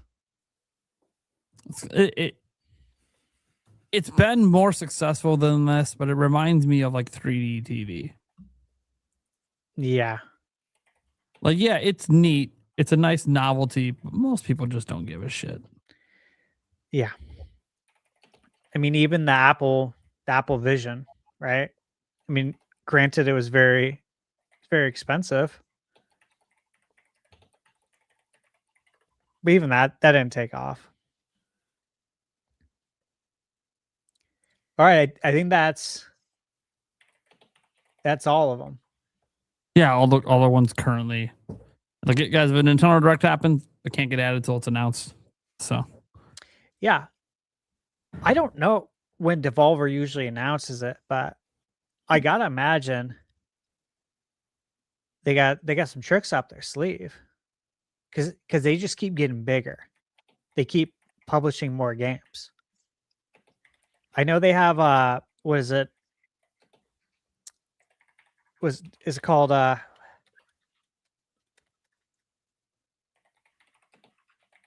it's the new roguelite that they have coming out.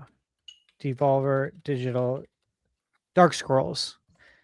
It was supposed to come out right now, but they moved their release date because of Mina last week. Mm-hmm. It's by Doinksoft is the developer. Devolver's Such a publishing great it. name. I love that name so much. Doinksoft. So I good. do too. It reminds me of the clown, of course. Yeah, Doink from WWF back in the day. Oh God! Before the Wildlife Association got upset and made him change it to WWE. Rest in peace. yeah, I looked at the past. It looks like Devolver Digital has always had their showcase announced by now. So maybe they really are devolving. it could also maybe it is possible, and I have to go look at their slate of games. Maybe they just don't have a lot that's actually coming out in 2026. So maybe they just decided it's best if we skip this year. They're de-evolving. Remember that setting on the Mario Brothers movie? Mm-hmm. The 93 movie, of course. I think that's what's happening. If they don't have a showcase this year, we're going to have to start calling them De-Evolver Digital. Oh God, I'll just miss it. I'm just gonna miss it. That's all. Their entertainment value in their showcases. Forget the games, even though the games are the point in the games, and Devolver Digital publishes a lot of really great games. They do. But man, their showcase skit is the best. It's been the best. It set the bar like ages ago back during E3. And just kept it going. Like every year they put on the literal best actual skit. It's bonkers, and I love it. So like if they don't do one this year, I am gonna miss it. I am gonna miss it. You guys have seen during Prime Gaming Fest, me and Eric just get stupidly excited knowing Devolver Digital is about to go down because it's so hype because they have such a good skit. Dude, they were mocking E3 for a while, making Android robots just for the fuck of it and doing all sorts of crazy shit. Yeah, I love them, man. They're crazy. You know what? They might have something. They might have something because I will say, they're gonna be at the Days of Play. Days of Play, yeah. They have some games to yeah. The only thing I can think of is if they're not doing a showcase, whatever they have, they're just going to make it part of Day of the Devs and Summer Game Fest. But we'll see. I'm hoping that, we get to Monday, Tuesday next week, and all of a sudden, boom, there's the Devolver Digital announcement for the weekend or whatever. And we're all right, cool.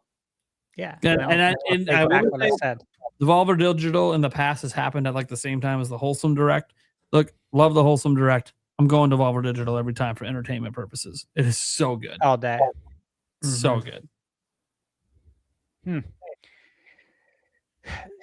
just Guys, feels weird. there's a to lot not have to them on the take list. in. They've been on the list for like a decade of having like a showcase. Yeah, it's weird. And wasn't last year an anniversary year? I think so, yeah. I remember them making a deal out of it.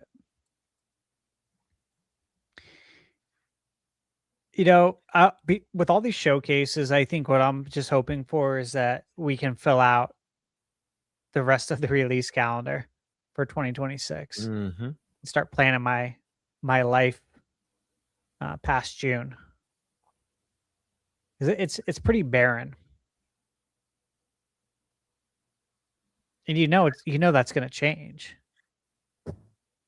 When's Masters of the Universe coming out? They changed the release date, but they didn't give us an update. Movies here. Movies getting rave reviews. From what the press has said, they're loving it. So it'd be really nice to have a video game on the shelf to buy for little Timmy. I mean, dude, what I played at PAX was great. What have we been doing? I just laugh every time you bring up the little Timmy part. I heard it in person. I'm hearing it now. Just keep it going. It's fine. Oh, man. Honestly, though, like the Xbox thing, I'm really excited to see the direction, the vibe. How are you going to handle this? People got a lot of questions. You have a lot of loyal Xbox soldiers that are still ready to fight the war. It's true. Hey, you know what? I respect it from afar. Like, y'all are loyal. I respect the loyalty every day. It's cool.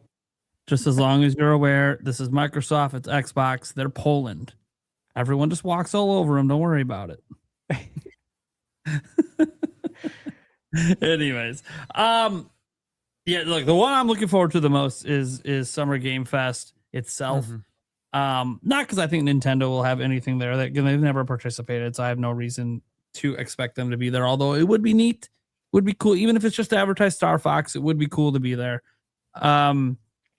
But I'm looking forward to whatever this year's Choo Choo Charles is. Yes. And that's a Summer Game Fest special there. There's going to be something. I don't know what it is, but I'm really looking forward to whatever fucking crazy, stupid concept that kind of looks fun ends up showing up. Because Choo Choo Charles made the cut, man. So I gotta see what they're gonna have. Also, was it the Day of Devs that had what's that? I still haven't played it yet. What's that one game that you bought and played and beat, Eric? That was like you were in a book and then you pop out of the book. Plucky Square? Yeah, Plucky Squire. Wasn't that a Day of Devs? Possibly. Well, Plucky Squire was Devolver Digital, right? Yeah. Yes. They did show it. The very first showing of it was at Day of Devs, which is right after Summer Game Fest and ran by Summer Game Fest. So, yeah, like that's the thing. Also, I've always kind of considered those almost the same event, even though they're not technically, but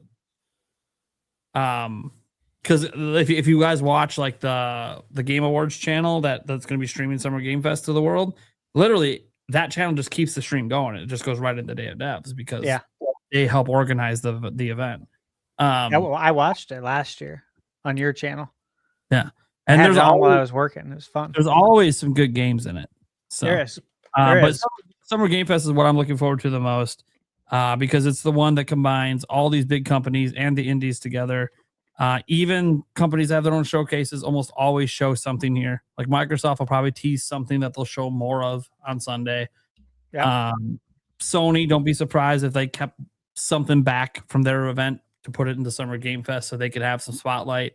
Ubisoft, I fully expect to be there. Square Enix, I expect to be there. Like Summer Game Fest just has like it. It's kind of weird because it's E3, but it's not E3. It's more like the E3 show floor. All the companies come together. Yeah, it's pretty cool. Yeah. And Jeff wants to make it bigger and better than E3. Yeah. Because he's competitive like that. Like he cares. He wants. I knew that to be the case. Better. The moment that he created the Days of Play, because that was the thing he didn't have, was the conference where you can actually play games. And he did the thing that was like early, like E3 for many, many years. Invite only, media, etc. Keeps it under control, keeps it smaller. But look, I haven't been to it, but I've talked to people who have been to it, and like they take over like a whole street. Yeah. And it's actually pretty cool. And there's a ton of games there. It kind of feels like E3 Street Edition. And I'm like, this is cool. Like I think that he's trying to just recreate things in his vision. And it seems to be working out.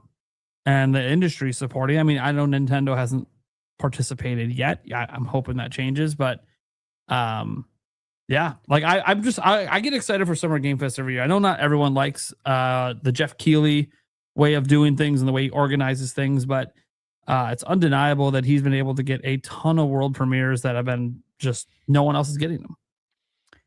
Yeah, he's asking for him. Crazy, and they keep giving them to him. Nintendo's the only one he hasn't seemed to crack yet, and I'm sure he knows, like everyone does, that people would like to see Nintendo drop a game there. It would be cool. Like imagine this is where you saw Ocarina of Time remake, like perfect audience to drop it to. That'd be huge. People will go nuts. Live audience will go fucking crazy. The moment they see Epona on the screen, they're gonna go nuts. I'd shed a tear.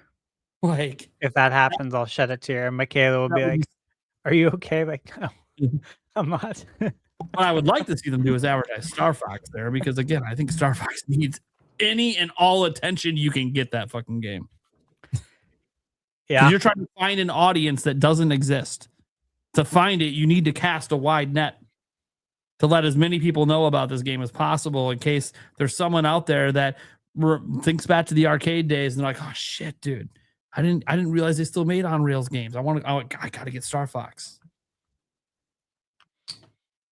Yeah, but I just don't think they will, because I know they don't know that the game's going to sell well, so they might not think it's worth the cost of the marketing to be part of that event. I think they would save it for more of a sure thing, like a Mario or a Zelda. And even then, Nintendo, they like to save that for their own events. So, but I don't know. New president, we'll see what happens. I doubt is going to be part of Summer Game Fest. But what I will say is I'm stupidly excited. I think Summer Game Fest is almost the crown jewel of all of this. I know for us, Nintendo Directs are a bigger deal, especially for my channel. But as I said earlier in the stream, I like all of gaming.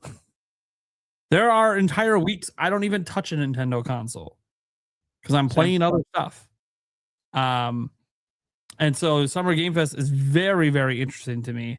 And what makes me so excited about the future of Switch 2, guys, is that I do think it's going to eventually get a majority of third-party games, which means all these other games I like to play that I have to play elsewhere, not only can I play them on Nintendo, I now can cover them and talk about them, even though I'm already playing them. So yeah, this is the event to me that over the years I think has gotten better. I think the Summer Game Fest at the beginning was kind of not great. But it was also still competing directly with E3, and so a lot of companies were still not willing to give Jeff the goods. Yeah. But ever since E3 shuttered down after 2020 or 2021, whenever they did that last digital showcase that was garbage, it became obvious that people aren't going to commit to that. They'd rather commit to Jeff, who seems like he's got his shit together. And so that's what gets me really excited is just the sheer number of companies and games that we're going to see there. And an indie direct can be the same way. You know, like Wholesome Direct has a billion companies and a whole bunch of different indie games. But there's something about knowing that, yeah, we'll see some good indie games, but I can't help it, guys. Something about the AAA. I don't know what it is. It hits different. Sometimes it hits different in a bad way. Sometimes it does. Especially when it's like games as service stuff. Yeah. Like, no. It's like, oh, look, Nintendo announced a new game. Oh, they finally announced the game here. And then it's a games as service. I'm like, fuck off. God damn it, Nintendo. Yeah. Not you two with the season passes and all this bullshit. But no, yeah, Summer Game Fest is where it's at for me. It's where it's at every single year. And yeah, it seems to be what my audience is most interested in too, because the Summer Game Fest part of the live stream always has the peak live viewers of anything besides the direct. The Xbox and PlayStation showcases perform well as well, but not the Summer Game Fest always performs better. I think it's because there's always this faint hope from Nintendo fans that maybe Nintendo, maybe this year's the year. I'm just looking forward to seeing Switch 2 logos like we thought we were going to see last year and then didn't. The timing was so tough, I guess, with the Switch 2 just coming out. Yeah. June 5th. And Nintendo Also, was controlling dev kits back then too. June 5th. 1 year Mm-hmm. for the Switch 2, and it happens to be on the day of Summer Game Fest. What are the odds of that? Just saying. I Maybe didn't even think about that. sign. Maybe it's a sign. Sign from the gaming gods. I'm going to say this. ThunderStash is going to his first Summer Game Fest in person. I would love for there to be a tearjerker Nintendo announcement. Because it would just make that first time for Stash that much more special. And it also make me more pissed that when I heard he was going, I didn't decide to go. But it's okay. Oh man, that'd be nuts. That'd be nuts. My expectation is that that I won't hear anything, right? He just keeps like barking into his mic. He's obviously muted. Who, me? No, GameBird. He's like putting down a little skill over there or some shit. Okay. I'm like, what is he doing right now? He's I'm like just excited to see a lot of great games. Like muting and then talking to other people. I would love to see anything extra though. Stash, if you go to Summer Games Fest next year, if it's a thing, let me know. It's an hour drive for me. Yeah, that'd be super cool. I've thought about going like the last 3 years, and I'm like, I go to the Game Awards every year, and that's a lot of fun. So I've just never really had. I'll say this: if Nintendo participates this year, that now creates the expectation they will participate in future years. Maybe Nintenbyte invades Summer Game Fest next year. That'd be sick. Yeah, that'd be sick. That would be cool. That'd be really cool. It'd be really cool. Especially because I think next year will definitely be a year that I think more Switch 2 versions of demos might be there. I don't know how many there'll be this year, but next year I think there'll be a lot more. Yeah, I think so too. I think that's for sure. I meant to tell you guys. I was talking to Vincent. Mm-hmm. Remember? Mm-hmm. So he had told me, send him an email if I was going to Summer Game Fest, and I let him know that at the time, I was like, no, Matt, I don't have any intentions of going. I said, we'll be at PAX, the crew. And then, of course, that changed, and I ended up emailing him.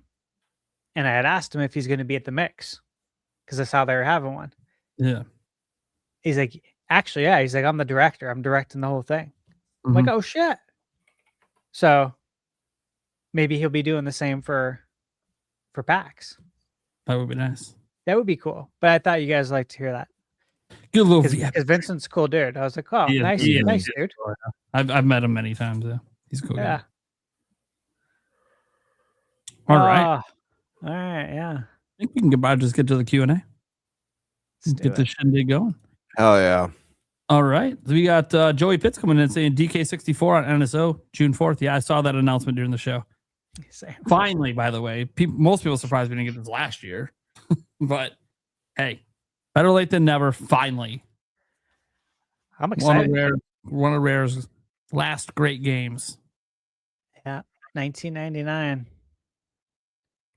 Demonic Brawler. Got to keep it going.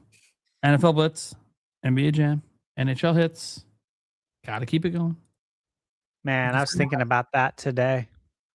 Because Exactly. Summer Game Fest posted, like, what game do you want to see most? And I was going to reply with NBA Jam. But I'm like, oh, if I reply with this, I'm probably going to get a lot of people commenting on how the NBA is rigged. And, like, I don't want to go into those conversations. I saw that same thing. I thought about posting just did NFL Blitz. Just come on. But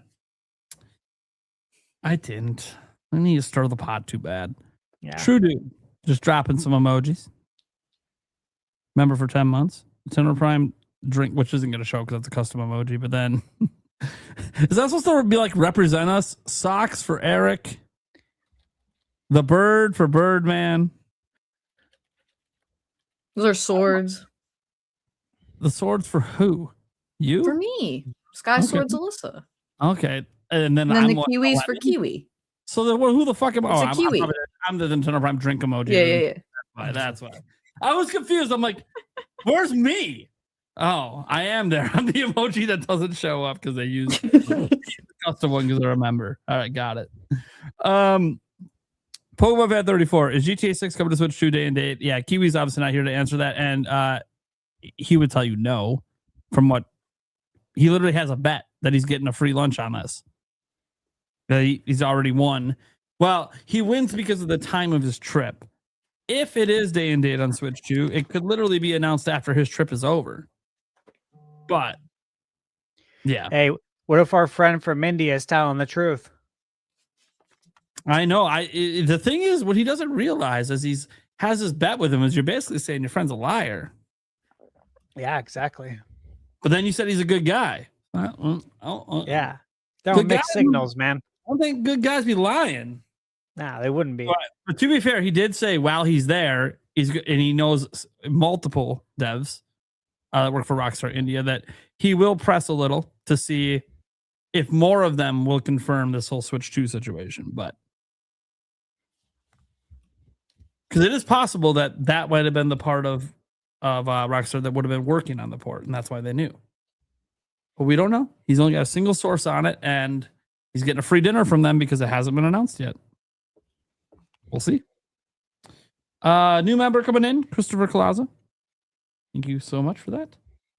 Then he said, let's go. Best Nintendo podcast out there. Yes. Hell yeah. Hey, all right. He's looking very 80s, 90s in his picture, too. I know. I feel like that's the crowd we're trying to hit on. Yeah, way to rep. Now, maybe when I'm 60 and doing this, I might need to start trying to find a way to get the younger ones in because our audience might be dying off. Literally. Yeah, literally, Yeah, I'm really glad you enjoy the show. This is honestly, like, I know earlier we were talking about our YouTube stuff. I didn't talk about the podcast, but this is my favorite thing I've ever done. Literally. Like, even setting aside all prior podcasts, like even just the fun we had at PAX West was built off of us being a podcast. Like, this is awesome. I love this shit. Yeah. It's great. Brandon, can't wait to play Donkey Kong 64 one more time at NSO. It was your childhood. I'm so doggone excited. I haven't been doggone excited in a long. I had to pause where I'm like, did he really bring that back? Yes, he did. Mm-hmm. I'm really excited. Last time I heard that was a children's cartoon on Nickelodeon. Roger, when's it coming out again? June what? I don't know. I hope I have time for it. Happy Wednesday. I hope there's a break. We got some membership gifting coming in. Demonic Brawler about to dominate here for like the next 7 showings. Gifted 1 Prime membership. Thank you. Gifted another Prime membership. Thank you. June 4th. ThunderStash membership. Another ThunderStash membership. Hey. GameBird getting into the action. Going around to all the hosts. Showing it up. Thank you so much. Then Demonic Brawler for ThunderStash. He misses. Oh, yeah. Magazine. Tips and tricks. Yeah. It's where you go into the store. Mom would be like, yeah, well, I'm going to be over here. I say, Mom, I'm going to go look at the video game magazines. Magazines, yep. You bust out one of those little memo notepads. Start writing down those codes because I ain't paying for that shit because I ain't got no money. That's what you did. I am so surprised that like the stores never bothered to walk up to me as a kid. Like I'm reading the entire fucking magazine. I'm not buying it. Like no one's gonna say anything. They're just gonna let me read the whole thing, write down all the code. No one gives a shit. All right, well I'll give a shit then. Yeah, I'd sit down too and get comfortable. I don't know about you, but Yeah. I'd make that aisle my domain. Dude, I sat on, dude, I cleared space on a shelf and sat. Yeah. Just kept reading. Dude, an employee walked by, just looked at me and just kept going. I'm like, you don't give a shit. All right. Sometimes I would ask to go to the grocery store with my mom, which just for you the don't do that in your right mind unless you go in there to read video game magazines. I will say, as time went on, they started putting some magazines in bags. Why? Because the ones in bags have demo discs. And those are the ones that I'm like, okay, I gotta buy this one because now I gotta play the demo. Did you? Yes, I used my allowance money just so I could get all the demo discs. I know a lot of people who are jacking those demo discs. Yeah, no, I didn't do that. My stealing They days didn't have SKUs on them. My stealing days began at Kmart at 18. Oh, 18? You waited till you were legal? Yeah, waited till I was legal, committed a felony in the amount of shit I stole, and then got it completely expunged off my record because every item I stole was just in the trunk of my car, still in package, not even touched. Just did it for the thrill. Just did it for the thrill. Wasn't because I actually cared about rush. Yeah. For the San Francisco rush, baby. Let's just say I handled a high school breakup quite poorly. Yeah. Because that's what led to me doing that. So and you turned to crime afterward. I needed a distraction. It started with one. There's one item. That's wild, dude. Here's how it all started. I'd been working at Kmart since I was 15, so it had been like 3-4 years of me working there, and so they knew me pretty well, and I was pretty well known. I used to announce all the blue light specials because I would make it really fun. Yeah. But then one day I was working, and I was feeling really low, thinking about my ex, and I was broke. And I'm like, God, what's going to break? I really want a fucking bottle of water. And it all started with me stealing a bottle of water to see if I can get away with it. Did. Drank the whole thing. No one said shit. And so I was like, what'd you steal next? Let's keep escalating. And the thing that got me, okay, this is after I've been stealing things for months. I almost had no room in my trunk. Dude, what the hell, dude? Listen, man. I knew where all the cameras were. Never got caught. And then I the thing that I got caught for. It's almost like I wanted to get caught for it. So it was a DS. I already had nice. A Nintendo DS. Electronics. Yeah, I already had a DS. I didn't need it. Like there was no reason for me to take it other than just to see if I could. Because the one thing I had never tried to do is steal something from behind the case. Yeah. So I'm like, I gotta see. And then this one day they just happened to put me in electronics, and I was like, okay, so this is really cool. Did they put you there because they were suspicious? I think so. They wanted to see if I would go for a bigger play. I guarantee it. Because I remember because I got arrested that day because I walked out of the. They waited to arrest me, so they were planning to arrest. They were waiting to arrest me until I walked out of the store with the item, because then I'm busted, right? Yeah. A cop literally just walks up and says, "Where's your receipt?" I'm like, "I don't fucking have one, man. I just stole this." Like, well, I'm not gonna lie to you. Yeah, dude, this isn't it. By the way, they didn't even know. Oh, dude, this was funny. So after wait, can I say something really quick? Yeah. As someone who's experienced heartbreak a handful of times in my life, you handled it really poorly. And because you went on a fucking stealing rampage out of control, the last thought your ex had was, I fucking dodged a bullet, dude. That guy was a criminal. No, actually, she felt bad. I was like, "Oh, you feel bad for?" I'm the dumbass. Anyways, I thought it was funny that the final item I took happened to be a Nintendo console. I'm like, oh, this is hilarious. I thought it was kind of funny that of course that's what I get busted for.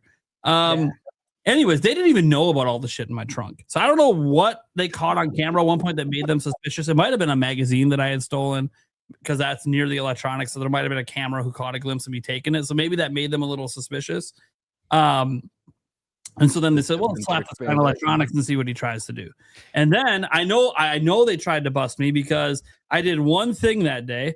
That was the day Eric's dad came to pick up the Xbox 360 for Eric. That I was holding for him as I worked electronics because we only had two on the shelf. I took one and hid it behind. So I think they thought I was trying to steal that, but I wasn't. I was waiting for his dad to show up and buy it. And then, I sold it to him. No problem. I didn't care about that. It was after that is when I decided to take the DS and then, got busted. The funny thing is after I was arrested and did all that thing and I wasn't really even crying about it. I'm just like, I know what I did. So they brought me back to Kmart like the next day because I had to spend the night in jail. They brought me back to Kmart the next day to meet with their HR person and with the cops in the room, because they hadn't really decided how hard they want to press charges and what they want to charge for. And then I'm like, well, guys, they said, can you give us tell us anything else that you stole? I'm like, I could do better than tell you. You want to see it? So you let them in on it.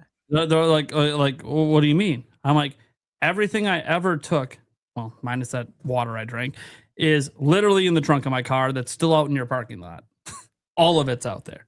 Every single thing unopened. You can literally put it back on the shelf like it never happened. That said, the shitty thing is you walk out there and all of a sudden somebody stole it from your trunk. So this is just supposed to be like a misdemeanor. You walk out there, pops open the trunk, takes all the inventory. He's like, dude, this is a felony. You took so much shit, it's a felony. I'm like, well, damn. Leave it to me to fuck my future. That's cool. So were you trying to give it back? Like trying to see if maybe they would be like, hey. I brought it up to be like, hey, look, guys. I literally wasn't like giving this stuff away or selling it. Like it was a thrill thing. The thrill's over now. I'm actually more worried about my future at this point. I knew the thrill would come to an end at some point. Wish it would have happened before it was enough to be a felony, but So and then they just said, well, how did you do it? Like some of the stuff, like how did you? I'm like, well, dude, you guys have, your security camera system sucks. You have like 3 in the whole store. How the fuck do you think anyone steals anything? I didn't have to work here if I wanted to steal the shit. That's how easy this was. Like, you guys just gotta step up your shit. But I'm really sorry. I always meant to give it all back. I just didn't really know how do I go up to my manager and be like, hey, so I've been stealing from you guys for months. But I have everything in my trunk, so we're cool, right? Or what was I supposed to do? Be the dumbass that tries to sneak it back into the store and put it back on the shelf? Yeah, what's done is done. Yeah, it's like what is done. It's like whatever. Anyways, guys, all of that said, really shitty time of my life. It got expunged off my record. Now, why did it get expunged off my record? Because in the courtroom, they're sitting there. There's the Kmart people and their people, and there's me with no lawyer. I was going to ask, did you have mediation or were you able to call Saul? It was just me and my mom. They made my mom step back because she just wouldn't shut up. And they said, hey, you didn't bring legal representation, or you find to represent yourself. I'm like, I'm guilty. I don't know what do I need representation for to tell you I'm guilty. Yeah. I did it. I didn't lie about it. They have a full inventory list of stuff from my trunk. I'm guilty. So whatever the punishment is, I accept it. I'm going to be in jail for a while, if I'm going to have to just pay huge fines, both, I don't know. This is wild, dude. I was just so calm because I was like, what do you want me to do? Like, if you want me to cry and feel remorse, I do feel remorse, but you have to remember the circumstance.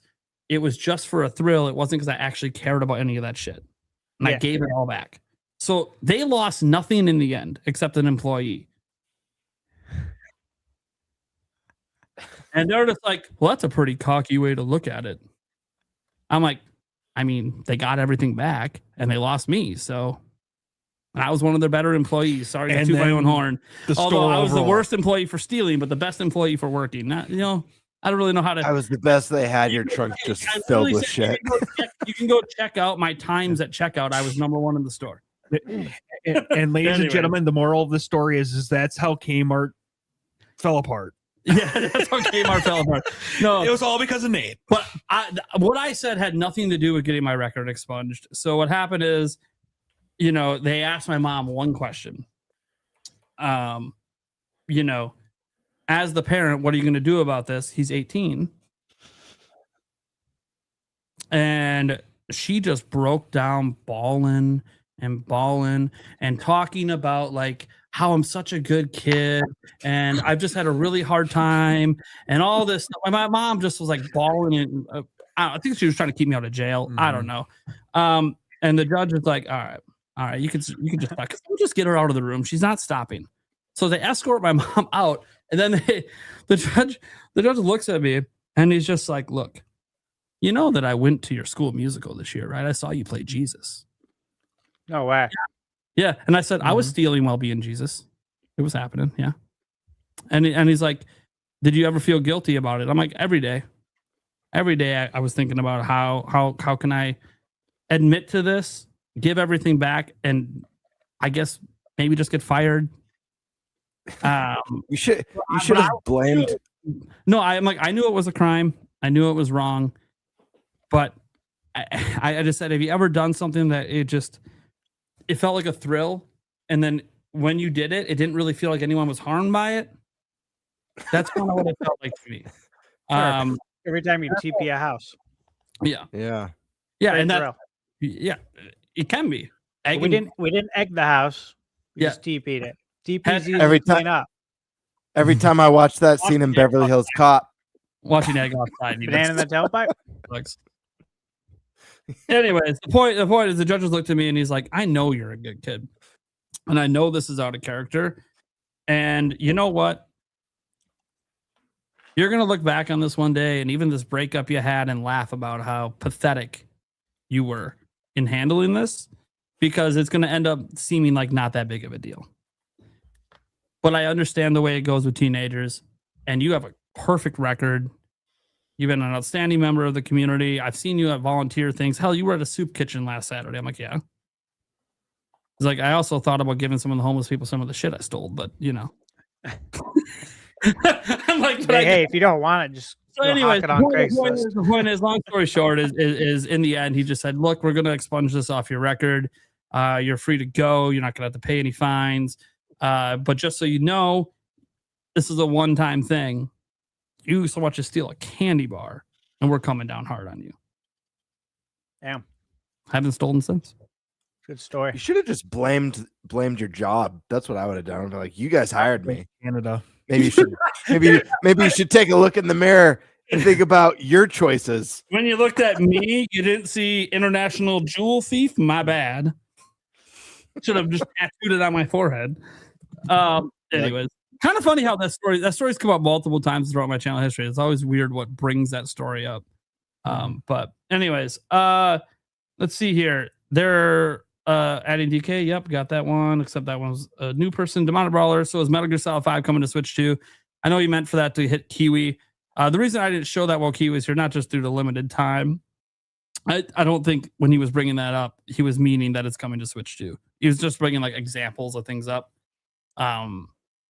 For whatever we were discussing at the time. I can't remember if it was the 1 to 10 scale or whatever we were talking about, but it wasn't meant to be like a leak or anything, the way that he phrased it. What he did leak is there's an OMG game that's a bigger deal than the WTF game coming next year to Switch 2. He did say that. Well, we know it's not GTA 6 because he doesn't think it's coming. So I just go like, what could be OMG? I have no idea. Another Sony game? So DK64 again. Lots of people excited for DK64 coming. I'm happy to see that.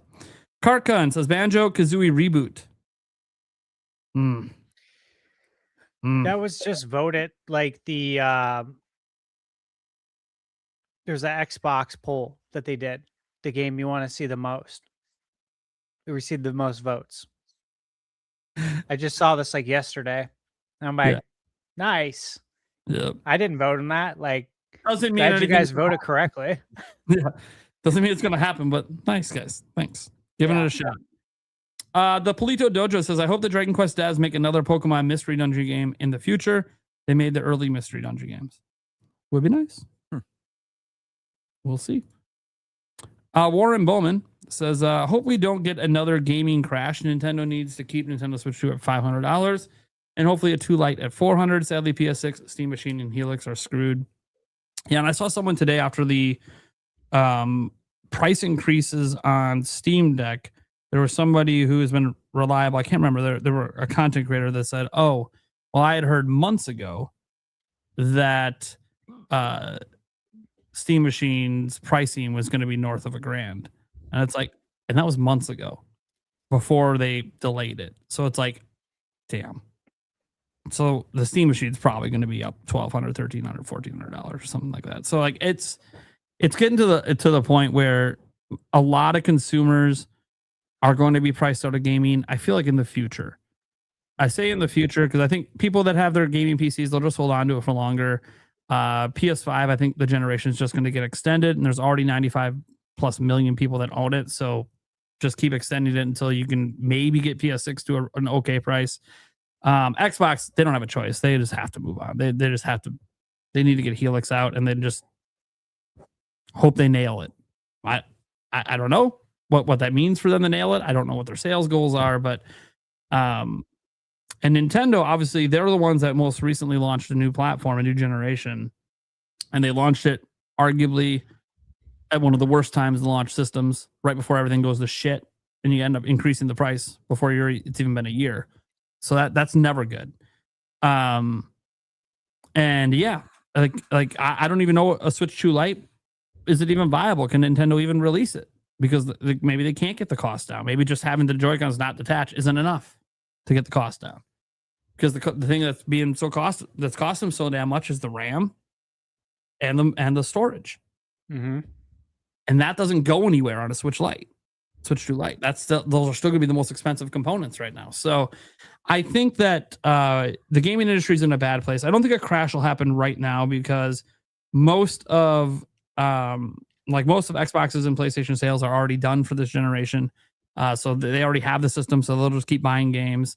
And I think Switch 2 has obviously shown, hey, we got some sales capabilities here. We're already at 20 million, right? Like, so they're going strong. So I think Nintendo, as long as they keep the games flowing, will be okay. But what sucks is everything's gone up in price. Anyone who's mad at just the video game companies, I just think are misplaced. Because everything has gone up. Everything's being affected by the same shit. Everything's going up. And it sucks. Because guess what? As these prices go up, our paychecks don't. Never do. And even if you get your yearly raise, I know for some people it's as low as 10 fucking cents a year. That ain't gonna make up for the rate, dude. That doesn't make up just for gas prices going up, let alone everything else. So I think that gaming is entering when we get to the new generation, the PS6, the Helix, and obviously Switch 2 for Gen 10. I think it's gonna signal us being in a generation of shrinking the industry. I think we're gonna, I'll give you an example, guys. So during this last generation, we know Xbox moved somewhere around 30 million units, right? PS5, obviously, almost at 100 million. Switch, obviously, at 155.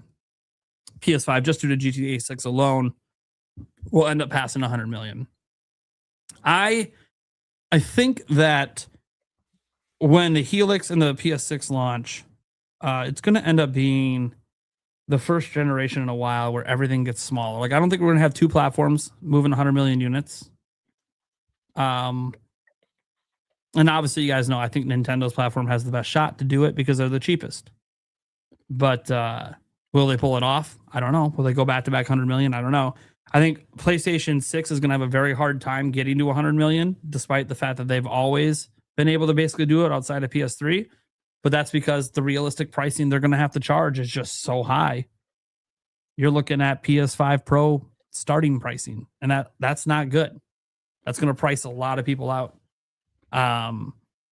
So I think, it sucks because we used to live in times when you could get, a handheld gaming console like a DS or 3DS, and then the games are $40, most of them, and relatively feels kind of cheap.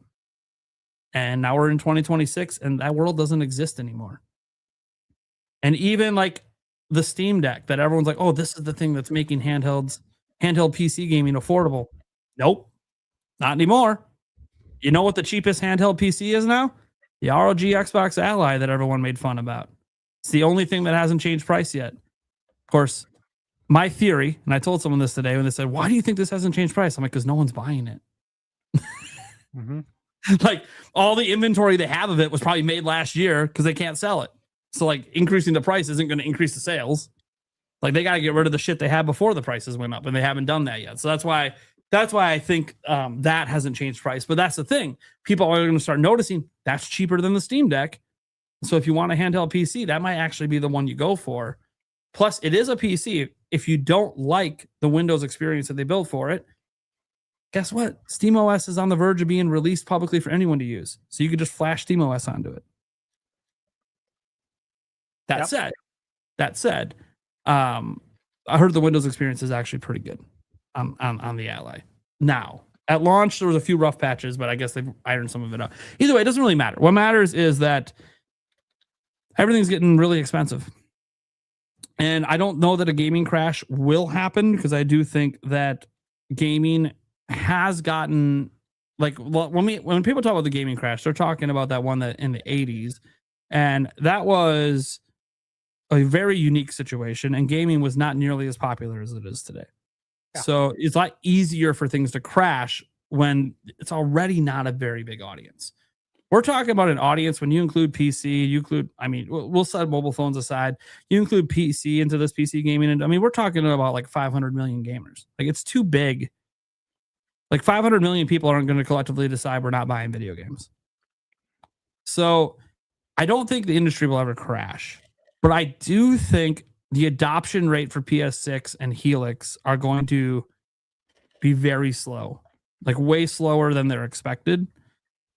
And even Switch 2 may slow down eventually here. Especially if Nintendo has to do a second price increase at some point. If it starts getting to $550, I think $500 they can maybe weather. $550, you start to get to that where people are thinking about it being $600 with tax, and now people kind of scoff at that a little bit, because then they glance at the games and see they're $70 on that store shelf, and they're like, I don't know about this now. Now I've got to spend like $700 just to have a system with a game. Like, that's crazy. So, yeah, I think that the industry's not in a great place right now, especially for consumers that don't have a lot of money. Guys, I'm on a game buying freeze. I'm one of those consumers right this second. My money train is done, and my bills are going higher. So, done for now, I hope. Hope the money train comes back around someday. But, yeah. Sucks. I'll give one answer. I said this a month or two ago when I had the price hike topic. And so I think that the next generation of systems, there's going to be a lot of people where you're not going to be able to play. Price of entry is going to be too high, and it's going to become a spectator sport where people watch people online and play. And I know that already happens on Twitch and YouTube, except it's going to be out of necessity now, not for fun. It's going to be because I can't buy this game, can't buy this console, but I want to see it. So I'm going to watch you play it and live through you vicariously. Alyssa, you're hearing it. Now's your time. Entering the generation of streaming games being the bigger deal. Yep. Honestly, I think it's an opportunity, though. If you're streaming the newer Nintendo games, you know, I do plan to get Star Fox. Yeah, so maybe you see an increase because people can't afford to buy a Switch 2 and Star Fox. Not that I want that to happen, but neither do I. No. We don't want gaming to be. Yeah, I'm not saying you guys do either. But I'm just saying. Outpriced for the industry. Like, even as, like, you know, I've been saying since before launch that I felt like Switch 2 is worth the price they're charging, but that didn't mean that I'm not sitting there aware that, like, at launch $450, obviously going to $500 now, that that isn't a crazy expensive starting price for consoles to be at. Like insane. A Nintendo console's starting price $450. Like that just doesn't sound right. But it is. And yeah, I thought it was worth it. And I still think it was worth it. Again, in 2023, I spent $350 on a Switch OLED. 2 years later, I spent $100 more for something 10x more powerful. Like that feels like a pretty good fucking deal to me. I don't know. I feel like the 2023 purchase was the bad one. The 2025 purchase was the good one. Oh, it was the Zelda one. That's never bad. Yeah, it was the Zelda. Like I can't complain too much because I still have it, and it'll eventually slowly appear here.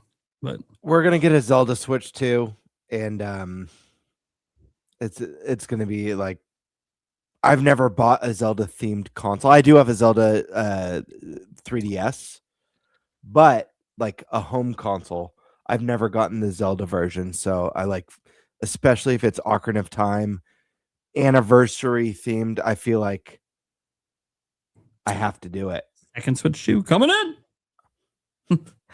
Yeah, you can give one of the kids, give the favorite kid your old Switch for Christmas. Mm-hmm. Well, I already know what happens That's in a my joke, by house. the way.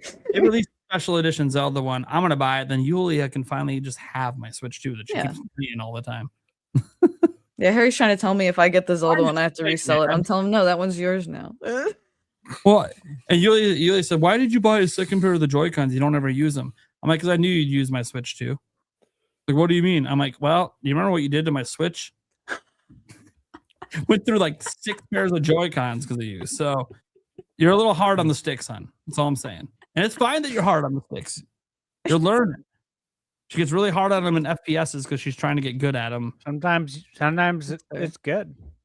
Yeah, they're hard on the sticks. Sometimes, but Nintendo Switch was not the case. It means you're really immersed. And I didn't trust them with Switch 2, so I bought a second pair just in case. Now, I will say, my launch pair hasn't had any problems yet, but I did buy backups in case because I was like, I know that I'll clean the warranty, but while the warranty's going on, I still want fucking controllers for my system.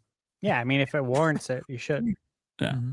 And I'm glad I did it since now I'm on a game buying free. So if the controllers went bad now, I'm stuck playing in DOP mode all the time. So well, there's always a stick fix. So it's true. Yeah, I think I got discontinued. I don't know. For when you go really hard on the stick. I'm gonna stop. The kind of jokes coming to my mind I would get in so much trouble for. Karkun. I mean, not with you guys private. GameBird, think of you and me walking down the street talking about cream. Okay. Some of that conversation. No, I don't want to. This happened last year. Some of that conversation. Tell me what to think about. As you admitted to me editing the vlog, some of that conversation not appropriate on the internet. Those are the kind of things coming to my mind that I'm like, yeah, okay, when we're offline, maybe I'll say some shit, but not now. And guys, and my audience is probably shocked. Like, dude, you've gone pretty fucking far. How far is it that you don't? Dude, GameBird knows. He was there. There were other people there as well, and they were not liking our conversation. The look on his face. I can't. Every time he looks like scared, almost like what the and what do you have to say about that? And he just like absolutely disturbed. Yeah, dude. I bet you that entire time that he's listening to us, he's like, dude, who the fuck is Josh friends with? he just projectile vomits. All right. LCC Gaming says, I wouldn't be shocked if the Switch 2 version of Witcher 3 is revealed soon and then confirmed to be getting next year's expansion. So, yeah, we have the Witcher. I mean, literally tomorrow is the Witcher 3 event. I plan to be live streaming it. So, because I really enjoy The Witcher. And obviously, there's every reason for Nintendo channels to pay attention because Witcher 3 is literally on Switch 1. So, in theory, this DLC could be coming to Switch 1. I'm venturing to guess probably not. So when they announced the DLC, they also updated the minimum PC specs. So I feel like the DLC might need a bit more oomph, which it happens, by the way. Like Cyberpunk didn't get the DLC on PS4 because didn't have enough power to do what they wanted to do with it. but we did get it on Switch 2. So I do think that it will come to Nintendo. It will just come to Switch 2. And in order to do that, they first got to update the original game for Switch 2. So either announcing a Switch 2 edition or announcing a free patch update, or which would be ideal, or if they report the damn thing all over again, whatever. So yeah, one of those three needs to happen, and I think they will. And who knows? Potentially it could be announced tomorrow. That is also the potential. They could announce the DLC's coming and then also, hey, for Switch 2 owners, you guys are getting a big update coming this summer. You know, yada, yada. We'll have a Switch 2 edition physical available at even a later date, blah, blah, blah. Like, they could do lots, because I'm, by the way, the only reason I'm saying the physical part is it's CD Projekt Red. They fucking love physical. Yeah, I mean, CDs in their name. They love compact disc. So the point is that, like, that's why I think, yeah, okay, if they do a Switch 2 update, they'll probably re-release the game with a cartridge for Switch 2. Yeah. So anyways, so basically what I'm telling you, LCC Gaming, is we might have confirmation as soon as tomorrow. But we also know that expecting Switch 2 logos to show up in any event that's not a direct is it's I used this analogy earlier with Burr, but I think it's even more appropriate now. It is like a solar eclipse right now. Like that, when we had Indiana Jones at opening night live last year with the Switch 2 logo, the reason it shocked everyone is because we don't get Switch 2 logos in any of these events yet. Yeah. That's what I'm hoping changes with Summer Game Fest this year, by the way, that we just get a bunch of these games confirmed for Switch 2. Chrono Trigger, deep and respect your time, must play. There you go. TARDIS says, assuming June General is real, when can we hear more on it? Did Nate the Hate drop his podcast on the matter yet? I really hope for Animal Crossing or Pokemon MD and, of course, 3D Mario.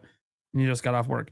I'll just answer the Nate the Hate part because this one we have information on. Nate the Hate's planning to drop his podcast this week. Last week, Friday, him and MVG decided to delay it due to the holidays. They had plans. So they're going to drop it late this week. We don't even know if it's about a direct. He has not indicated anything about what the show is about, other than it will not be a direct prediction show. But he hasn't said what it will be about. So my guess is it's probably about all of the upcoming events and some expectations. And then maybe somewhere in there he updates people on the direct situation, since he hasn't outright denied Jeff Grubb's claim to there being a direct in the middle of June. So maybe he will update us, but we don't know. There's no guarantee. I'm trying to say there's no guarantee that there's an update from him. That being said, do you guys want to answer the rest of the question? Yeah, I didn't even know they were coming out with a Pokemon Doctor game. So does this take place in like the Pokemon Center? Like you heal Pokemon or something? It's like a spinoff. I had no idea. I mean, I know Dr. Mario, but I didn't know we were gonna get Pokemon MD. I think it plays a little bit more like Trauma Center. Ah, You know. okay. Oh, I you like play those as games. Pokemon operating on Pokemon trainers. Oh, sick. It'll probably give some people trauma. Well, I don't play Pokemon games that much. I'm so glad that I'm like well versed in them to know that this is bullshit. 'Cause listening to this, I'll be like, oh yeah, they're making a Pokemon Doctor game. That sounds interesting. To seriously answer the question, yeah, I think it's going to, be about everything, all the showcases. Again, Nate mentioned that. I agree with him. It's about the showcases, Summer Game Fest. Naturally, Nintendo will come up in it, but this is not a Nintendo Direct Predictions podcast. Yeah. As I said, he might give an update on a direct thing just because of the Jeff Grubb stuff, but it'll just be like a thing he spends like 5 seconds on, because he does that sometimes. And he'll give like little updates, but he doesn't spend a lot of time on it unless the show's about it, and the show's not about a direct. He'll probably make that later when a direct's actually going to be happening. Wise Guy Gaming says, being 47, I've seen most of what gaming is offered. N64 days when games were 70 to 80 pounds each. At least the consoles were well priced. Best Nintendo podcast How about guys? Keep it up. Well, thank you so much for the multiple super chat compliments. Thank you guys. Thank you. It's because Alyssa's here. We all know. Yeah. It's also because he's a wise guy. I mean, he is a wise guy. It's true. Beyond I've his heard it's 47 why years. you enjoyed the Nintenbyte podcast every Wednesday. Yeah, people tend to forget when we talk about, like, it was funny. So that this RGB guy that's barely better than that Tripster fellow on X, like this is like last week. He asked me a question, and he said, "Hey, Nintendo fanboy, when was the first game to be $80?" He's trying to like pull the whole Mario Kart World thing out, and my response is like, I don't remember the first game, but I will say there were a number of $80, $90, and $100 games, and I can show you proof of this back in the 90s. So I'm not sure. And notice how none of those prices stuck around and didn't start a new standard, because his argument was that Nintendo will be starting a standard because they had an $80 game last year, despite there being no standard $80 game since. Suddenly, when the next one does happen, it's Nintendo's fault. And it's just sitting there like, dude, we used to have $80, $90, $100 games every fucking month. Well, Yeah. Switch 2 launched a year ago with an $80 game. How many $80 games across all the platforms have there been since launch in the last 12 months? When it comes to like just like a basic version of a game, none. Yeah. So I guess they didn't. Yeah. They didn't set the standard. It's funny too, because like it's like, yeah, okay, well, what if they do an $80 game? You know, what if there's a new $80 game this holiday? It's GTA 6. I'm like, okay, cool. You know what a standard is? Everybody's doing it. If a majority aren't doing it, it's not a standard. Nintendo, An exception. It's an exception. I said, like, Nintendo hasn't charged $80 for a standard edition game since then, so it's not even a standard at Nintendo. I feel like Grand Theft Auto is not a fair game to even use as a comparison. And correct me if I'm wrong, but I feel like Grand Theft Auto, there were already discussions online about the game potentially costing more than $70 well before we knew any price for Mario Kart. Am I correct? Yes. So I feel like the budget of the game is for a long time. Yeah, astronomical even compared to other high budget AAA games. That game is an exception and an anomaly, and like you said, Prime, standard means it's kind of universal across the industry. Yeah. A one-off is not a standard. That's an exception. Guys, it's a perfect example of a standard. Games in the AAA space moved from $60 to $70. That is now a standard. It was not a standard when Activision Blizzard started doing it. They were just the only ones doing it at the time. Then Sony did it next, and then everyone else followed suit, and it became a standard. So that's what happens with a standard. It's not one game released nearly a year ago. It's not how standards happen. Honestly, I think if there's anything Nintendo's doing regarding price that's setting a standard, it would probably be variable pricing, depending on the success that they see with variable pricing. Because if it ends up working out really well and Nintendo continues to I think we talked about Mario Kart 8 being the only $80 game so far. And we talked about potential other titles like Mario and Zelda. And I was saying that, like, I'm almost curious if they don't even revisit that again. It's been a few weeks now since that show, because I was gone the last 2 weeks. But with them having to increase the price of Switch to $50, seeing the feedback and the discourse, they might be like, you know what? We can get away with this with Mario Kart. It was our launch title. It was part of a big bundle, but the pros aren't outweighing the cons, and maybe it's not worthwhile. And let's experiment more with this variable pricing. There's a chance we never see another $80 game from Nintendo again, unless maybe they want to try it out with Smash Brothers. But there's a chance we just don't see it again. Yeah. Look, we don't know. $80 games will probably happen someday as a standard. I just don't think it's anytime soon, and I don't think people are gonna, and when it does happen, point to Mario Kart 8 as being that was the catalyst. Like, the catalyst is when a major company that releases a shitload of games decides, hey, all our games are going to be this price now. That's the catalyst because they set a standard with their company, which then usually will spread to other companies if they're getting away with that standard. Activision Blizzard was getting away with it. Sony did it. They were getting away with it. So then everybody started doing it. And the thing is, and I talked about this at the time, I'm not mad about $70 games. I've never been mad about it, ever. I think games staying at $60 for as long as they did, like decades, is insane.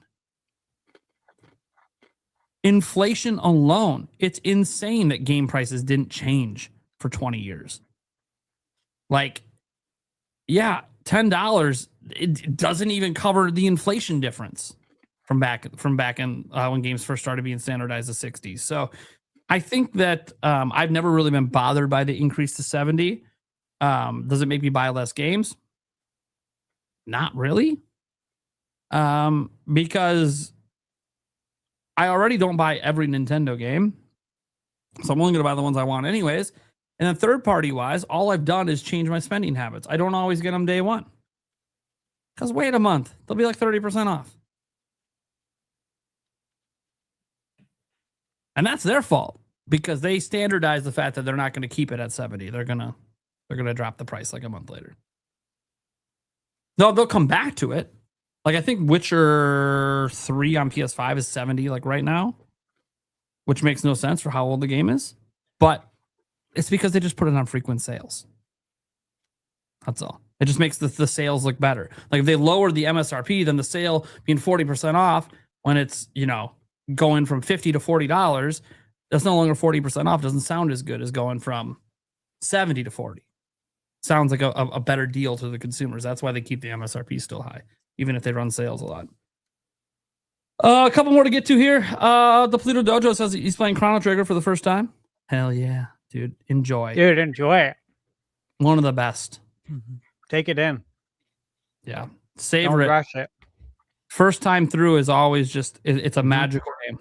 Yeah. Really Slow is. dance it. That's why people want it to get remade or something with it so badly, and hasn't happened because they're probably afraid of fucking it up. Because it is considered such a masterpiece. It is, you don't want a Final Fantasy Crystal Chronicle remaster this shit. You want it to be done proper. And this is, by the way, this is a fear people have with Ocarina of Time getting remade too. Such a masterpiece, it's really easy to fuck it up. But most people feel like Nintendo won't let that happen. We'll see. Warren Bowman. I don't think GTA 6 will save gaming. Opinion. I don't think gaming needs to be saved. That's my opinion. It's not in a place that it needs to be saved. Yeah. But to entertain a little bit, I think it will definitely make a lot of money.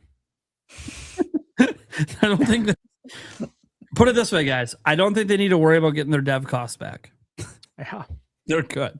They're good. Even if it ends up being bad and panned, they will still be good on the budget for this game. It'll move consoles. Yeah. In a time I'll where say it's this. tough with the prices. Mm-hmm. I'll say this. I think it's hurting gaming this year because I want those damn release dates for everything else that's terrified of Grand Theft Auto, and it's pissing me off. If we get past next week through the weekend and we still don't have dates for a bunch of shit that's supposed to come out this year, I literally will be pissed at GTA 6. Well, I'm really pissed at people being afraid of GTA 6, but I'm pissed at GTA 6 because, one, I don't have any interest in that game. And yet, because of its existence, the whole industry is just on pause. That's fucking stupid. It's the most stupid, asinine thing I've ever heard of. But probably it's why I'm not worried about Nintendo, because I don't think Nintendo's going to go on pause. I don't think they're getting GTA 6 this year, so I don't think Nintendo's going to go on pause. But all these other guys running away, like even Witcher 3 DLC, right? All the rumors were supposed to come this year. It's coming next year. Are they running away? Well, I guess we'll find out tomorrow if it looks complete. I'm sure everything, all the fear is heightened too, just with like record like studio closures. It's like, I'm sure some of these teams are like, if we release too close to Grand Theft Auto, will our studio close? And it's a matter of just waiting a few months to survive. But it is crazy. Yeah, a lot of the studio closures crazy. are happening in the AAA space, and my response every time I see it is, one, it sucks. Hope you guys can get a new job. Two, hey, maybe we should fix the game budget problem that's been plaguing the AAA industry for, I don't know, 25 years. Like maybe we should stop spending $500 million to make a game. You know, bigger budgets than blockbuster Hollywood movies. Maybe we should just not be doing that. Maybe make things within the scope of an actual realistic budget for the sales a game can get. I don't know. Just like GTA can afford to spend billion, 2 billion, 3 billion to make a game. Why? Because it's fucking GTA and they already made that money 20 times over on GTA 5. Fuck, we just saw the reports because of the leak that like literally GTA 5 every year, just their online was making them $1 billion a year. So yeah, they can afford to do whatever fucking budget they feel like for GTA. But all these other studios shouldn't be doing that, man. Like Sony, you want better margins on Wolverine and Spider-Man? Don't spend $400 million to make the game. Like we hear all the time. What company was it? Was it Sony? Some company said they wanted to somehow navigate to a 25% profit margin. I can't remember what someone said that in a financial briefing like last year. The only company that does that in the industry is Nintendo. They have a 25% profit margin for platform holders. And you're like, well, how's Nintendo doing it? Because they don't have the fucking insane budgets. You keep the budgets under control. You sell 3 million copies of Kirby. You make $1 billion or whatever, hundreds of millions of dollars when you only spent 20 million to make the game. Like that's how you do it. You diversify your lineup, and like people crap on Nintendo's smaller games. Nintendo's smaller games are probably the most profitable because they don't spend as much on them. Like Zelda, I think this next 3D Zelda is in a interesting prospect because I think Nintendo's going to give it the biggest budget they've ever given a game.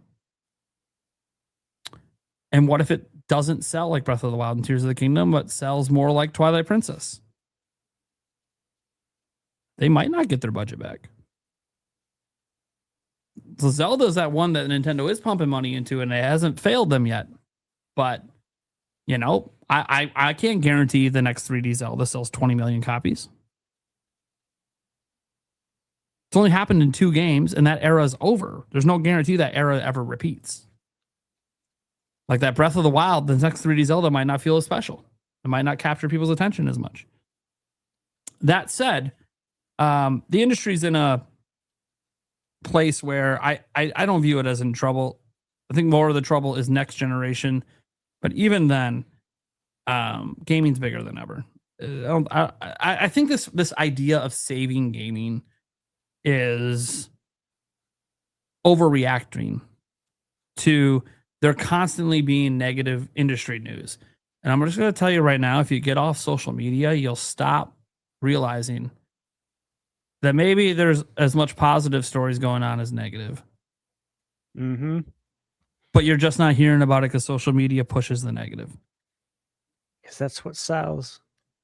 So I feel like a lot of this gaming needs saving stuff comes from social media and just not actually having a full picture of the industry. And if you want full pictures of the industry, pay attention to things like Circana. You'll see that spending's been going up, game sales have been going up, hardware sales have been going up, this is going up, and that is going up, and this is staying the same. And this is only 3% down from last year, which was a record-setting number. Like none of this, there's not a single factual statistic out there that indicates gaming's in trouble at all.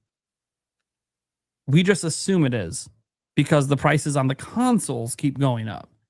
And that will stop someday because either the AI bubble is going to pop, which is what a lot of people think is going to happen, or if it doesn't, it will settle down where it no longer requires every fucking RAM chip that comes off the assembly line. Like they won't need to constantly keep building the networks. When you're first building out all the infrastructure, yeah, you need a lot of shit. But eventually, once the infrastructure is built, you're not upgrading it every year. It's not the way these server farms work. They're not upgrading hardware yearly. So eventually, it'll get to the point where it's reached maybe the saturation point of what the demand is for it. And at that point, prices will come back down.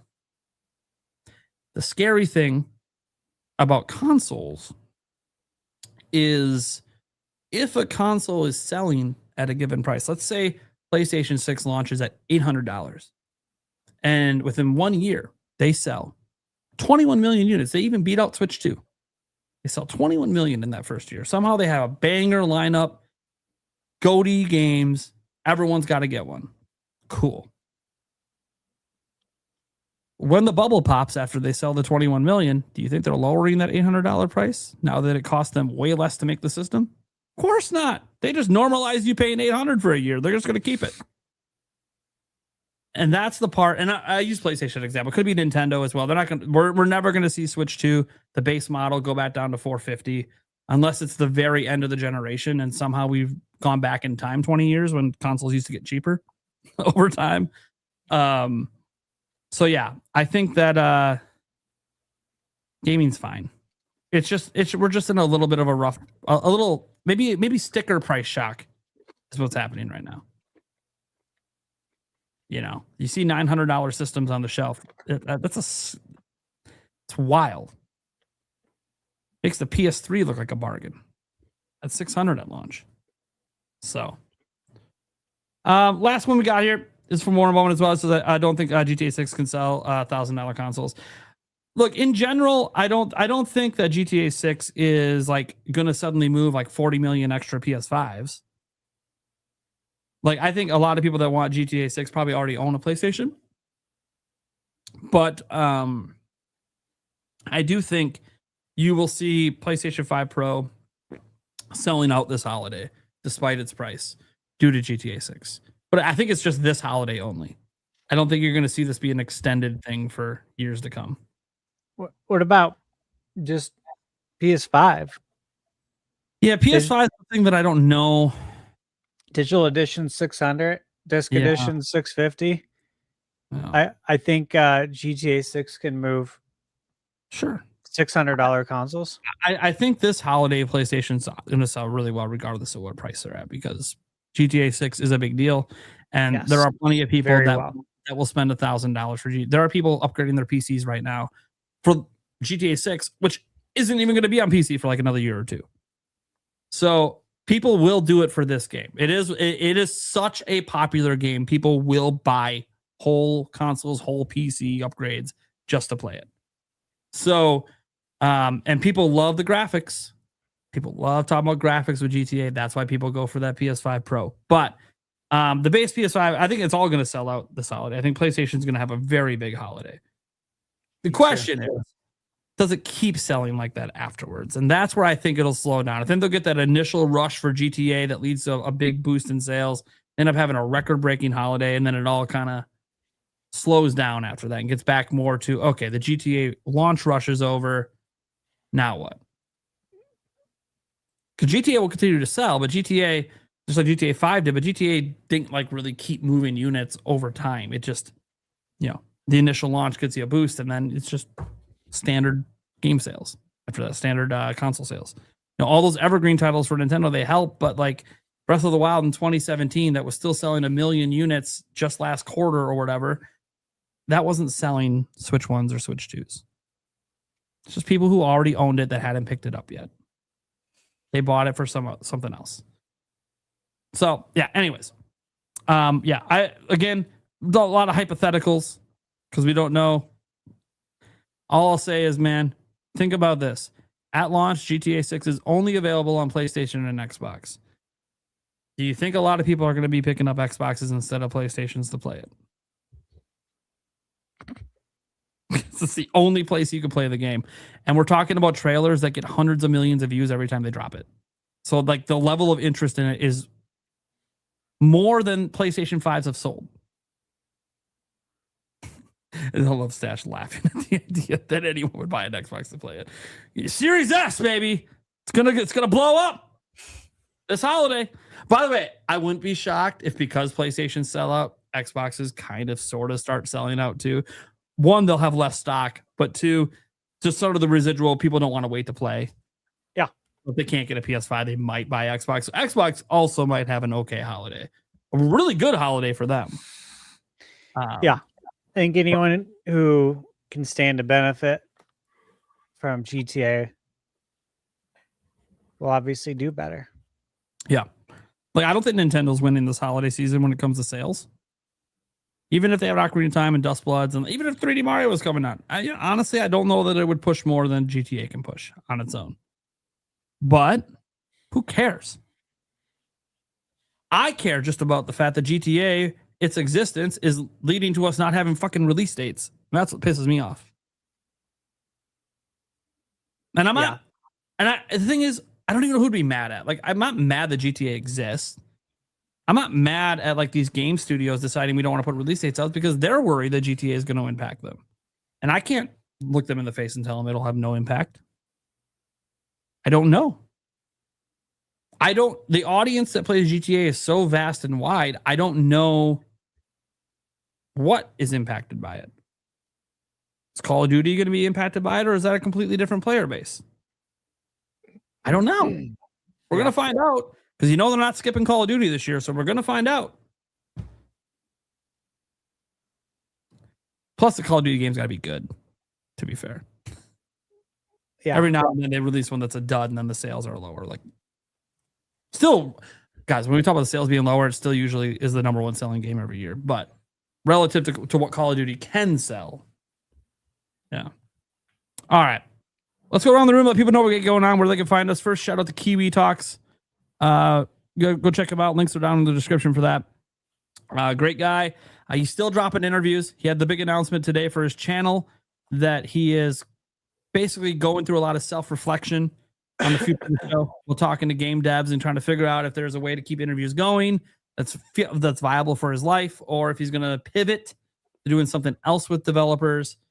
He had actually one really good idea that a developer told him that I hope he just does it anyways, even if he keeps doing interviews, because I think adding live streams to his channel with developers is also a highly unique kind of content. One that we got to experience firsthand, having the Mina devs on. Now imagine someone dedicated to doing that. That's awesome. So, yeah.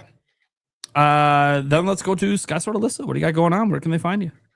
Hey, as Nate said, I'm SkySwordsAlisa here on YouTube. I stream games. Right now I've been getting through Resident Evil Requiem. I think I'm going to do another stream of it. It's getting really stressful. It's been pretty entertaining for the chat, though, so I made a few shorts of that. So if you like scary, I recommend you checking them out, because my reactions are a bit ridiculous, I'll admit it. Nate was there for part of it, for the first one. More than just the first one. It is very fun. I'm traumatized, but it's also somewhat thrilling to like get through it. I'm like, look, I'm capable of doing it. Even though you guys are helping me, I'm still doing it. I do have a goal for 710 subscribers. We did 420. We can't leave out 710 to do Skyward Sword in an entire start to finish of that one, which should be pretty fun. But the big best announcement for tomorrow is I'm starting Split Fiction, and I'll have a new guest on each week. Tomorrow we have the lovely Birdman, GameBird Classic himself coming on. So look forward to a little SkySwords and GameBird collab tomorrow. Hell yeah. Yeah, that's what I got going on so far. Nice. Not that I ever have time, but I own the game. Not that I ever have time to actually do these collab streams, but it sounds like a really fun idea. It like makes me want to make time. But don't ask me, because I don't. I'm not gonna say don't. I'm kidding. Yeah. I might find a way to make it work, even if it's not like one of my stream nights. I'm like, I'll just stream too. Whatever, screw it. Be fun. Oh, yeah, I'd definitely like to work something out with you sometime. I just know you're really busy, and I get a little nervous trying to ask you stuff sometimes. I know a lot of people get nervous asking me because people have started to realize how busy I am, and it's like, look, just ask. This is what I tell everyone. Yeah, you like a girl and you're afraid to ask, just fucking say something, because in the end, look, you're in the same position if you say nothing, and that is that nothing happens. So just ask. Who cares? Worst that happens is a no. Well, I guess worst that happens is I hate you. Or you just leave me on red.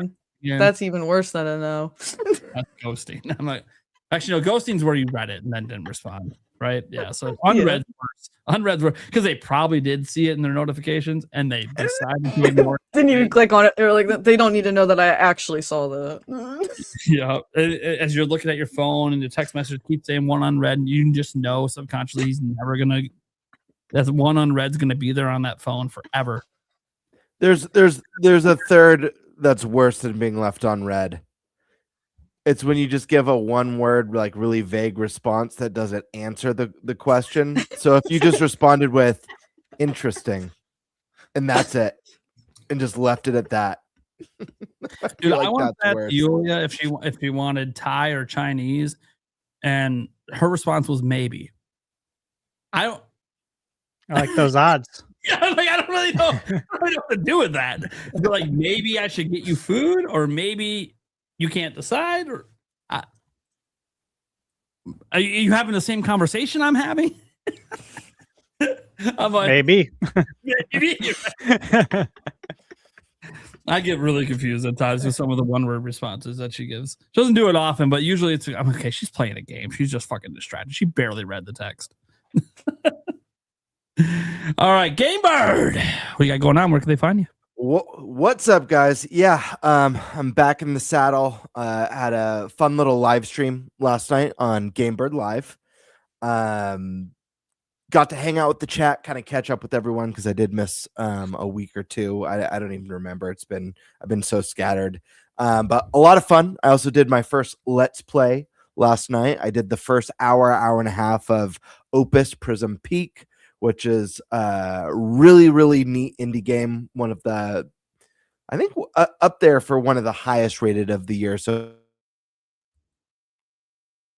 dropped a little bit. It was at like a 90. It's at an 87 or 88 right now. But it's a nice little game so far. Has a very emotional and thoughtful intro, followed by some mystery and mystique that it's entered into the fray. So looking forward to jumping back into that game soon. And I've got the little collab rolling out tomorrow with SkySwordsAlisa. That should be a lot of fun. I absolutely loved It Takes Two. I have yet to play Split Fiction, so I'm really looking forward to this one. I think it's going to be a fun time. Other than that, guys, I'm working on myself right now. That's really what I'm working on, is myself. But that being said, I'm glad to be back on the podcast, and you guys can look forward to more GameBird Classic coming at you very soon. All right. Stash Man. Please go check out my review for Mina the Hollower. Guys, don't sleep on this game. Very special. Just check it out. Comes out it's out tomorrow, right? Friday. I guess technically right now for us. Yeah. Well, no, it's the 29th. Yeah. So it shouldn't be out yet. Okay. Should be out Friday. Friday. Yeah. Gonna be a fun Friday. So I'm gonna try to get as many reviews as I can before heading out to Summer Game Fest. Let's see some of the games on the docket. Let me just read these off real quick. First, I reviewed Forza Horizon 6. If you're interested in racing games, check it out.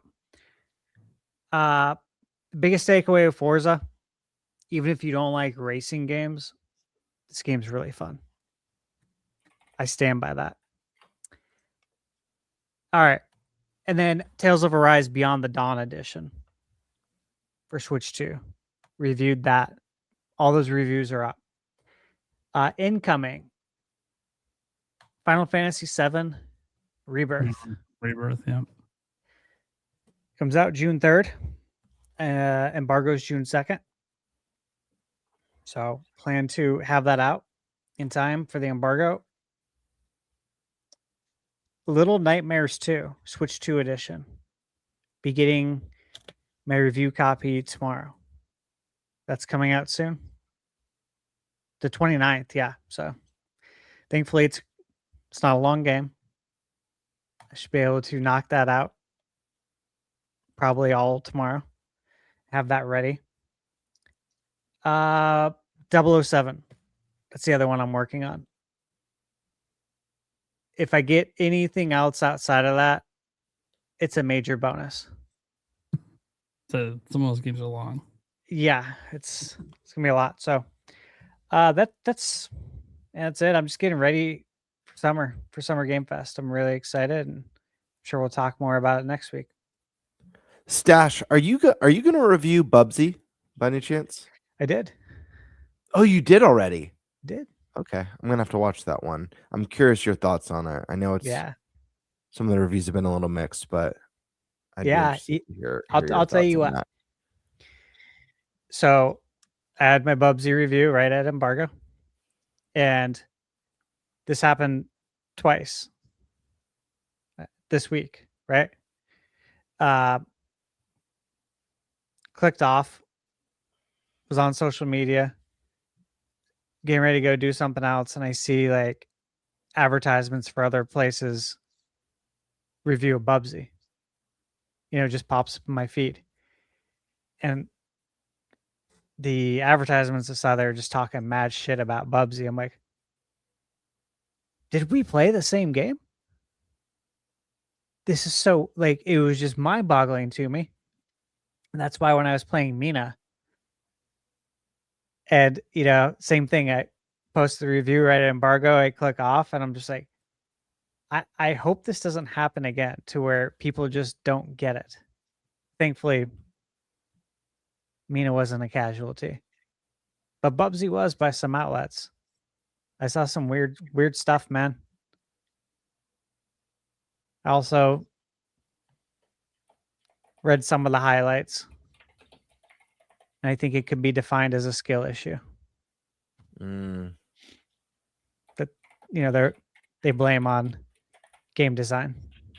It's poor game design. I keep dying. Shame. Shameful. Bring out the shame meme. What was that show? Handmaidens? Handmaid's Tale? Mm-hmm. Shame. or was it that? Or was it is that Game of Thrones? Game of Thrones. Yeah, Game of Thrones. Shame. I think they both shamed though. I think there was some shaming in the Handmaid's Tale or whatever. But yes. Check out the review, man. Check that out. Bird. I will. Like it. That's all I have, man. I'm so tired. I'm beat to hell and back.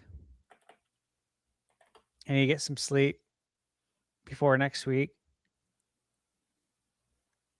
I don't know if I'm going to sleep at all this week, but I need to have a little bit of energy going into Summer Game Fest. I'm going to be working nonstop, as you guys know. That's what we did at PAX. We went hard the whole time. Mm-hmm. Hardcore Holly. Hardcore Holly. You remember him? Oh my god. All right, we cannot start talking about wrestling. Yeah, no. We gotta get out of here. Eric, what you got going on? Where can they find you? Yeah, you can find me here, the Clips channel, and the audio podcast. Other than that, I got nothing else going on. There you go. Work. Yep. Classic. All right, so guys, I'm Nintendo Prime. You guys know what's up. I cover news every single day or most days. I know this week I kind of had like a 3 or 4 day break in there where there was no video. I had some streams, but just some sorting out with the fam towards the end of the school year, right? Just lots of stuff going on with finals and having to be a dad and help the kids.